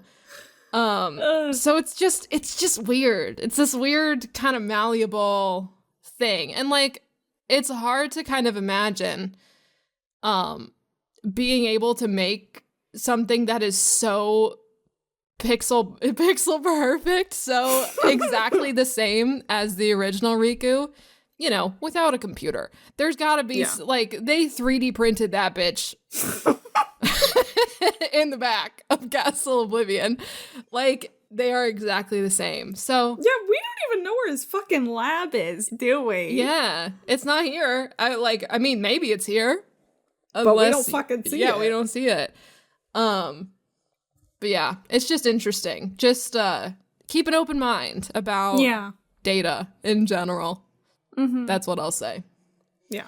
But to kind of continue that thought, with Replica's creation, I had a question, and I think we dabbled on it just a touch in the script, and I think a couple other people had this same question about the Replica's heart. I'm, like, a little confused on, like, where did it come from? Like, was it part of the original body? Like, was Vexen able to literally create a heart?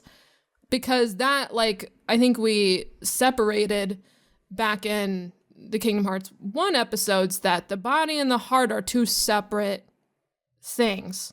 So, like, where did it come from? Was it only made whenever Naminé gave the body memories?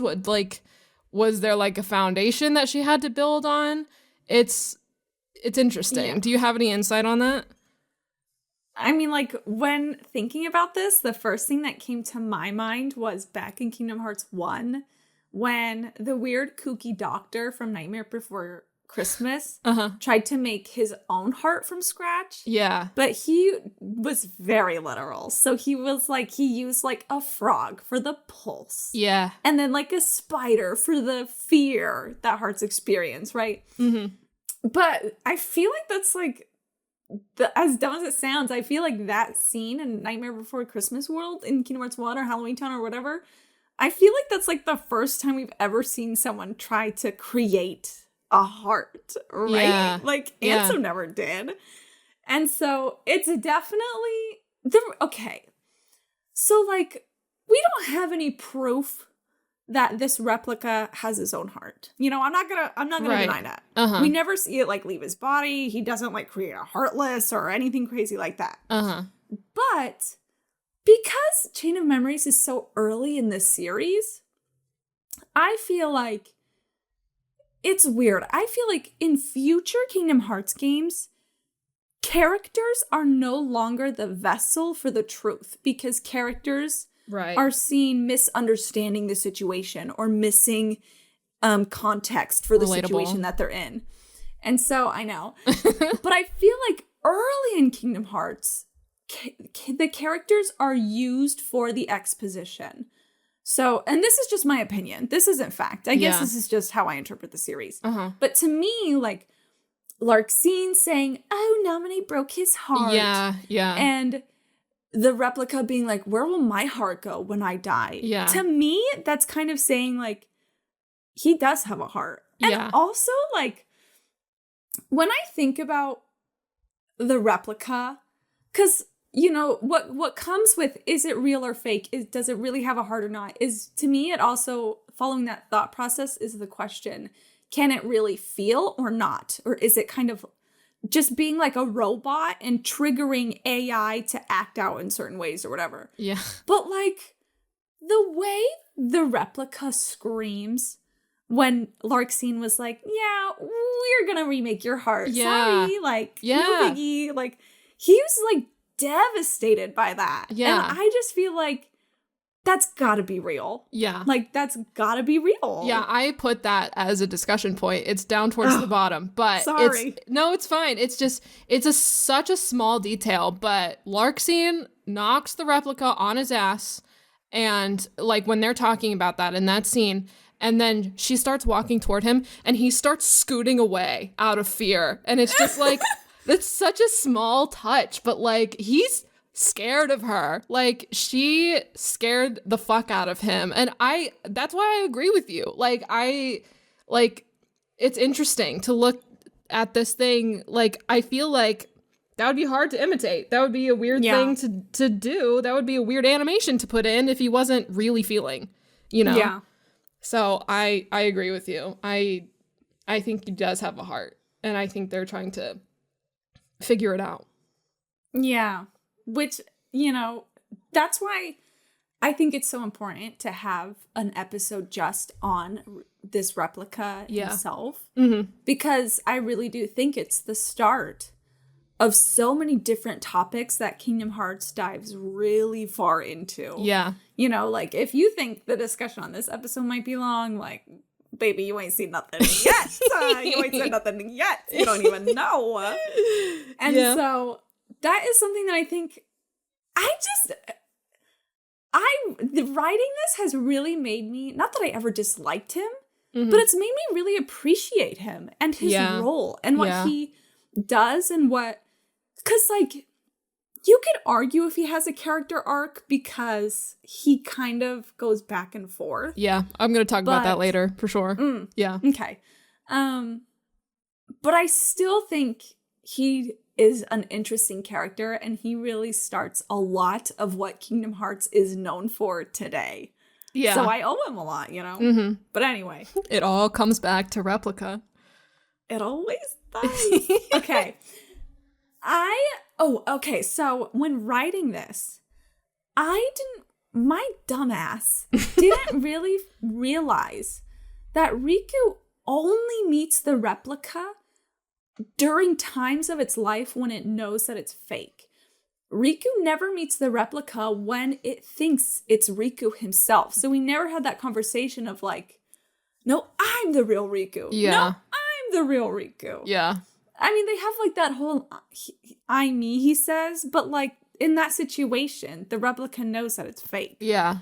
And so that's something that I don't think I ever really realized until diving back into this game for the podcast. So crazy. Yeah. And like, thank God. Like, if I know if I were presented with that situation, like an identical me walked up to me and was like, I'm the real one, I'd be like, fuck, maybe they are the real one. This is what I do in my free time. Is sometimes I think to myself, like, okay, if I ever had a clone, how could I assure to my clone that I'm not against them?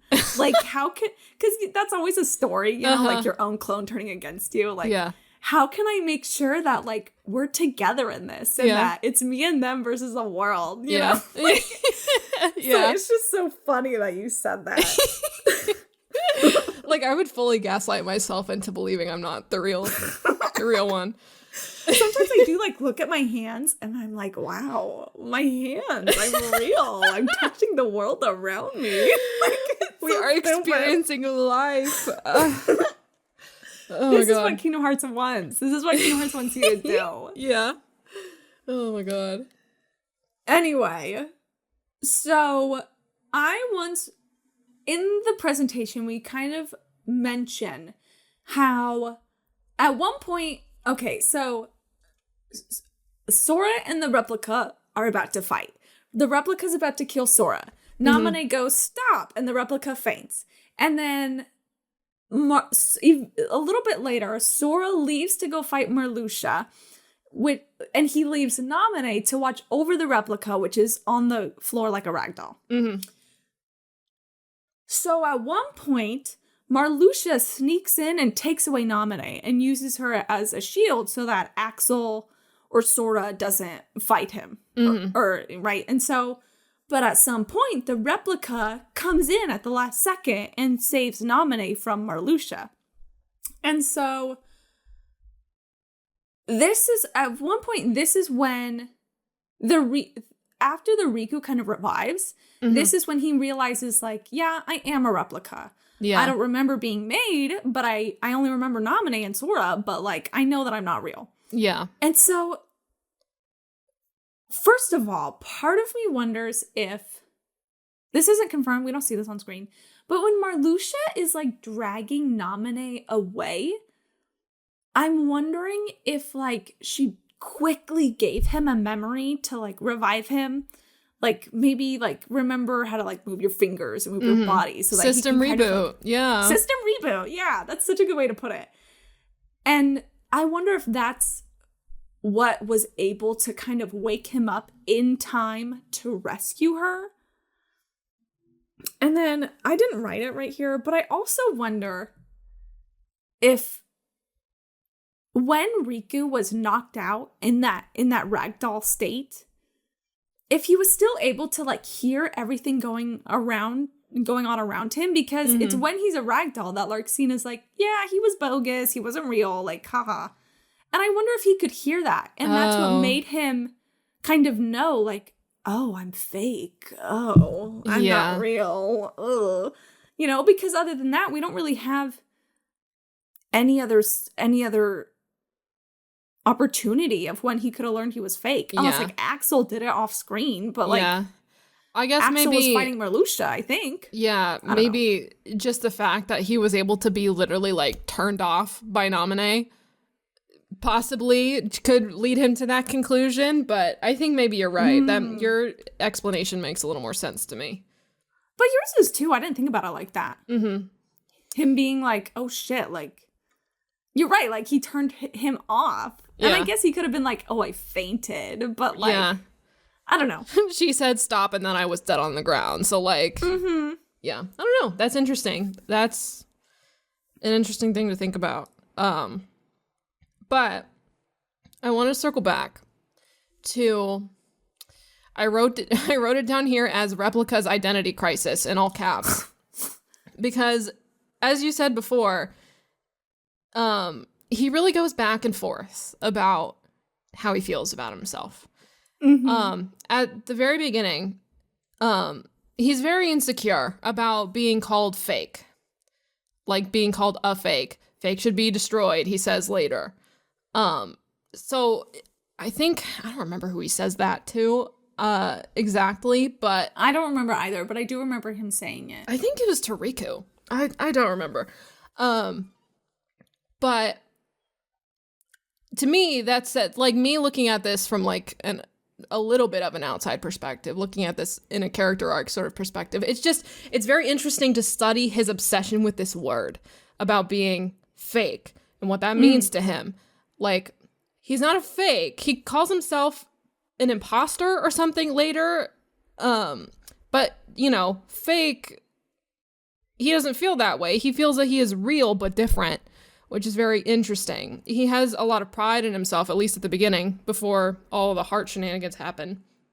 And also Vexen has a lot of pride in him.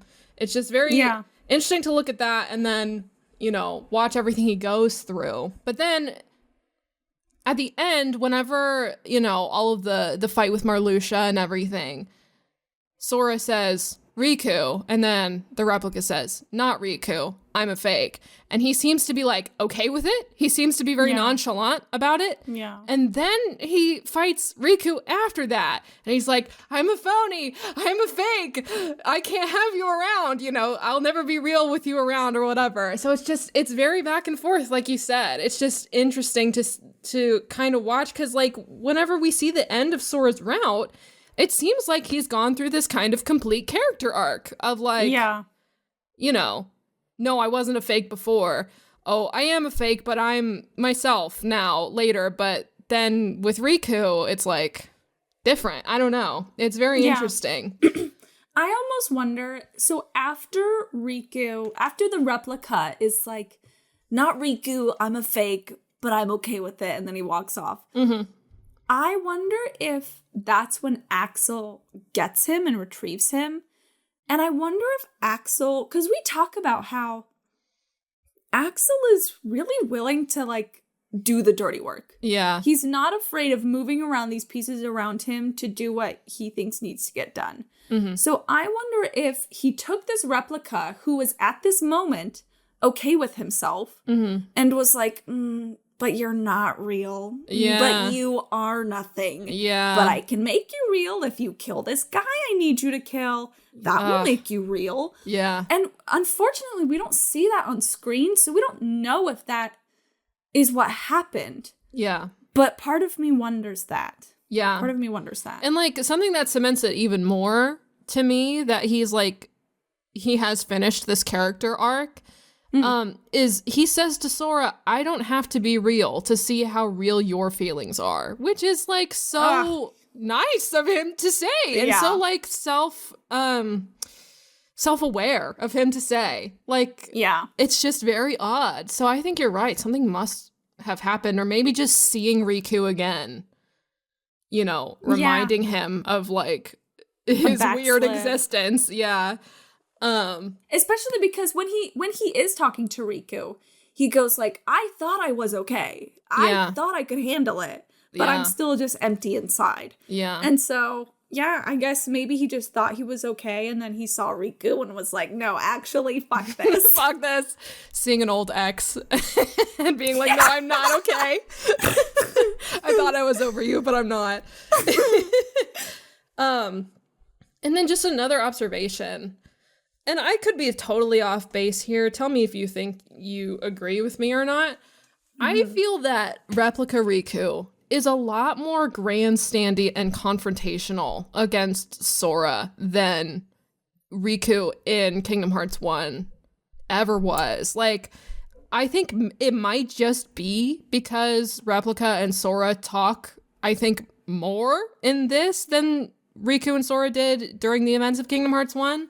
But maybe this comes back to the idea of, you know, puppets being able to have their own personality and feelings, because it feels like he's this more exaggerated, you know, version of Riku, who is even more grandstandy, even more cocky, you know, because he wants to fight all the time. And like, I don't know, I didn't get this. I get different energy from Replica Riku than I did from Kingdom Hearts 1 Riku. Yeah. Would you agree? Know. Yes, I do. I do agree. And I might have wrote this as a response to an email that we're going to get to, but I'll just say it now because I don't remember which email I said it to. Okay. But I agree with you. I think that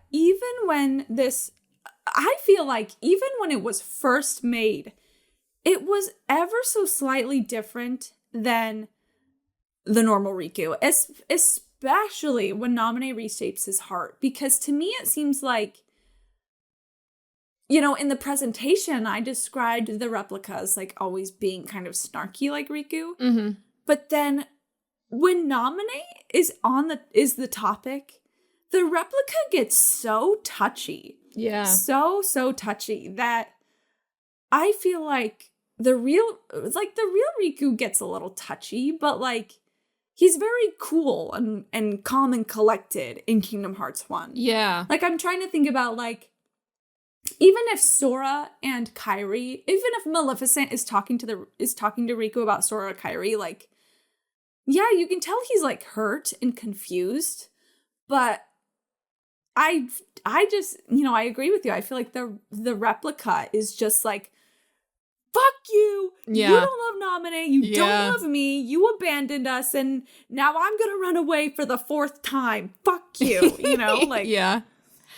I don't know. I just think characters should say the word fuck in this series. But whatever. You let Riku say fuck. He deserves it. Yeah. Okay. I'm glad you agree with me because I was getting that vibe for sure. Yeah, I do. I feel like almost even before Naminé, because like even before Naminé gives it memories of her, I feel like, I don't know if maybe it almost feels like it has the person, I don't know if you would agree with me on this, but to me it seems like it has the personality of Riku before Riku leaves the island. Because when Riku first leaves the island, he seems like, you know, he's always kind of playing around with Sora, like, oh, I'm the only one working on the raft. Yeah. You know, he still seems really cocky. He's the strongest fighter on the beach. Yeah. Like, nobody's beaten him. Yeah. And the replica seems really kind of arrogant and cocky like that. Almost like careless. Yeah. But then when Naminé inserts herself in his memories, that to me is when there's like still that major shift. But I feel like either way, it's not exactly like how Riku acts throughout Kingdom Hearts 1. Yeah. I still feel like it's a little different, which to me, I think my point that I'm trying to get to is, to me, that goes to show that it has a heart. that it's still acting on its own and not completely copying Riku from, you know, Black and White or whatever. Yeah, it's acting on its own. Yeah, for sure. Okay, so we got a few emails. We got a lot of questions for this one. A few of them are a little long, but that's okay. We love it when you guys write long emails and tell us everything you think. So this first one is from Johan. Thank you, Johan, for your email. We all know how things went for Riku Replica after his first encounter with Riku, so I wonder how would have things went if Replica got to encounter Sora with his original memories intact without any Naminé tampering whatsoever. What do any of you think?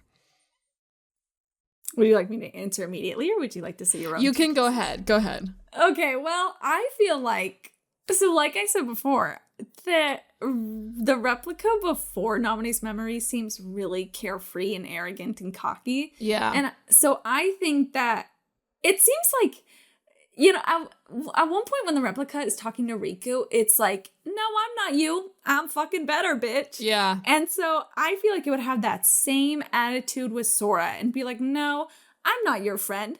I'm the better, stronger, hotter version. So that's what I think he would have done. I really do. I really do. No, yeah, I agree with that. I also think doing that would have clued Sora into something being weird. Like with memories. Totally. Like, oh, there's an exact clone of Riku standing in front of me, but it's not actually him. Okay, something's fucky with this castle. Yeah. And maybe I shouldn't, you know, maybe I'm being gaslit in real time. Totally. So, yeah, it's just one of those things that I kind of call back on a lot, where it's like, you know, that wouldn't really serve the story or the game. This is a little bit of a tangent, but like, it just reminds me of, have you seen the movie Passengers? It's with Chris Pratt and Jennifer Lawrence. No, but I've seen YouTube videos about That's literally what I'm about to talk about. I'm sure a lot of people have seen this video, but like, that movie like came out as like a sci-fi kind of, not really thriller, I think just more of a drama, but it could have been really good if like they made choices serving the story better than the script did, than the final product did. Of like, basically the story, I'm going on a tangent, I'm so sorry. But like, basically the story is like, oh, they're sending people, I haven't even seen the movie, I just watched a video on it. They're sending people to the future, like 200 years in the future. They have to sleep in cryo sleep for like 200 years or whatever. And the story is that one guy's pod malfunctions and he wakes up and he's trying to fill his time, and then he makes the horrible choice to wake someone else up so he's not lonely. And basically the story takes place from his point of view. And people have analyzed the movie being like, oh, this movie could have been so much better if it took place from her point of view, where she just randomly woke up one day and there's this other guy who's awake and nobody else is. And it could have been a cool, like, thriller horror movie. Because, you know, like, that would have been a much better route to take to serve the story. So, I don't know. This just reminded me of that. Like, it would just remove all suspense that happens in Chain of Memories if, you know, Sora interacted with Riku Replica as he was. I think that's why some of the scenes that expand upon Sora's route are only shown in Riku's route. Yeah. It's that kind of control of information. Yeah. And things are more intense when you don't have the context of what's going on. Yeah. So, yeah, I completely agree with you about, you know, there's a reason why Sora believes that this is really Riku. Like, Riku, why are you here in the castle? Why are you so fucking mad at Sora when he literally, like, just wants you to come home? Yeah. You know, so without all that context, it really ups the stakes. Yeah. So just like, it's fun to imagine scenarios like this. And like, I think that would be fun to explore in like fan fiction or, you know, a video essay if you want to talk about that sort of thing. But it would really, like, choices like that, you do have to take the story into account. You have to take the game into account of like, they're making, you know, they're not making just, you know, books of lore for you to read. They're trying to tell stories that are interesting and engaging. True. So true. I think that's why, as you know, being such the Kingdom Hearts lore nerd that I am, like, you will not catch me. And I don't mean to drag other people who do this. This is just how I enjoy Kingdom Hearts and how I like to spend my time enjoying media. But you will not catch me reading the wiki. I'm not interested in learning about a character by reading paragraph after paragraph after paragraph. Like, I know that I know a lot of information about Kingdom Hearts, but what got me into the series is the characters and the way that they are driven and the way that they find out things about themselves that they didn't know in the beginning of the game. Yeah. You know, so I think that is what always makes a Kingdom Hearts game so strong, is when the character knows so little in the beginning, and like every Disney world that they come across, the world that they're in gets bigger and messier and messier. That's what I love. Yeah. Speaking of the Kingdom Hearts wiki, I one time made a semi-viral Kingdom Hearts tweet. This was like years ago, and it was like a meme format that was popular at the time, and I literally just copy and pasted text straight from the wiki that was pretty like well-known information, and people in my replies still got mad at me, and I was like, for like getting information wrong, and I was like, listen, I took this straight from the wiki, take it up with them or like become an editor. I will say, so I will say I was looking up Riku. See, I already learned my lesson, because I was like, there was something I didn't know about the replica, so I was like, I don't have time to like scroll through cutscenes. Like, does the wiki have the information I need? And then reading the wiki, I was like, that's not true. Like, that's really not true. There's some page of some Kingdom Hearts wiki that says the first time that you only fight the replica Riku, like the last time you meet him.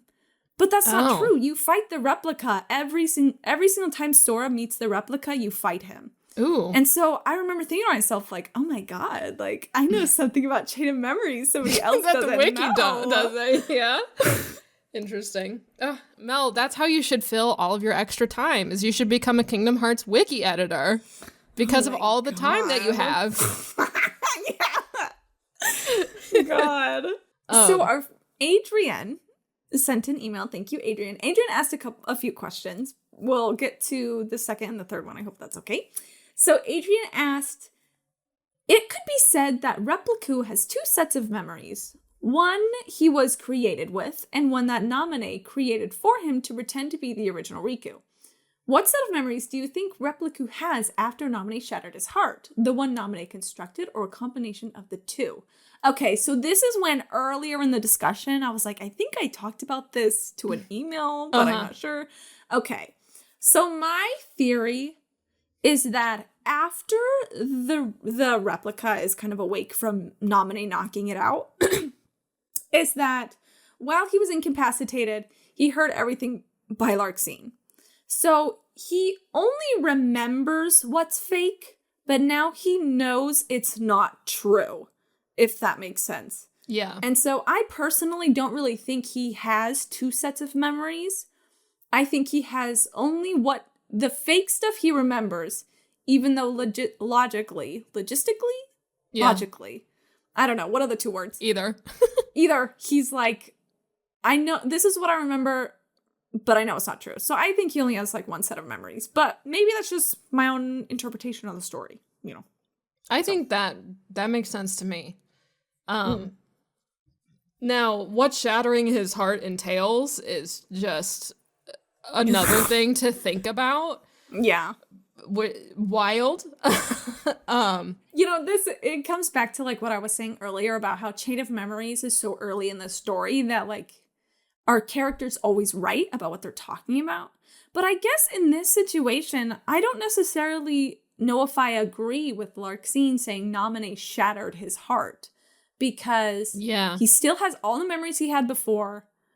You know, I think he just maybe like, you know, I use the term incapacitated him. I don't really think, I guess, you know, like, sorry Larxene, but like, I guess I just don't think Naminé shattered his heart. Yeah. Because it seems pretty fucking fine a little bit later, you know. So true. That's what I think. True. Yeah, I would agree with that. All right, Adrian's next question. Why do you think Replica was so hung up on being the real Riku after Sora's story ends? I always found it sad that he didn't try and see who he could be and fixated on not being able to escape Riku's shadow. We already talked about this a little bit, but... Okay, so if you are... So I talked before about how I wonder if Axel got to him and was like, you know, kill Zexion and then you can really be real. Mm-hmm. But if you are an experienced Kingdom Hearts fan... read my mind, telepathically read my mind, because I wonder if somebody else talked to the replica and was like, you can be real, I can make you real, just do this, do what I have to say, and I can make you real. Are you reading my mind, Hannah? Maybe. Yeah.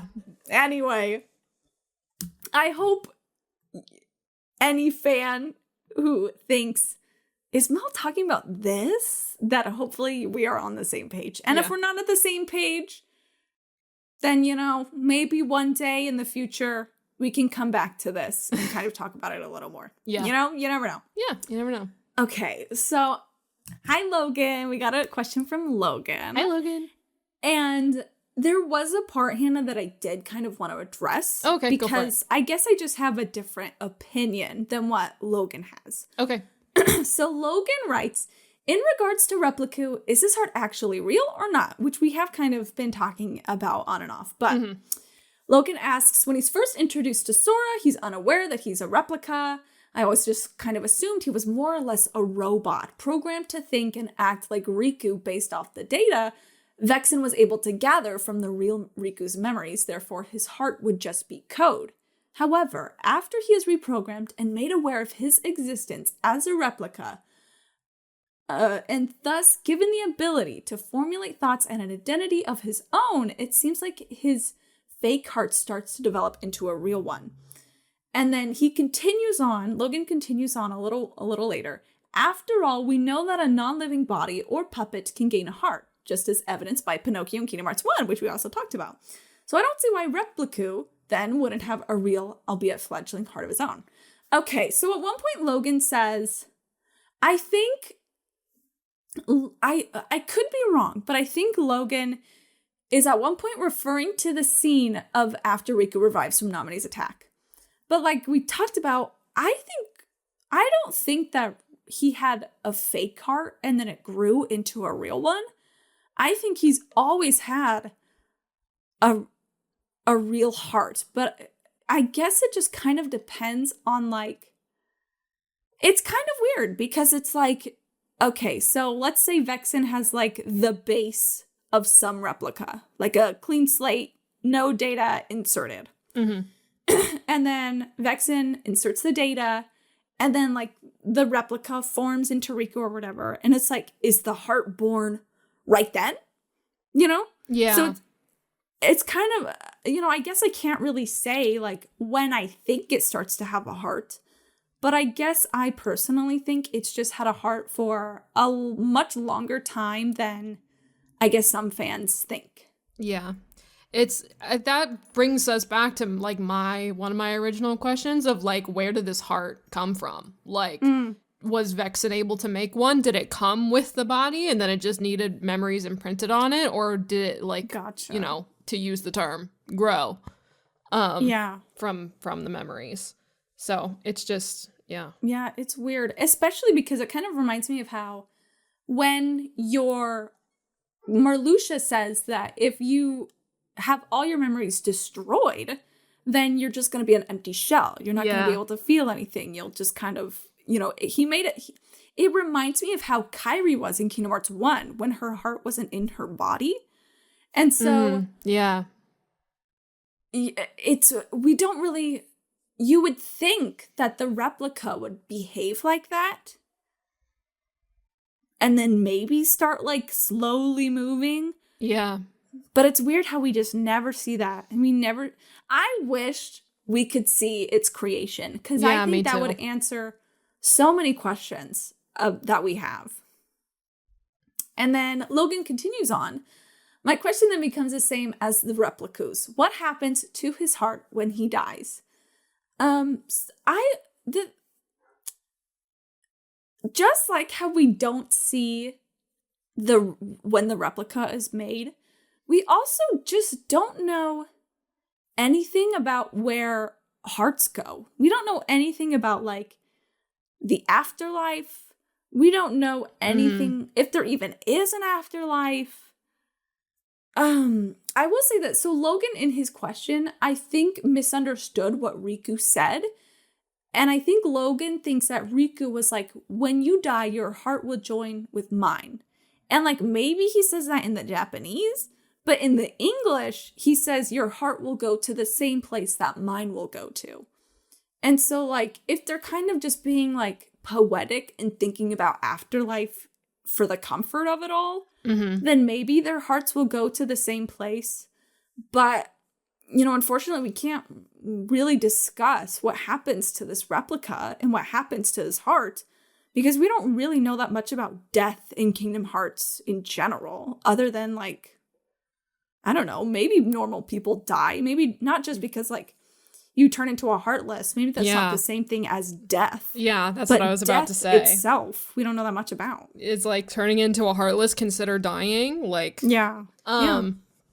But yeah, it's just, again, we've come across one of those things where it's like, it doesn't happen on screen, so we don't know how to answer it. Yeah.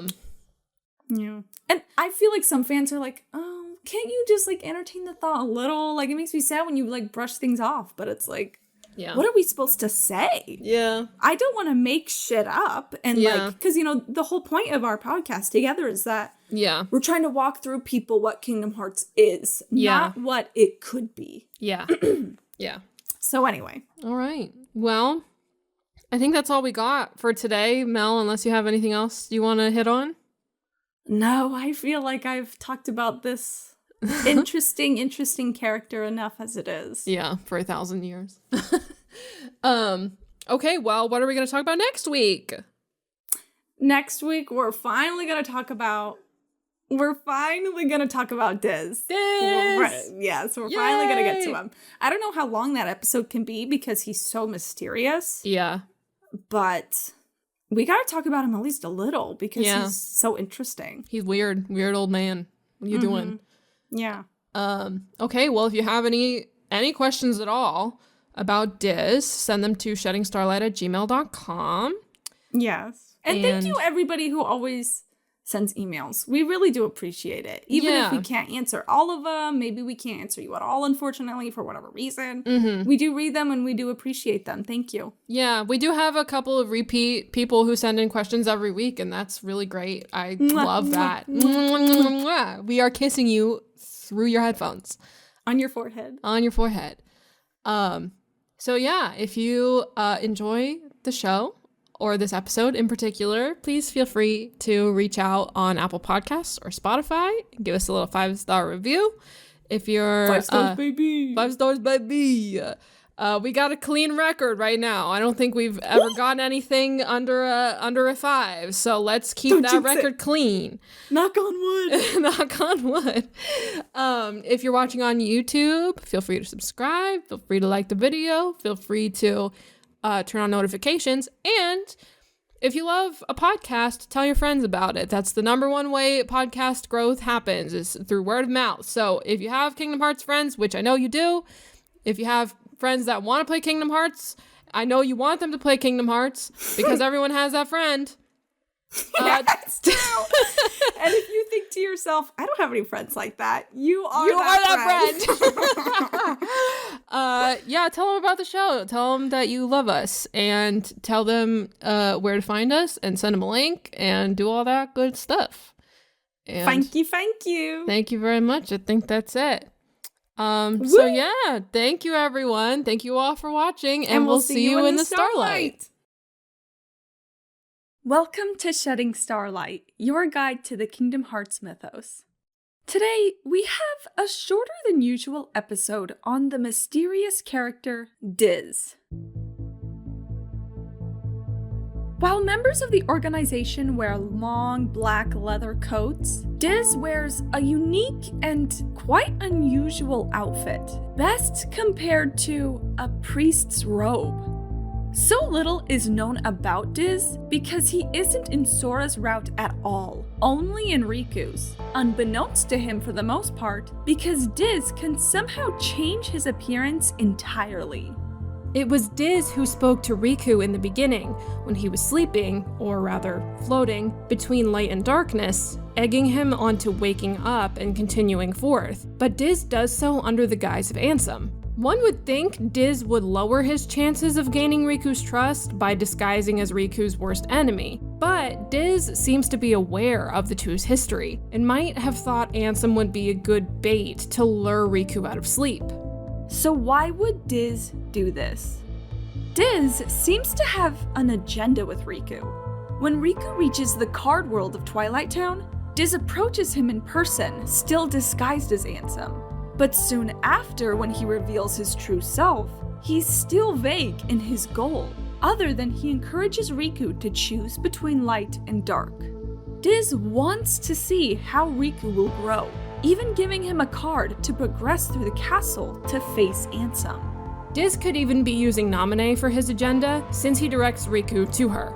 Diz and Naminé most likely met soon after Sora went to sleep in the giant capsule.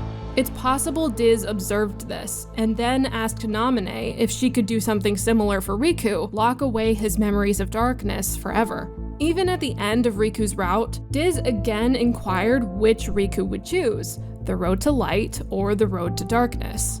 Whether Diz is truly curious of Riku's own decision or is secretly rooting for a specific path is yet to be seen. There is a chance Diz wants Riku to pick the road to darkness, as his character seems to have ties to Ansem beyond using him for a disguise. While Diz has a different voice, temperament, and different goal with Riku, Diz looks exactly like Ansem underneath the red coverings.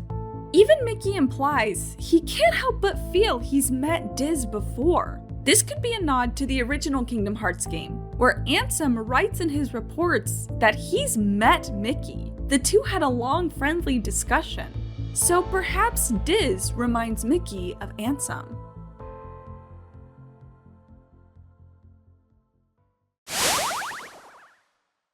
Diz might also have ties with the organization. He knows both that the organization can detect people and that the black coats can prevent this. But the coat also protects the wearer from being devoured by darkness, which is interesting because Diz does not wear the black coat. This ties another similarity between him and Ansem, as neither worry about the darkness devouring them.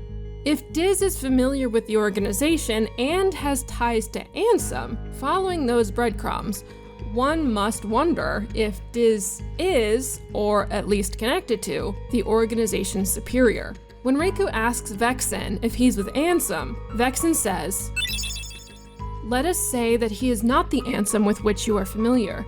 He is Ansem and he is not Ansem. Perhaps a nobody best conveys the idea." Yet whether or not Diz is also a nobody like the organization members is unknown, as he cleverly states about himself to Riku that he could be nobody or anybody. Again, Diz does not wear his own black coat, so if he was the superior, perhaps he is so powerful that he doesn't even need the coat. It would explain how Diz obtained 2 coats for Riku and Mickey. However, it would not explain why Diz has absolutely no contact with any of the organization members. Plus, no one in the organization mentions his presence. When Zexion thinks he smells the superior, he realizes he was mistaken. So somehow, Diz, a part of the organization or not, can travel around the castle undetected and not fearing the darkness.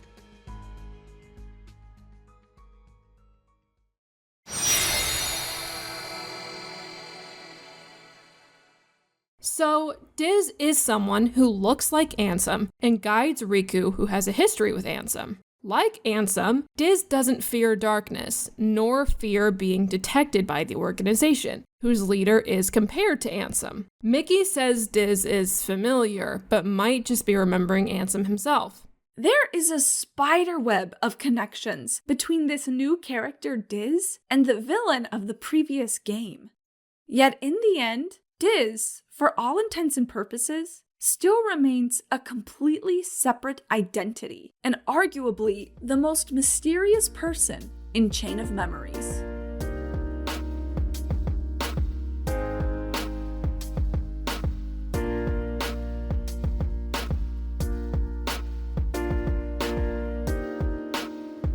Hello, everybody. Welcome back to the discussion portion of this week's episode on Diz. Ooh. Today I'm here with Hannah. Hello, Hannah. How are you? Hi, I'm good. How are you? I'm hungry. I'm fucking hungry. So we better chop through this discussion section so Mel doesn't pass out.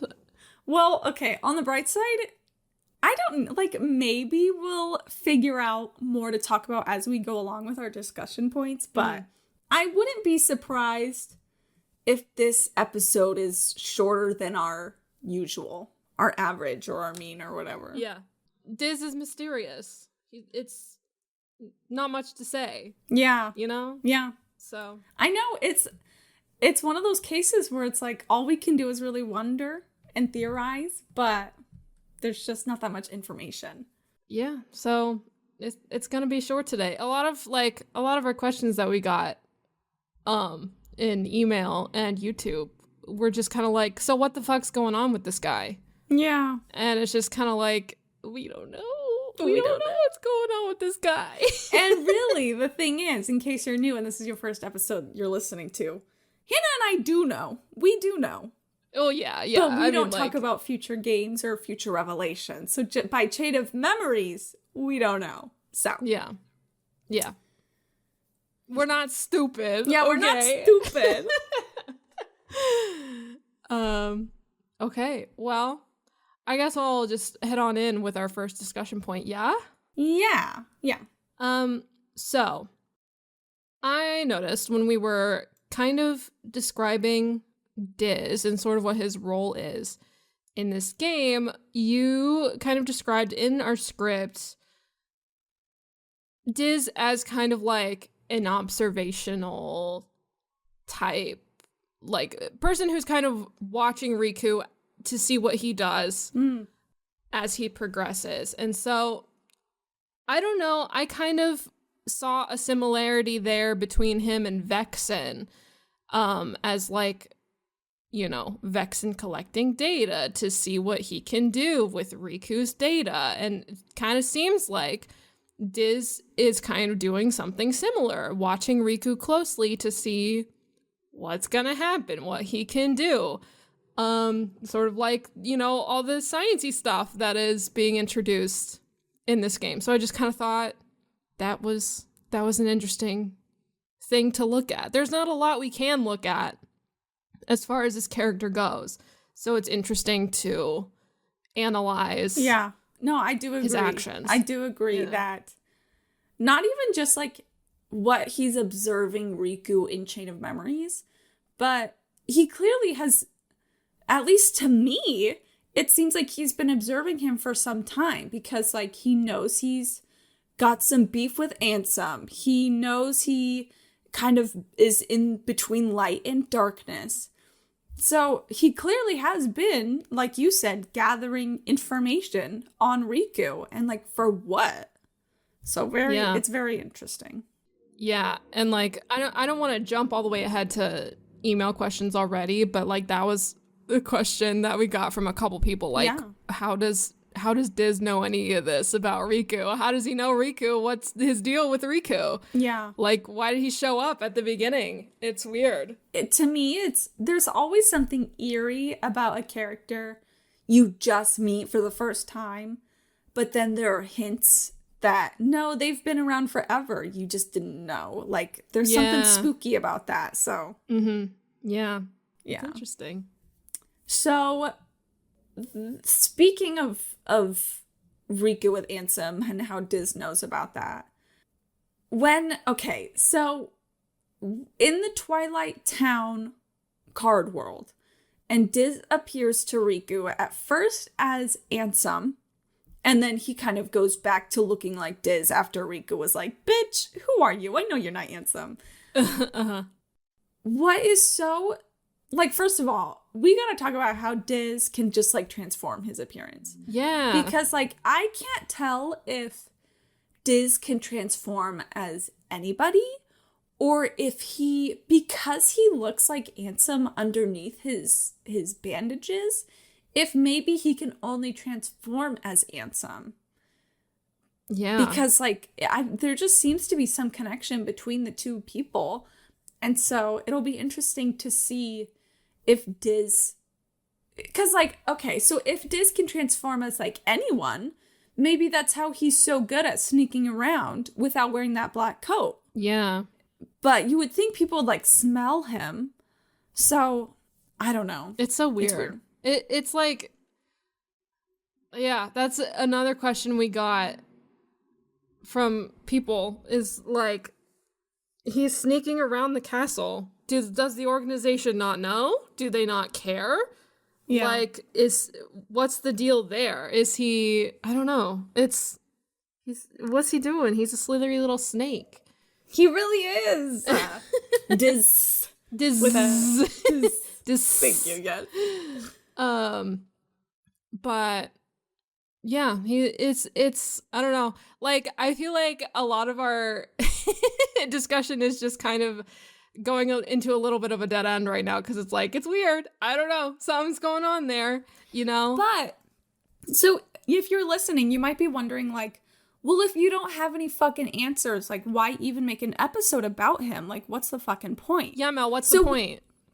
So you and I can't come to any conclusions, but I still think it's important to point out all of these different weird traits about him that we do know. Mm-hmm. And so, like, there are just so many connections between him and Ansem. And, like, so I think I may have written this later on, but I'll just say it now. But, like, I'm gonna be real. So when I first got into Kingdom Hearts, I got into Kingdom Hearts around the time, I want to say that Days, 358, Days over 2 or 2 days, whatever, had just come out. Because I remember seeing, like, internet ads for it, I feel like. Mm-hmm. I don't know. Yeah. I'm pretty sure that's when I got into Kingdom Hearts. Uh-huh.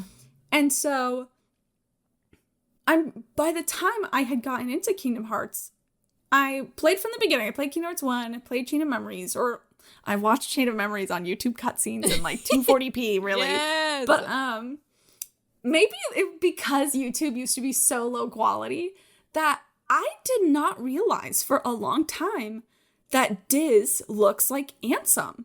Yeah. I didn't realize that for, like, I want to say, like, a couple of years. I know how dumb that sounds, but, like, I didn't. And so when I realized that, I was like, what the fuck? What the fuck? You know? Yeah. It's so weird. It's so weird. It's very so weird. I mean, like, so were you watching the original Game Boy cutscenes, or were you watching the remake cutscenes? I was watching the remake cutscenes. I can't remember if this is just okay, so Days on the DS has a few cutscenes here and there of, like, rendered cutscenes. They're just really, really compressed. And I can't remember if Chain of Memories has that as well. I don't think so. I think it would have been too much on Chain of Memories. Yeah. So I'm sure at one point in my life I watched a whole playthrough of it on YouTube, but I'm pretty sure I just watched the PS2 version on YouTube. I'm pretty sure. Gotcha. For the most part. Yeah, I mean, like, if you're younger, if you're in your early 20s or younger, then, like, you don't know the struggle we had to go through on YouTube in the mid-2000s. Yeah, you know damn well every fucking chapter was split into 3 parts, like fucking anime. Back when YouTube had, like, a 10-minute upload limit or whatever, and fucking it took 10 minutes to load a 1-minute video. Ugh. Yeah. We had it rough back in the mid-2000s, but... You know, I complain a lot about streaming these days, but you know what? This is the golden age. This is better, yeah. Okay, so I'll move on to my next thing. And reading through the script, I guess I diverged a tad to have a question about Naminé. In this script, I wanted a little bit of clarification regarding Riku and Naminé. And I guess I was just curious about Naminé, because they were talking about, Riku choosing the darkness, Riku choosing the light, and like if Riku chooses to have his memories locked away via Naminé, they kind of act like that will just erase the darkness in him, right? Yeah. So what's the deal there? This is how I interpreted it. And maybe someone listening would have their own interpretation, but this is what I feel like Naminé is saying. So I think Naminé is saying that she can erase all of Riku's memories of Ansem being possessed, the Hollow Bastion scenes, him tossing away everything from Destiny Islands to choose darkness. I think she's saying you'll forget all of that. But to me, I always thought that was kind of like the wrong choice, or like the foolish choice. Because I would think that when you forget all that, you also forget the lessons you've learned and the wisdom you've gained. Yeah. And so, like, I feel like, why wouldn't Riku just do all that shit again? Because he doesn't know any better now. Yeah. So, like, Naminé says, like, by erasing your memories, I'll put a lock on your heart and Ansem won't be able to, like, come out from you. But I guess I just disagree. Like, I feel like I'm glad he chose to remember. Yeah. Because now he has that wisdom and he can be like, no, I'm not doing that again. I've already suffered. I've gone through this. I'm not doing it again. So that's what I think. That also, to me, just kind of seems like putting a Band-Aid on a wound that needs stitches. So real. Yeah. Like that. Like, I feel like it's not gonna work. Like, I feel like it, like, Naminé's got great powers and everything, but I feel like it just is not gonna work. Especially because Naminé tells Sora, like, she tells him, I don't erase memories. I just rearrange them. Yeah. And so there will always be a little crack for Ansem or the darkness to come back through Riku. So. Yeah. But anyway, a little side note about Naminé, but we'll come back to her in a little bit with an email question. But I'll move on to my next thing, which is, again, the connection between Diz and the organization. And I just kind of wrote here my own observation is that through the vehicle of this game of Chain of Memories, I personally don't see a connection of Diz working with the organization because of, I don't know, just the way things go. I wrote down here, like, my only exception is maybe like Axel, because they both seem to have a weird personal agenda. They both seem to be kind of steering their own ship. But I feel that if Diz was working with either of the two teams, with regarding Riku or Sora, that there would be some communication there. There would be some other signal there. And that doesn't mean that, I don't know, maybe there was a connection in the past. Like, obviously, Diz has knowledge of these people. So, like, I don't know if that's like... But you have a good point. Like, yeah. You would think that if he was working with the organization, that there would be, especially, maybe not in Sora's route, but at least in Riku's route, there would be some scene, even if it's like, okay, so in Sora's route, there's just a shot of the replica Riku's legs as he, like, walks into a room, and, like, you're supposed to be like, what, Riku? Like, why is Riku here? Right. So, like, I feel like even if they didn't show us, like, a full-on scene of Diz talking with another member, that they would collude. Like, they would at the very least show, like, Diz walking into the room and you don't really know who he is. Like, who is that? But we don't get any of that. So that, to me, I think you're right. Like, I try to, like, toy with possibilities since we don't know things. But I think you're right. There's not really much to suggest, except other, you know, like you said, in the past.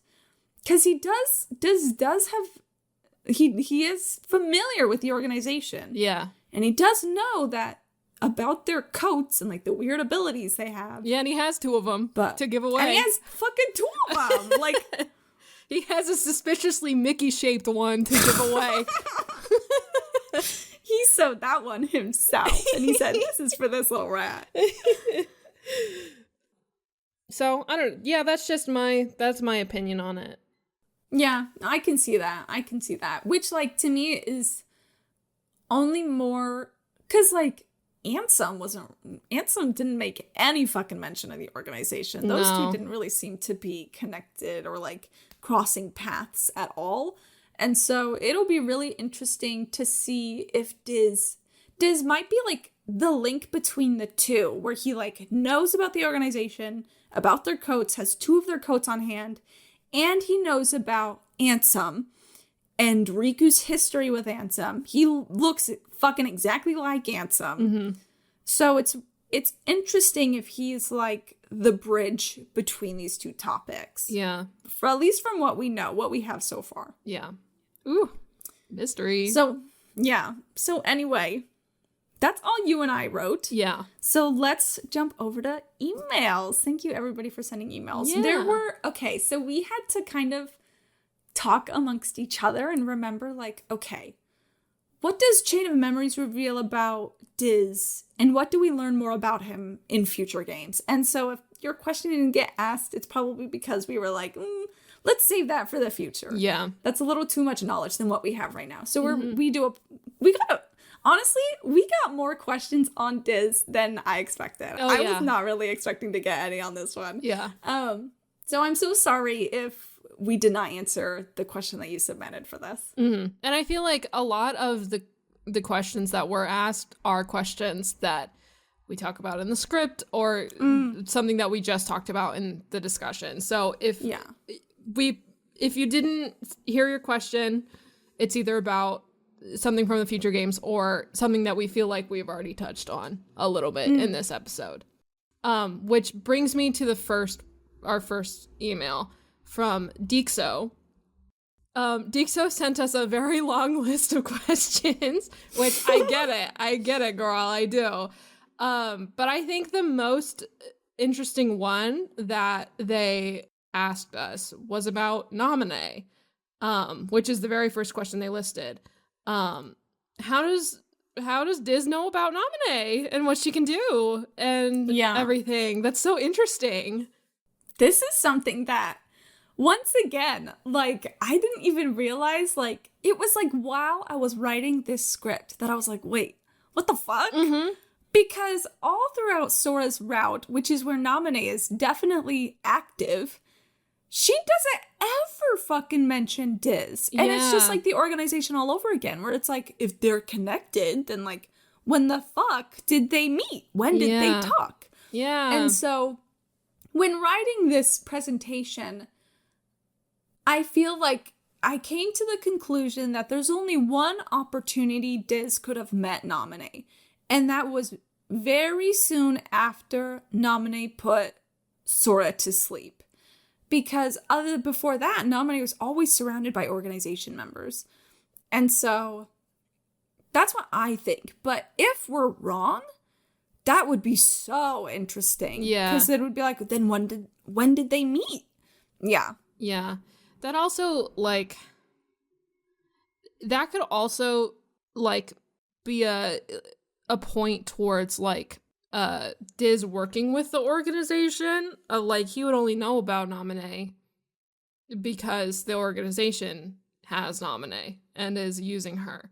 So, like, I guess one could use that to argue that he's working with them. Or, like, I don't know. That. Maybe he's spying on them again. If he's a shapeshifter, as we have theorized, maybe. I don't know. Maybe that's another way that could have happened. But yeah, that's a good point. Yeah, I hadn't thought about either of those. Yeah, it's especially because, like, there's something about Diz and his getup that he looks so, like, he looks like a villain. Yeah. Like, that's a villain fucking outfit. Yeah. And so I feel bad for Naminé if Naminé was just, like, got out of the frying pan and into the fire, like, out of one clutches of one evil man into another. Like, no. I don't know. I don't know Diz. I don't fucking trust him. You know, who the fuck is he? Who is he? What's he doing? Especially because, oh my gosh. So I forgot about this line and I kind of wish I included it in the presentation. Well, first of all, let me see. Okay. So actually, let me read Isaiah's email first and then I will include what I'm about to say. Okay. So Isaiah writes, in the beginning of Riku's journey, Diz introduces Riku to Cat. Oh, so for context, I believe it was Isaiah who said that they were playing Chain of Memories on the original Game Boy Advance. Yes. And they had not played the PS2 remake yet. Yes. So all of what Isaiah's about to say, that's just for context. So Isaiah was wondering, like, is any of this different? But I think overall, it's pretty the same. I'm pretty impressed with how the remake is pretty consistent with the original. Yeah. But anyway, Isaiah says, in the beginning of Riku's journey, Diz introduces Riku to Castle Oblivion, along with the knowledge of the castle's room reflecting Riku's memory, and more specifically, how the rooms will contain nothing but Heartless due to him casting away all that he loved for Darkness in Kingdom Hearts 1. I'm assuming at this point, the voice is not yet Ansem, because a bit later, the voice, this is Isaiah saying this, because a bit later, the voice shifts from having a normal conversation with Riku to telling him directly to submit to the dark. Yes, that is something where I think we're all on the same page on, is that Ansem is like, submit to the darkness, be in the dark, follow me, do my bidding, blah, blah, blah, blah, blah. Yeah. And yet Diz is like, he's a lot more lax in his approach to Riku. Yeah. So Isaiah continues, if the voice that introduces Riku to the castle is Diz, my question is, how does Diz know so much about Riku in the first place? He even knew his name. Yeah, so if you are someone who just watched the cutscenes of the Chain of Memories PS2 version, I'm hoping that the cutscenes you watched included a text scene, not voiced, not dialogued, of Riku and Hollow Bastion, where this voice, that's probably Diz, was like, this was your bedroom where you stayed when you were with Maleficent. You know, you cast away everything aside, but at least you got a cute little bedroom. Like, and so Diz clearly has, like, information on Riku. Yeah. And so, it seems to me, I want to say that Diz was, like, following Riku around or something, or, like, spying on him or something. Mm-hmm. And eventually realized, like, I think this kid can do something that I need done. Because at one point, I forgot about this line, and this is the line that I felt like I should have included in the presentation, but I just completely forgot about. I'm really sorry. Is at one point, Riku is asking Diz, so are you supporting me or are you abandoning me?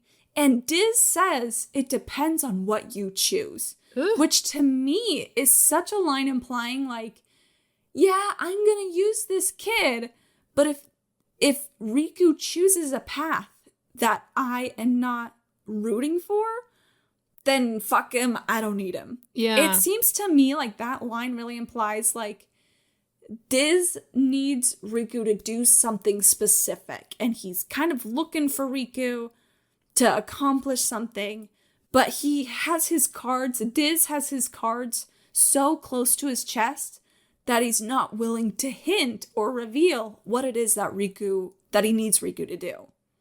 That's so interesting. That's so spooky. Yeah, it is. It is. Especially because I'm just like, can we just leave Riku alone? I know. He's been through enough. He's been through too enough. much. Leave him alone. He's just a little guy. Yeah. He's been through it. I love Riku. Leave him alone. Yeah. Yeah, wow. That, I don't know. That gives me whole, like, I've been watching you the whole time vibes. Ugh. It just gives me the fucking willies. Yeah. Ugh. Yeah. And that, like, I guess that harkens back to my first point of, like, Diz being an observer, but maybe now with that information, it's less of a passive role and more of an active role.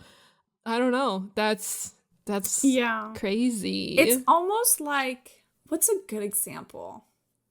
I don't know. I don't have a good example, but it is definitely like, I'm going to wait and see and wait and wait. Okay, here's my chance. I'm going to take advantage of the situation. Yeah. It's very spooky. And it'll be interesting to see Diz in that more active role where he is, maybe it doesn't happen, but I feel like it's alluding to Diz doing something with Riku. Yeah. Mm-hmm. Yeah. So I would agree. Like, buckle up, I guess. We'll see. We'll be keeping a close eye on Diz moving forward. The other one wrapped in red bandage. Yeah. This last question, I feel like we already talked about. I think I just put it here just in case, if you want to read it. Yeah, Alex writes, does the organization know that Diz is roaming across the castle? If yes, are they allowing him to, or can they not stop him? If no, how does he hide from the organization? It's just so weird, especially because, like, Zexion at one point is like, oh, I thought I smelled Ansem. Like, that was weird. Like, yeah. I don't smell him anymore, but I thought I smelled Ansem. But in that moment, I think we talked about in a previous episode, I think you said I don't remember. You cleared that cutscene up, and I think I realized I was misinterpreting. But I feel like from what I remember, the fake Maleficent smelled like Ansem. But maybe it's because you said they're just both steeped in darkness, and that's why they smell similar. That's what it was. Yeah. But it's weird that, whoever this fucking Diz is, he clearly doesn't smell like that. Maybe he doesn't smell at all. Yeah. But yeah, it's weird. I don't know. Maybe his red priest robes are also special garments. Oh my god, when I was trying to describe what his stupid outfit looked like, I was like, how the fuck do I write this? He wears the weirdest outfit in the entire fucking series. He has like weird little pockets that I feel like you put decks of Pokemon cards in, or like your little Game Boy. I'm like, what even is this outfit? I mean, like, it's kind of sick as fuck. Like, I'm not gonna lie. Just like looking at, people who aren't caught up with the series, don't Google it, but just like looking at it on Google, like, yeah, I don't know. It's kind of weird. He's got like a weird cape window that's into his weird hollow looking chest. I tried describing that too, and I might have just like deleted that sentence because I was like, how do you describe that weird angular little window? Window. And it's like, it's so weird because like this to me almost feels inhuman. Like on his chest is this white grid kind of weird little angular design on his chest. It doesn't look like anything we've seen in the series so far. It almost looks like, okay, you know how when people try to emulate like Tron or like computer digital, like when people are in like Mega Man and they have like circuits that like pulse light through the circuits. Yeah. It almost looks like it should like be pulsing light. Yeah. Like that. Like it just reminds me of like computers, but like he's not a computer. He's not an android. Like as far as we know. As I guess. But like it's weird. Just like he just has the weirdest fucking design. But also, it's one of those designs that I think could be so comfy. Yeah. Sometimes I look at a character's outfit and I'm just like, I could sleep in that. I know I'd be so cozy in that. It's like steampunk wizard is like the vibe I would go with here. Such a good way to describe it. That's such a good way to describe it. This fucker is so goddamn weird, and I don't have anything else to say about him other than he's so goddamn weird. Also, he's got 2 fucking belts on his head to hold the weird red bandage. I don't know what the deal is.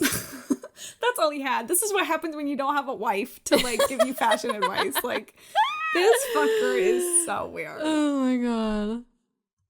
Okay. Anyway. Well, I think that's it for now. Yeah. So we just finished reading emails from people, and I think our next topic, oh my gosh, is it like our final topic episode of Chain of Memories? If you say so, maybe.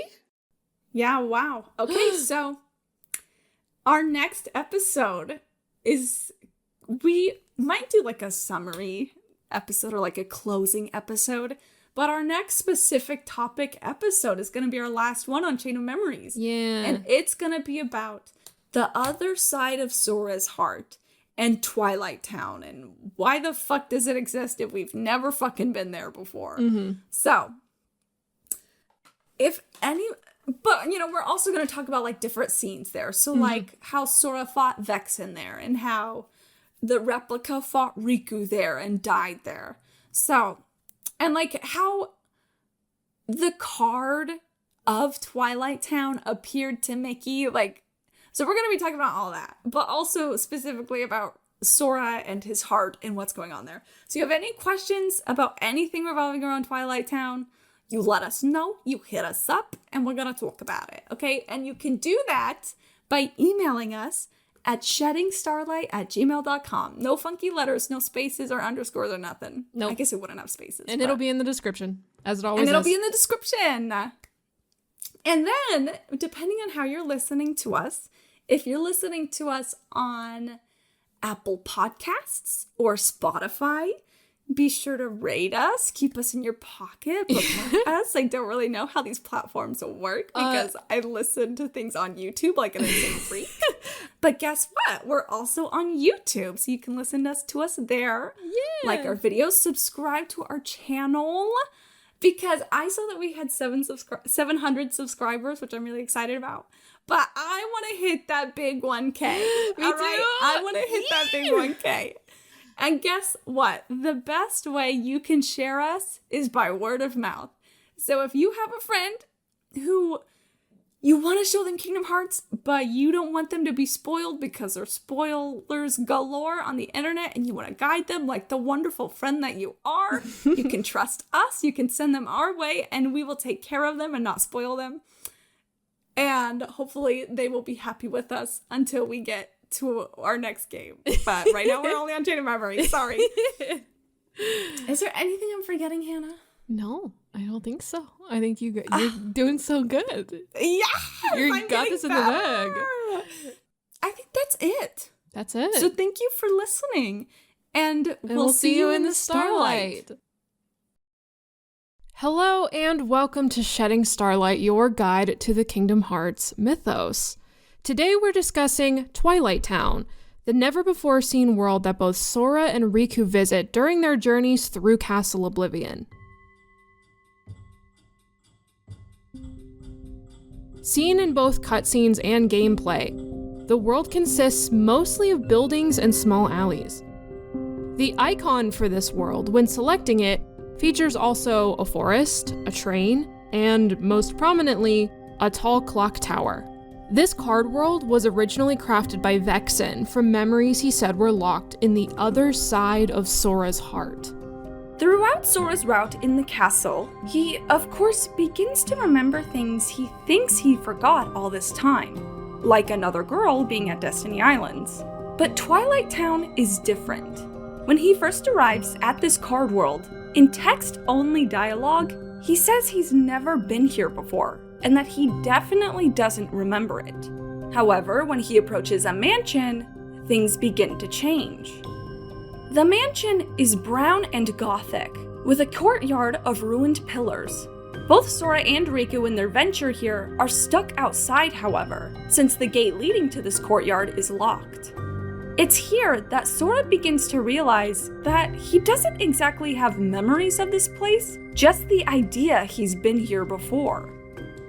One could equate what Sora is trying to describe as the difference between remembering your childhood school and getting deja vu inside a building you've never been in before.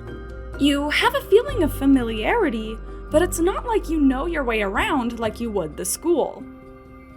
As we said before, Vexen says he got the data from the other side of Sora's heart. In the first Kingdom Hearts game, we see Sora's entire journey through the worlds after he left his home for the first time. Yet we never visit this place in that game. So how Sora could possibly know this place remains quite a mystery for now. In our episode discussing how the card worlds within Castle Oblivion work, we cover how Riku is still able to visit Twilight Town, even though it's not from his memory or data at all. Riku is only able to visit this world because of the card given to him by Mickey. However, this card appearing to Mickey in the first place is strange. The card is data of Twilight Town, which is a world with a name meaning between light and dark, and of course this card is connected to Castle Oblivion, a world that's placed between light and dark. This is only speculation, but perhaps those two factors are enough to allow this card to be a sort of entry key out of the realm of darkness and into the area in between, explaining how Mickey found it. I needed a way out of the realm of darkness, and then suddenly this card appeared right in front of me. And when Mickey picked it up, the card, connected to Sora's heart, wanted to unite with Riku, just how Riku resonated with Sora and arrived at the castle that way. When I picked it up, I could see your heart beyond the darkness. That's what let me find you. I guess the card thought its place was to be with you. While there isn't a 100% satisfactory explanation on how this Twilight Town card appeared to Mickey and led him to Riku, it might be because the card is not only connected to the gray area between light and darkness, but also connected to Sora's heart. But Sora is not the only one with ties to this world. At the mansion, after Sora fights Vexen, Vexen tries to warn Sora about becoming Marluxia's pawn. Before he could finish, however, Axel, the spiky redhead, arrives and kills him. We want to bring up Axel specifically because at this point, he might be familiar with Twilight Town himself. During the credits of both Sora and Riku's routes, we get a short scene of a blonde boy walking through Twilight Town. In Sora's credits, he passes by a group of teenagers eating ice cream bars. All four of these kids look to be about Riku's age, as they're a little taller than Sora and Kairi. In Riku's credits, we get the same scene, but shot a little differently, and it's longer so we get more context. The blonde boy is accompanied by Axel. When the boy eyes down the ice cream the other teens are eating, Axel shrugs. The credits then cut to the two of them eating ice cream bars of their own, while sitting atop the clock tower we've previously mentioned. So this mysterious world that Sora says is somewhat familiar is a world known by Axel. It's possible Axel is only visiting this world for the first time after Chain of Memory ends, but given the implication that Axel bought ice cream for this kid, he might be familiar with the shops here.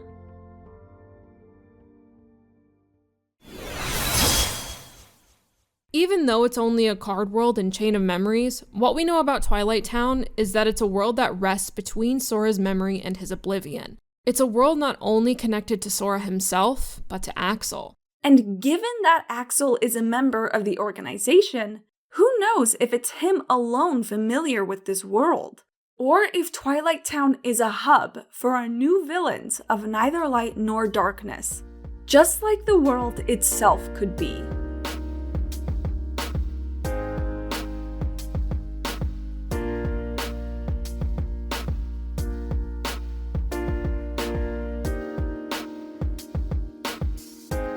Welcome back, everyone, to Shooting Starlight, the discussion portion of Twilight Town. Whee! Our little yellow, orange, brown town that we get to walk into. And where did it come from? We don't know. We don't know where it came from. Yeah. But yeah, I'm here with Mel. That's what I usually say. I'm here with Mel. How are you, Mel? Hi, hello. My voice is a little shot because I was recording the Summer Games Fest thing. I wasn't expecting Kingdom Hearts, so I'm not like disappointed or anything, but I did talk a lot through it, so my voice is a little tired, and I do apologize if that comes through. Well, I will be evaluating your performance through this whole episode. Oh no. And my wife and kids. You will be compensated accordingly based on how well your voice does. Oh, great. Okay. So, Twilight Town. This place is weird. What is it? Where did it come from? So I think this episode was also okay. So the title we have on the doc is Twilight Town: The Other Side of Sora's Heart, which is just a weird phrase. It's a weird phrase, weird dumb phrase. It's not dumb, but like, what does that mean? Yeah. What does that mean? My first two discussion points on here where is like me quoting part of the script, you know, Vexen talking about other side of Sora's heart. Where did Twilight Town come from? And then like the other side of Sora's heart. What does that mean? What does any of this mean? Where did this place come from? What's going on, Mel? Please tell me. Okay, well, so first of all, I would think that if this is from a part of Sora's heart, like, so just in case if this isn't really clicking for somebody, the Twilight Town that we visit in Chain of Memories is not real. It's just a card projection world, like all the other worlds that we go through in Castle Oblivion. Right. So somewhere out there, maybe, probably, is the real Twilight Town. And that'll be interesting to see, because in Chain of Memories, I don't think we saw, like, any NPCs. We didn't meet anybody. We only saw, like, the organization members as Sora and the replica as Riku. And so it's definitely a weird, almost like, what's that word people use now? Liminal? It almost feels like liminal world, because it's just so empty. And I can't say where it's from other than like maybe the idea of it being called Twilight Town is, you know, if we're going to base it off of like Traverse Town, which is a world where a bunch of travelers from all across the world end up there because their world's full of darkness, like I could see Twilight Town maybe being a place in the twilight, in between light and dark. But yeah, that brings me to the conversation at the very end of Riku's route with Riku and Diz, where he's like, oh, I'm gonna take the path in the middle. I forget what the actual line is, but Diz is like, oh, the road to dusk, and then Riku says, oh, the road to dawn. So it's like, I don't know, that's an interesting little concept that they bring up, where twilight is, I think, specifically when the sun is setting. Yeah, right? I think so. Yeah. And then Riku saying, no, I'm going to go where the sun rises. Yeah, you know, it feels a lot going more to dawn. hopeful. Which, you know, is, I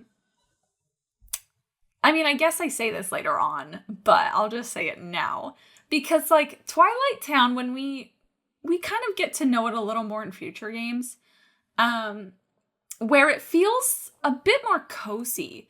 But like I said, in this game, we don't have any context. It feels a lot more liminal because we don't have any NPCs. The name Twilight, as in like the sun is going down, like it's only going to get darker. And plus, like, both in Sora and Riku's route, it's like scary things happen. And both the times they visit there, like Axel just fucking explodes Vexen. And then Riku watches, like, his doppelganger fade into the abyss. So, like, it's scary. Plus, it's just a ruined mansion in the middle of a forest. It's probably where Slenderman took place.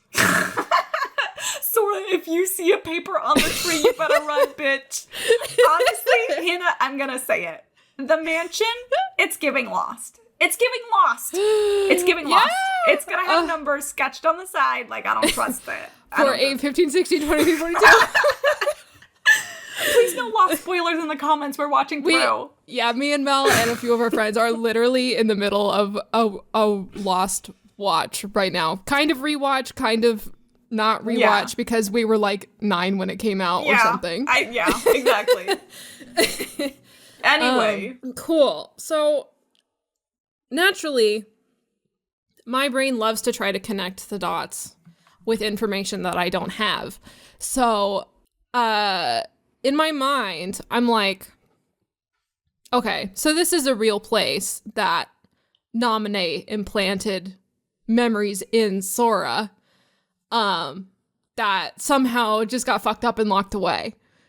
Like that was me trying to reconcile this, but Mel, you had a great point. Yes. And to that. Yeah, it was me trying to clarify that I don't believe, I strongly unbelieve, whatever the word is, that Twilight Town is not implanted from Naminé, is not a Naminé implant. And one of the hints I think that points to this is Vexen. At one point, Vexen is telling Sora, he's like, I have a question, like, your memories of Naminé or your feelings here at this world, at this new world you've never been in? Which of these two is more real? And I think he's trying to trick Sora, where he's trying to make it sound like the Twilight Town memories are fake and that Naminé is the real one, but it's really the other way around.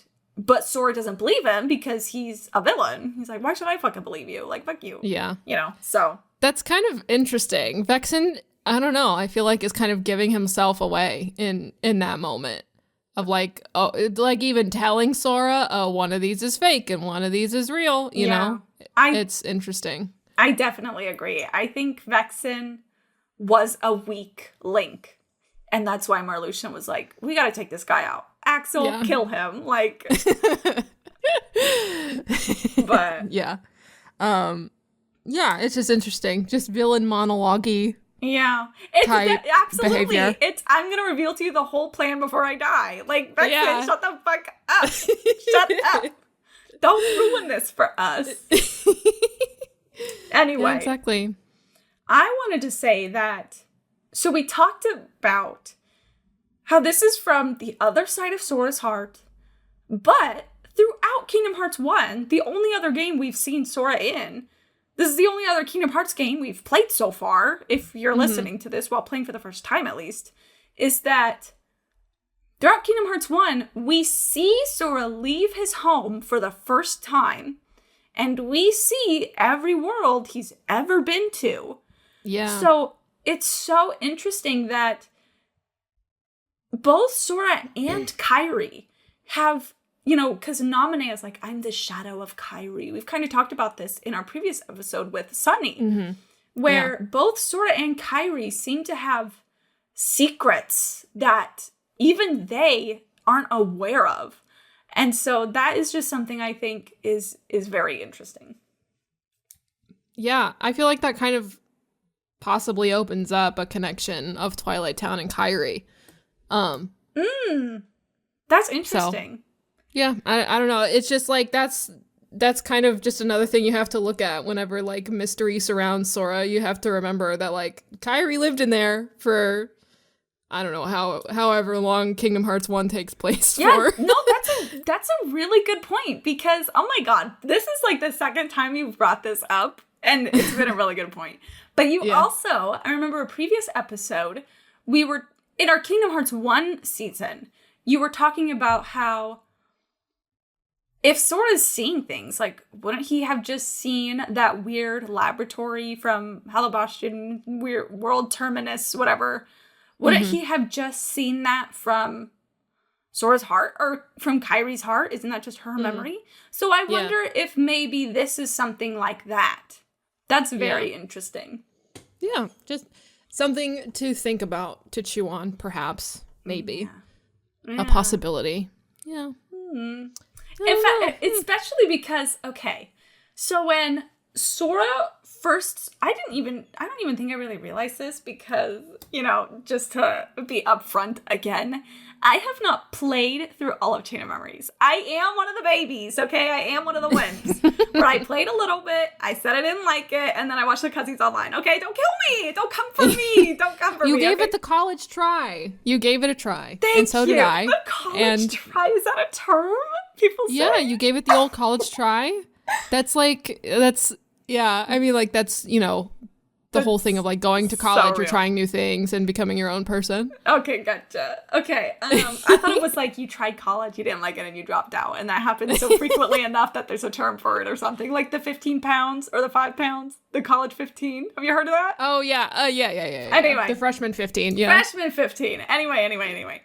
My point is that I don't think I ever realized that in text dialogue, Sora, when first arriving to Twilight Town, is I've literally never been here. I literally don't know this place. I don't remember at all. And then it's not until he gets to the mansion where he's like, whoa, deja vu, you guys. I've seen this place. What? And I've never realized that it was the mansion that triggered that. And that is so interesting. This mansion is so weird because, like you said, it's in the middle of a forest.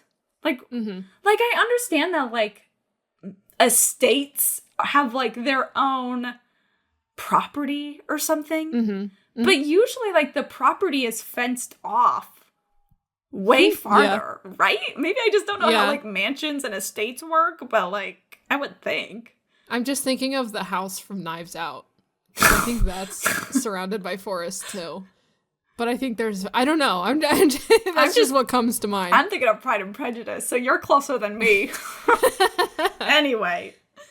But I really liked your metaphor of going, seeing a school and having that deja vu. Was it going to a school that you don't know or going to your old school? So it was going to your childhood school where you could be oh my god, okay, this is where I had science. This was the school locker I got shoved in that one time. Right. And then if we go down these stairs, we'll find the cafeteria or something, right?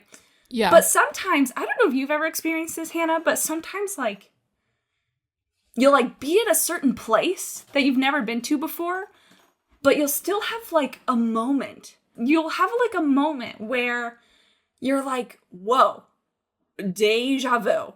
Whoa. Yeah. Even maybe you're in a new office building or you're stopped on the side of the road to take a picture or something. Yeah. But it's not that building. You can't walk through it like you did your school. So that's what I tried to come up with. Where, if you're listening, it's the Naminé is the fake made-up school that you can walk around in. And then the Twilight Town and the mansion is the deja vu place. Yeah. So. Yeah, that's I don't think, the way I'm going to explain my feeling of this, I don't think it's going to work with the same metaphor anymore, but I think it's interesting whenever you go back to your school when after you've grown up after 10 years and you're twice the size that you used to be. And so the hallways are smaller and the classrooms are smaller and the chairs that used to be as big as you are, you now can't even fit in, that sort of absolutely feeling. Mm-hmm. Yeah. I felt that way we once visited a house I used to live in, and the house I remember was so big. It just felt like a tall house. And then I went back to it as I got older. I became an adult and I went back and I was oh, it's a first story, kind of small, a humble home, So it's definitely weird how our youth can kind of warp things. Yeah. I have never been to the house that I lived at when I was 3 years old since we moved out, but I'm sure I would feel the same way about that house if I ever saw it from the inside. But anyway, to get off this metaphor, this little tangent.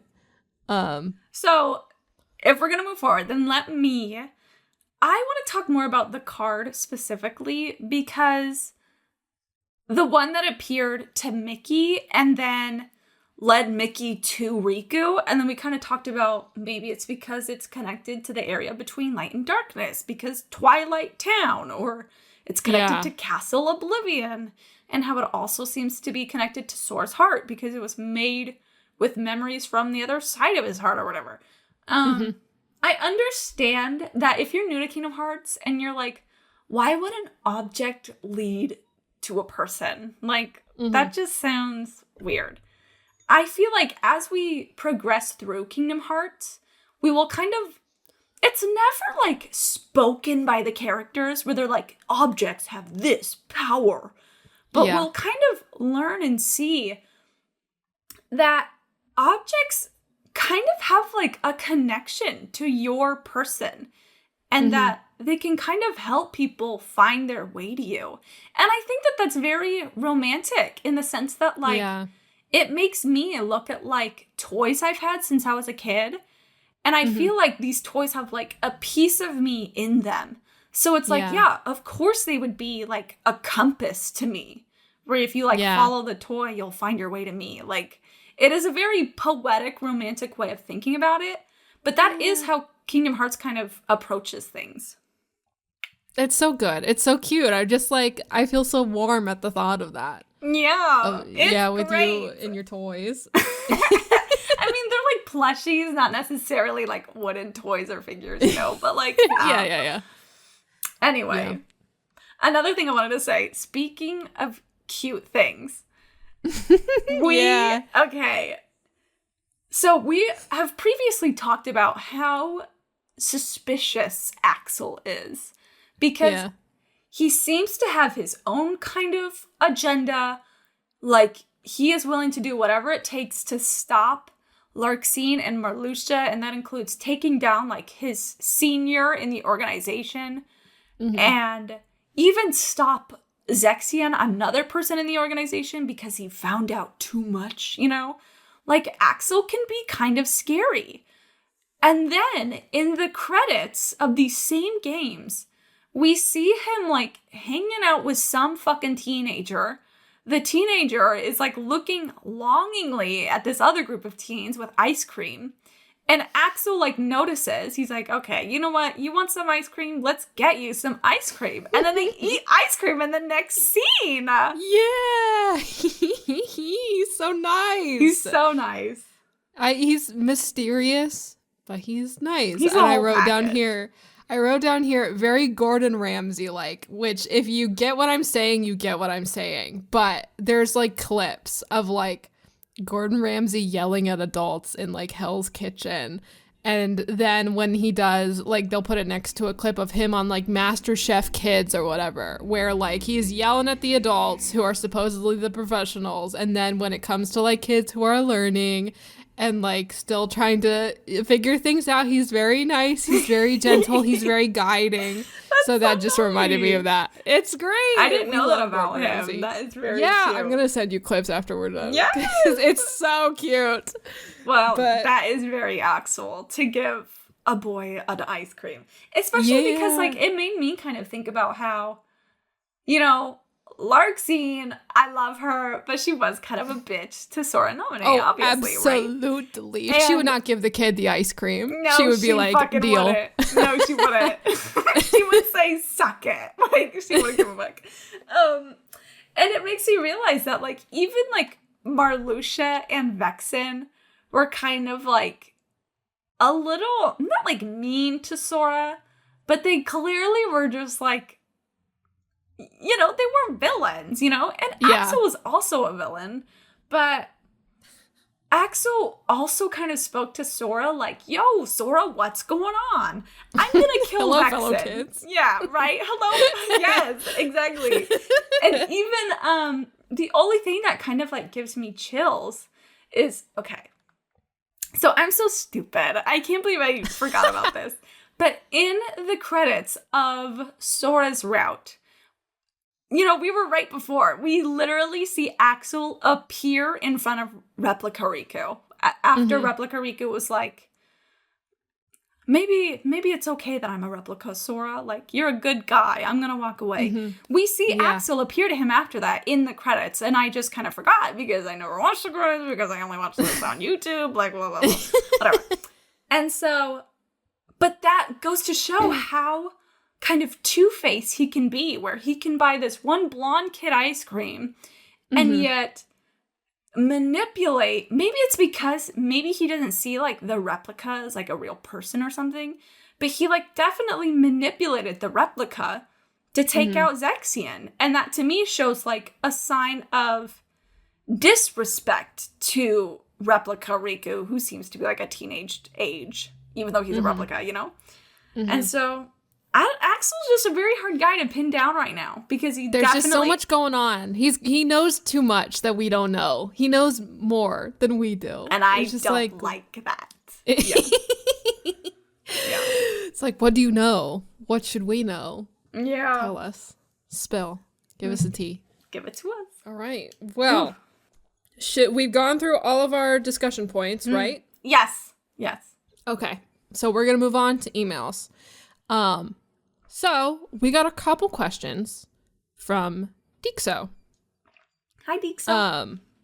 I hope we pronounced that right. I think that's how we've said it. I feel like we say it every time where we go, I hope that pronounced. And then I'm pretty sure every single time Dixo goes, yes, you pronounced it right. So Dixo's first question. Firstly, how the hell was that card even made to begin with? Like, so far, every card's based on something Sora has active memories of. But he's never been to Twilight Town and has no direct ties to it. We're told it's from the other side of your heart, but what does that even mean? Mel? Yeah, well... Your response? So first of all, I want to bring up what we talked about earlier today, because I didn't even write this down because I didn't think about it, but you're just so smart, and I'm just like, oh my god, of course. Where, you know, maybe it has something to do with Kairi or something like that situation where Sora can see things that he himself did not experience, but it's connected to him. So even, you know, we've seen all of Kairi's life. You know, yeah, she lived in Hollow Bastion until she was sent over to Destiny Islands. So maybe Twilight Town isn't connected to her per se.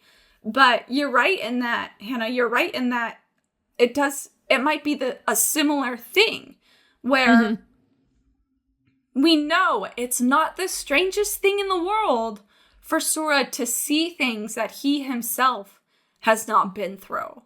Yeah. So I think that's, you know, and I pointed out, I wrote here, like, it kind of reminds me of the stained glass platforms where Sora saw the princesses of heart that he's never met before. So that's like, now we have three different cases of Sora seeing things or dreaming things or remembering things that he never experienced, that he never met, that he never went to, you know? So it's weird. It's very weird. Someone else calling out to him. Maybe. Someone that we don't know. This poor kid. I would be so confused if I were him too. I would just live my life being stupid too if I were him. Ignorance is bliss. Okay. Dixo's second question. Secondly, what was so dangerous about what Vexen was about to tell Sora? I know Axel was just following orders, but why not let the conversation play out and then take out Vexen afterwards? Was it just that Vexen changed his mind and decided to spill the tea that made it dangerous, or was he about to say some crucial truth that either the organization or Marluxia wanted to keep hidden? So, I feel like the reason Axel did not want Vexen to keep going and to let the conversation play out is so that he could convince Marluxia and Larxene that he is one of them. And the only way he could do that is if he killed Vexen before he revealed Marluxia's plan. So that Marluxia would be like, oh, Axel has my back. Like, he saved me. Yeah. Because otherwise, like, especially, you know, from Axel's point of view, I think if Sora learned about Marluxia too early, I think Marluxia, especially because Larxene's alive during this part as well, that Marluxia and Larxene would take action that Axel might not foresee or, like, not be prepared for. So I think he killed Marluxia and Larxene to get their trust. And then by gaining their trust, I think he had the best way I can describe it is like better control of the board, where he can move the pieces more predictably and not deal with unreliable variables. That's what I think, personally. Yeah, I was gonna say he's playing 4D chess with information that we don't have in his mind. So yeah, I would agree with that. It's just like manipulating the situation to his advantage, I guess. So then, last question from Dixo. Third, when did Diz, Naminé, and Replica get here in the first place? How did they manage to predict exactly where in the castle Riku was going to be? And how did they manage to safely move Sora's pod from the top floor down to the basement? I remember reading that and being like, how did they manage to safely move Sora's pod from the top floor down to the basement? Like, that doesn't make any sense. Especially, like, it's weird. It makes me wonder, like, because at first my thought process was, like, maybe the layout of the castle allowed those two floors to meet in the end. Because we've kind of talked before about how there still seems to be floors or rooms that Sora and Riku did not go in. Because, like, we see rooms of Marluxia, Axel, and Larxene talking with each other and, like, and, like, plotting or whatever. And then we see Zexion and Lexius talk in some room where the lights are off, you know? And so it's not like Sora and Riku have explored every single room. And so my thought process was like, maybe there's like a path in the castle that Riku just happened to end up where Sora was. Yeah. But I mean, Sora's like on like the 13th floor or something. And Riku's only at like the first basement floor, you know? So yeah, I don't know. It's a shape-shifting castle. Yeah, it's, you know? Yeah, I feel like that's, I don't know if that's something that, like, maybe it's like, I don't know if like hardcore Chain of Memory fans would disagree, where it's like, it doesn't shapeshift that much. Like, it's still the same layout, right. But I still just feel like it feels that way. Like, look at the castle. Some of its wings are literally sideways and upside down. That's what I was gonna say. You know? It's in one of the sideways wings. Yeah, where they both ended up. So that's where they met. I'm gonna say that. That's where they met. They went in a loop. Riku went in a loop and met Riku in the sideways wing. Suck it. So incredible. Yeah. Wow. Okay, that's all the emails, huh? All right. I guess we didn't get as many as I thought we would, but in the end, I think that's okay. You know? Yeah. We can always like. I feel like we've pretty much asked and answered any question that anyone could have come up with for this. I think. Yeah, you're right. You're right. Especially, and I know that's not an open-minded thing of me to say, but well, I mean, like this, it's not like this world is gonna like explode before the next game. Like spoiler alert, it's gonna still be there. It's gonna stick around. Yeah, actually. Yeah. So we can always explore more in the future. All right. Well, that's all we got for today. That's it. Is this our last Chain of Memories episode? I think so. I think we're going to do our season summary, and I think that's it for this season. Oh my God. Wow. Crazy. This one went by so fast. It did. It went by so fast. During the first season, because I was still really new to it, and I wasn't used to, because, like, Lord knows how long it helps me, how long I take to create videos and, like, write scripts for videos. So I was not used to writing a script a week. I was like, I'm not used to this. Like, can we do double weeks or something, or every other week, you know? But by the time of Chain of Memories, like, yeah, I still procrastinated when I shouldn't have procrastinated. But, I mean, like, but we were pretty punctual, you know? Yeah. So, yeah. And I learned, honestly, like, I learned a lot. I thought I knew, that's not true. Coming into Chain of Memories, I was like, because I had really only watched the cutscenes, I was worried that there would be a lot I would miss because maybe there's a lot more details in the gameplay than I was aware of. But, like, writing this, I learned maybe not, like, new things that I never knew before, but it's nice to have this refresher because it does remind me of things that are going on in Kingdom Hearts' current time. And it kind of makes me, like, you know, not to say it, but, like, in Kingdom Hearts, what goes around comes around. Everything's is a circle, you know? Yeah. And so I see those ripples and I see those circles even as early as Chain of Memories. And I appreciate that. I really do. I appreciate this game. I also appreciate how emotionally driven it is. It's a I feel like as we get further into Kingdom Hearts, we're going to have to talk more about, like, more practical things. Yeah. But I really liked how emotionally driven the game and therefore our podcast is this season. Yeah. And I've seen through doing this season that this game matters so much to people. Like, the people who I feel had this as their first Kingdom Hearts game really, really, really love it, which is very cool to see. Absolutely. Yeah. Kingdom Hearts. It's a very special game. It's very special. It's a very special game. And, you know, I did not appreciate it as much as I should have before writing this.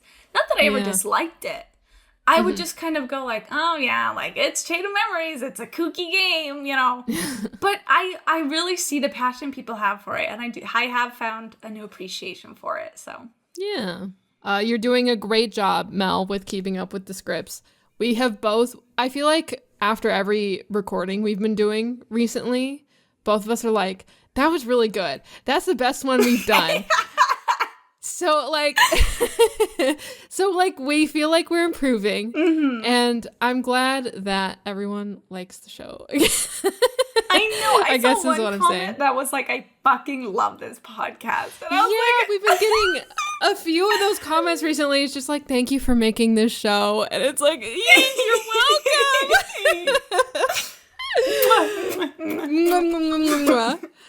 welcome. Okay, so that being said, after the season summary next week, we're going to be going on another hiatus to prepare for the absolute fucking, what even word do I use to describe this? The absolute giant motherfucking game that is Kingdom Hearts 2. There's so much to talk about with Kingdom Hearts 2. Because I was going to ask you, I was like, should we, like, do Days first? Because Days is another emotionally driven game. But I think Kingdom Hearts, as much as, like, okay, sometimes people do not like it when I say this. But I personally think that for the emotional impact, I personally guide my own friends into playing Days before Kingdom Hearts 2. And not everybody agrees with that. A lot of people think, I think most people think, that you should play Kingdom Hearts 2 before Days, which I could absolutely understand. I get it. I'm not here to debate that. That's not what my point is. But I do think Kingdom Hearts 2 gives you the tools for understanding in what ways the next few games are going to expand the universe. And so that, I think, is why we should go to Kingdom Hearts 2 first, because you and I, the whole point of this podcast is to, like, help explain things, help people understand things. We're your guide to the Kingdom Hearts mythos, right? Yeah. And so I have to put my belief aside, and as painful as it is. But I really do think Kingdom Hearts 2 is really good at explaining. You know, there are some things in this game that we can't even explain yet that Kingdom Hearts 2 will help us really get a grip on. So yeah, I think it'll be, the thing is that it just has a lot to talk about. So I'm going to need some time putting my papers together for it, because it's a monster, but it'll be fun. It'll be fun. I'm excited. I'm very excited. Especially because you're going to have so much to say. You're going to have so many opinions. I mean, I don't want us to say that and then me end up being like quiet. Okay. No, it's fine. But I'm excited. I'll have the most experience going into Kingdom Hearts 2. We can say that. Yeah. Because I have been playing it for most of my motherfucking life. So I will have, I feel like, the misconceptions and the things that I used to think and then got corrected on in my brain for that game. Interesting. Okay. So it'll be a fun perspective. Yeah. But yeah. I won't give it like a definite timeline for when that season's gonna start. Yeah. But it'll probably be a somewhat similar timeline to what it was before between Kingdom Hearts and Chain of Memories. Yeah, hopefully we're gonna aim for it, but so we'll have the season breakdown next week, and then we'll be off, and then Kingdom Hearts 2 will be on our sites. So if you enjoyed this episode or if you enjoy the show, please feel free to rate us 5 stars on Apple Podcasts and Spotify.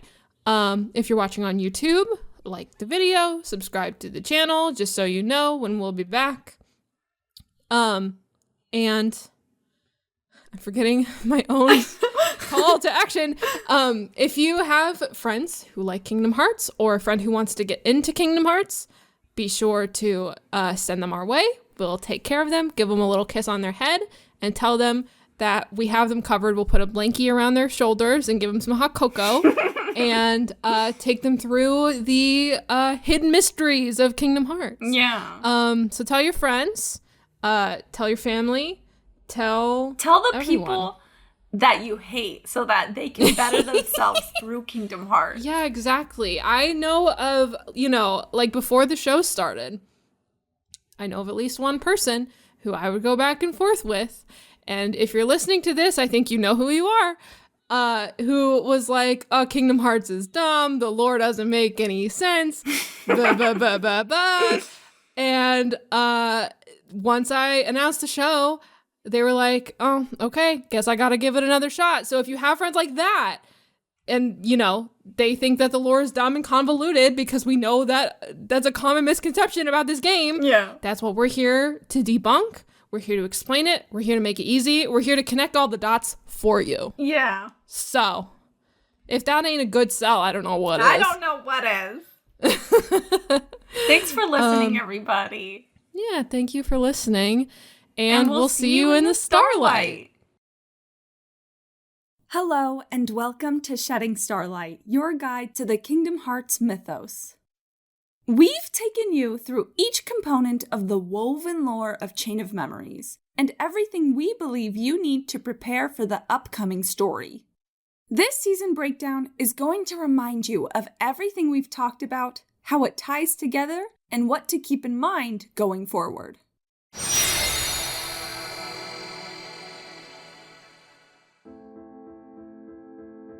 First, we explored the clinically white rooms and hallways of Castle Oblivion, the setting for the entire saga of Chain of Memories. Castle Oblivion is a bizarre castle that seems to be placed in the area in between realms of light and darkness. The jagged and eerie platform it's rested on resembles that of the End of the World, another place in the in-between. The many floors of Castle Oblivion have one main ability: to reflect the world of one's memories back at them, using cards made out of data sampled from memories. They aren't exactly fixed recordings of the past where characters say and do exactly what they did in the first Kingdom Hearts game. Rather, the castle can create entirely new scenarios out of the card worlds. Additionally, this castle is a hub for a brand new league of villains that Sora is confronted with, the Organization. But who are these strange hooded figures? The Organization is a group of individuals who are cloaked in the same hood as the secret boss from the very end of the first Kingdom Hearts game. In Chain of Memories, there are 6 members that we meet throughout Castle Oblivion. Plus, we get allusions to there being even more members, including a leader referred to as the Superior. These 6 members are split into 2 groups. The first, who follow Sora, include Marluxia, the pink-haired leader, Larxene, the electrifying blonde, Vexen, the crazy-eyed mad scientist, and Axel, the mysterious and fiery redhead with a hidden agenda.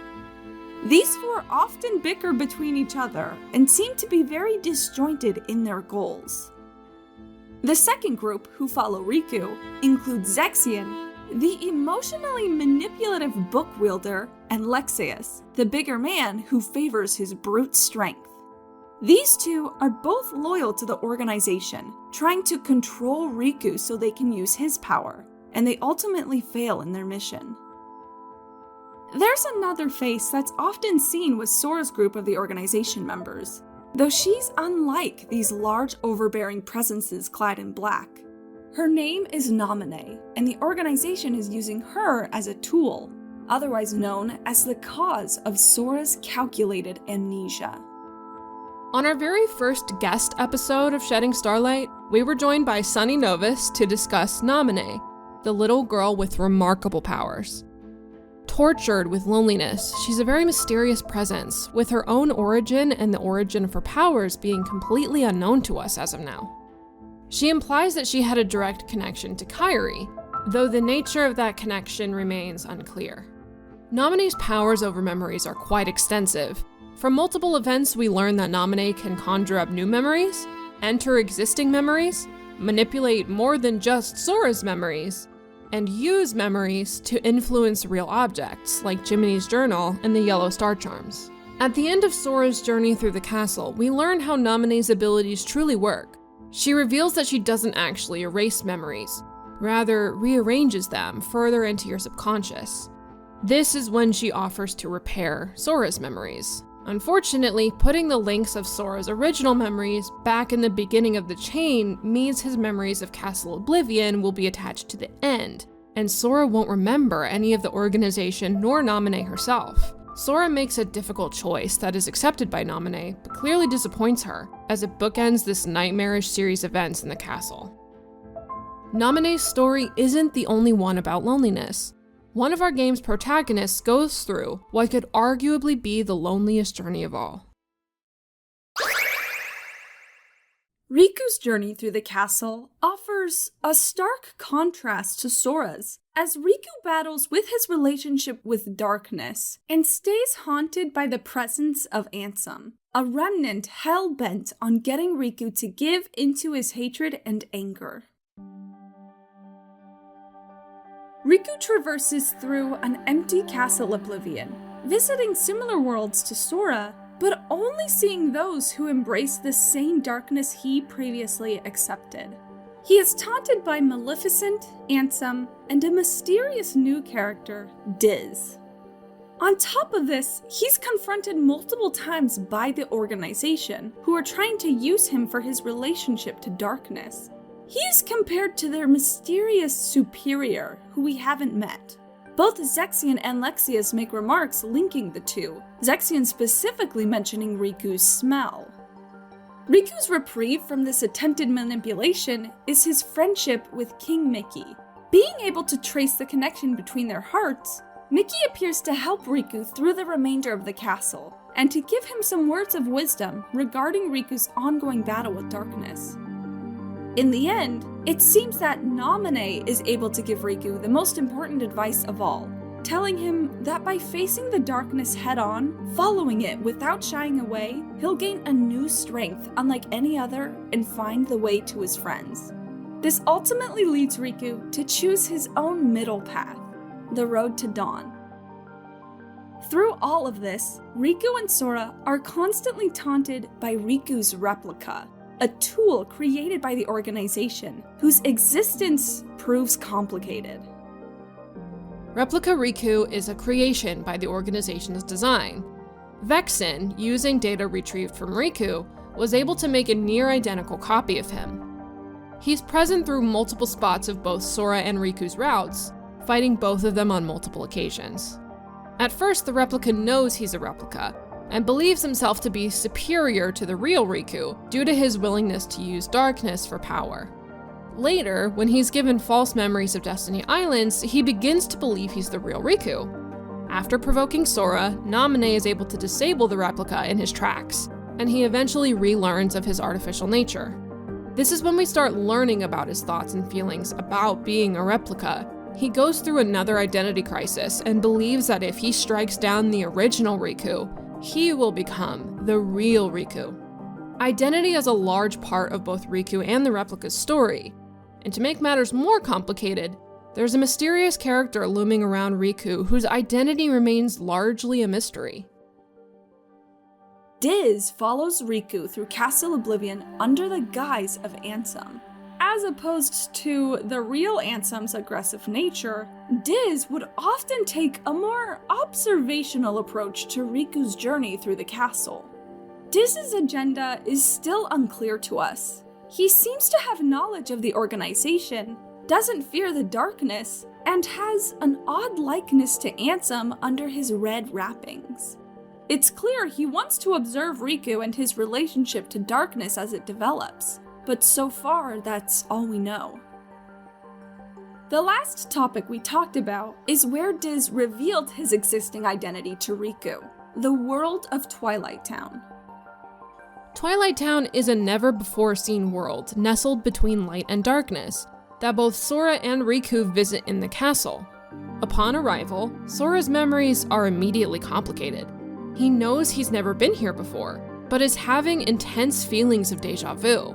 Vexen claims that he retrieved the data of this world from the other side of Sora's heart, a perplexing phrase that isn't really expanded upon much further. Riku was able to visit this world through reuniting with Mickey, when a card of Twilight Town mysteriously appeared to him. Our speculation is that the card, connected to Sora's heart, wanted to unite with Riku, just how Riku resonated with Sora and arrived at the castle that way.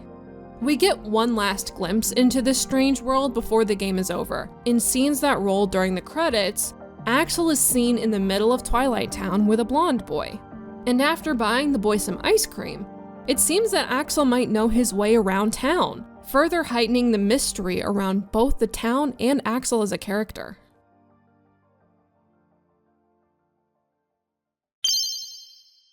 And that's our breakdown of Chain of Memories. Chain of Memories is a very exciting game in the series. It's often looked over due to the original release being on the Game Boy Advance, and the remake having less than ideal combat gameplay. But in its story, we talked about how mature it is in its themes, dialogue, and character choices. And for that reason, this game has grown on both of us a lot. It's a perfect stage to set up everything we're going to see in the very near future of the series. Thank you for joining us for this season of Shedding Starlight. We'll be back soon to talk about what might be the most highly anticipated game of the series, Kingdom Hearts 2. As always, thanks for listening, and we'll see you in the Starlight.